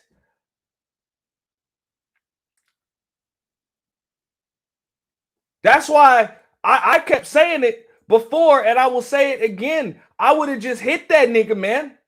Because I don't know what else to do. If I get this close to a motherfucker, I gotta punch him in his shit. Because he obviously doesn't expect it. That's why he's still sitting in his seat. So I gotta do what you don't expect me to do. I say, I play chess, man. That shit easy. I prefer poker. Yeah.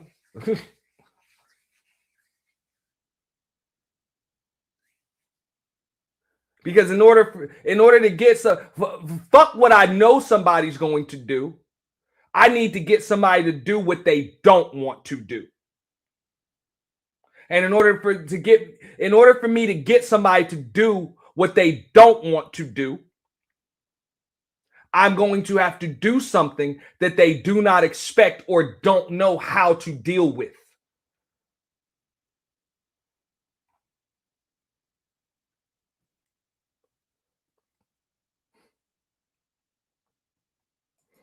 And, you know, different players have different styles. But my style of play, hey, my first hand, I try to remind everybody at the motherfucking table. I'm crazy. I can have anything.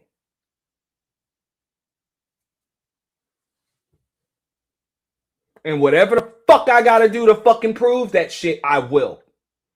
Even if it means I gotta throw away some money. That's how we move.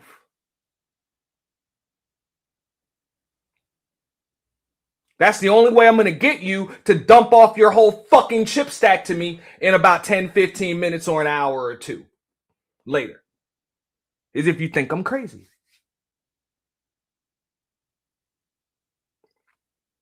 Now, unfortunately for a nigga like Anton, you dealing with people that move like that in real life.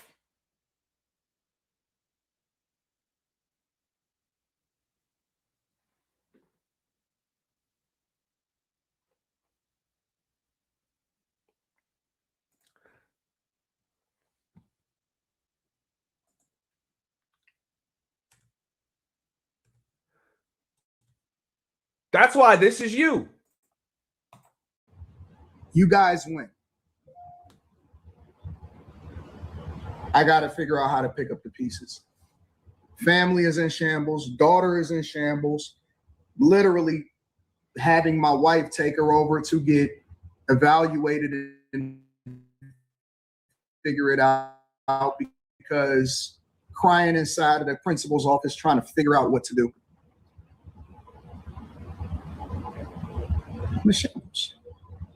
Okay, so that's Anton Daniels responding back to Corey Holcomb. And real shit, I'm going to finish this clip over here, but I'm going to tell you, this nigga got, hold up, let me go back to this shit real quick.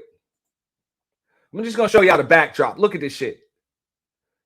This nigga got posters of Dr. Dre and fucking rappers and Ray Charles and shit like that. Remember that 50 Cent line?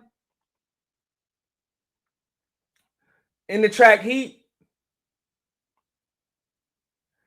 He said, if you smart, you'll be shook from me because I get tired of looking for you and spray your mama's crib and let your ass look for me.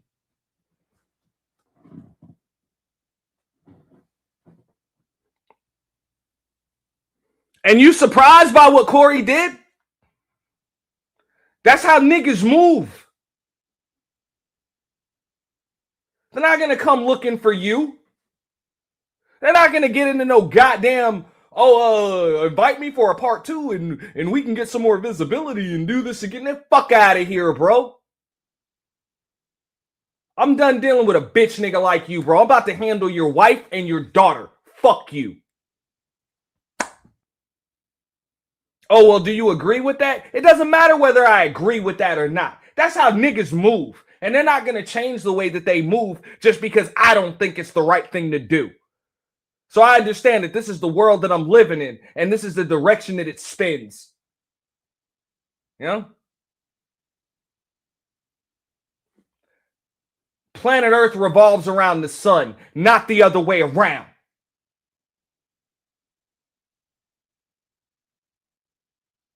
But these internet niggas think otherwise. That's why every now and then, you got to bring them back to reality. So I get it. What up, Tootsie Web? I got you. I'm going to rinse you up in a minute, boo. Craig Facts going in on his daughter and stuff like that. Mainly Corey Holcomb, but Craig, he did crack a joke in the beginning. And then Corey Holcomb, you know, he took it from there. And I said Corey Holcomb's YouTube channel can also be reported as well if his child is a minor, because YouTube doesn't play stuff like that. You know, you can get your account suspended, or if not, delete it, depending on how, you know, you went about the situation. Talking about a minor or exposing. Man, fuck all that. Fuck all of that. Fuck all of that. And that's what these niggas do not fucking understand, man. You know how many people done lost a YouTube channel because they done went too far? They don't give a fuck. They don't care.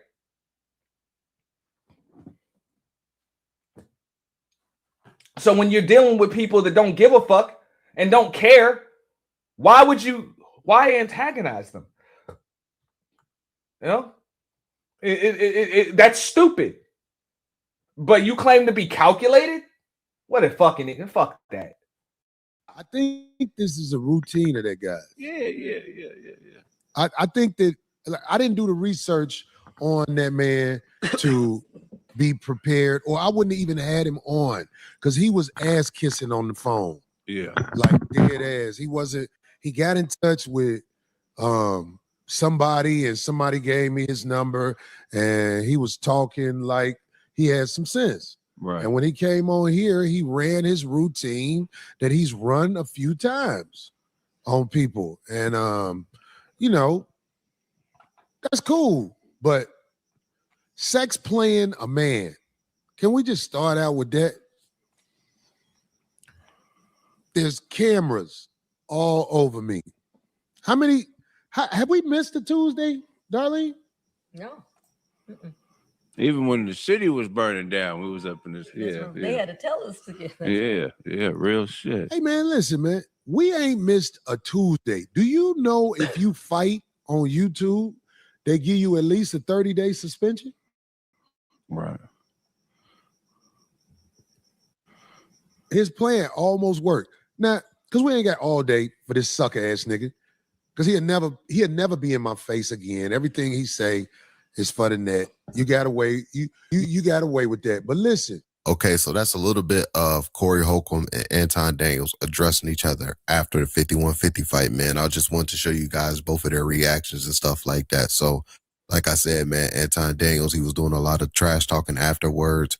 Corey Holcomb sending Anton Daniels that warning like, yo, you out here disrespecting the LA native. You came in this building, disrespected people that own this place and got money and his business partners and stuff like that. And it's like, you don't even know who you really disrespecting out here like that. You coming out here trying to have these YouTube moments and stuff. I also reacted to a video of Anton Daniels doing something similar on a different platform on a live show. And Anton Daniels, he was like antagonizing one of the male guests on the show and attacked the guy similar to how he had Holcomb as well. So that's Corey Holcomb's stance on it.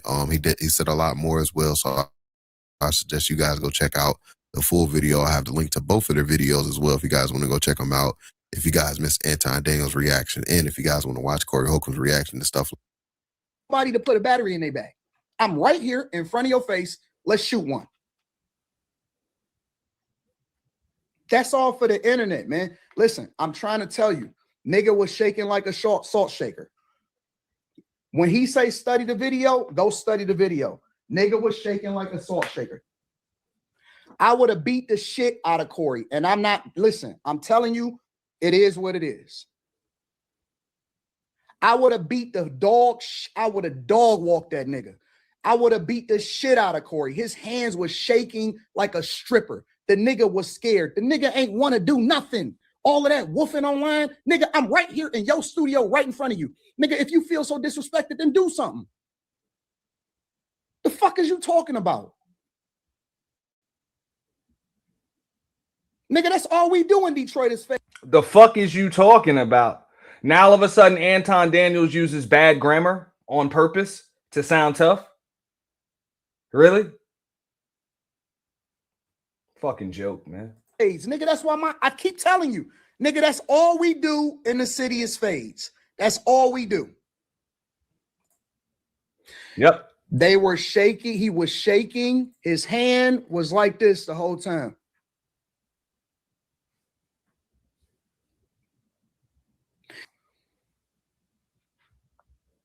Don't switch seats like you pressing me.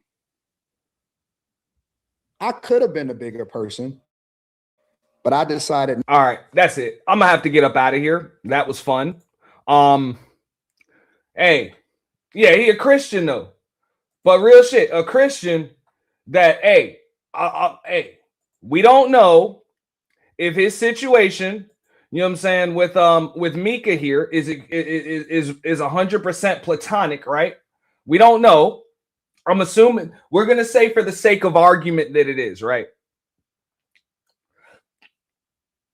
But even for the optics of the Christian church you likely don't ever attend, I'm pretty sure it's not a good look to be parading around with this chick. All right?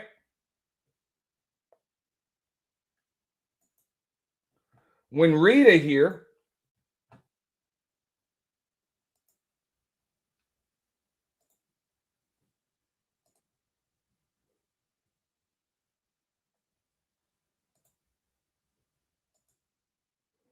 when Rita here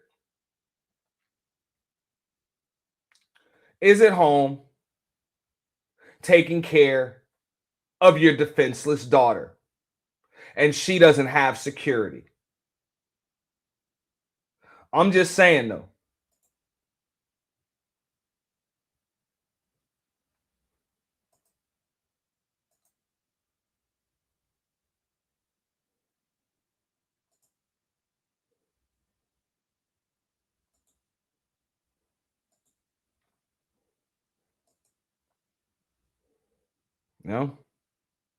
Just saying, though.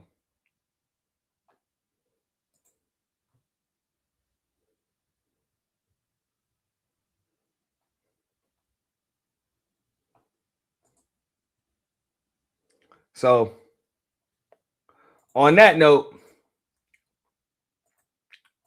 I am about to get the entire fuck up out of here, man. I got to go get me some goddamn sleep, handle business, in the morning. You know what I'm saying? This one was fun. Shout out to everybody that came through, man. Everybody that supported through Super Chat, Cash App. That's always appreciated, man. If I missed any of that, you know what I'm saying? I had to keep, I had a bunch of tabs open. So the Cash Apps, I will respond to those. I do appreciate it. Thank you. Good looking out. Matter of fact, hold up. Let me see what we got here.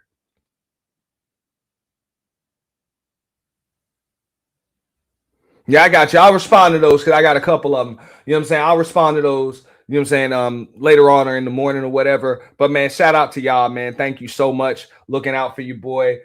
This was fun. We ain't done. But I do want to say this on my way out. This is the main reason, all right, why the fuck I don't just do reviews day by day. Because I'll be chasing a fucking algorithm around. Okay? You got to get all of this shit together. So that way you can put all of them clips and everything together. All right? So you can call people out for what the fuck they are. And you can give a real independent review. So at the end of the day, Anton Daniels is a fake millionaire. All right? He's a fake tough guy. He's a fake boss, fake Don Fanucci ass nigga. With a birthday cake for a face.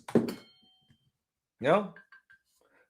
That fucked up his union job and his family's fucking his cousins, his family members, doctor's office, hospital job, and along with some other family members' jobs because he wanted to get paid for not actually working. Okay, that's what it was. And yeah, I said it. Right. So on that note, man, I got to get all the way up out of here. Y'all have a good night. I'm out. Thanks again. Make sure you like the stream, share the stream. This was a long one, but peace. And shout out to Mike TV, you know what I'm saying? Kwame Brown, Self Talk, you know what I'm saying? Appreciate that. Salute.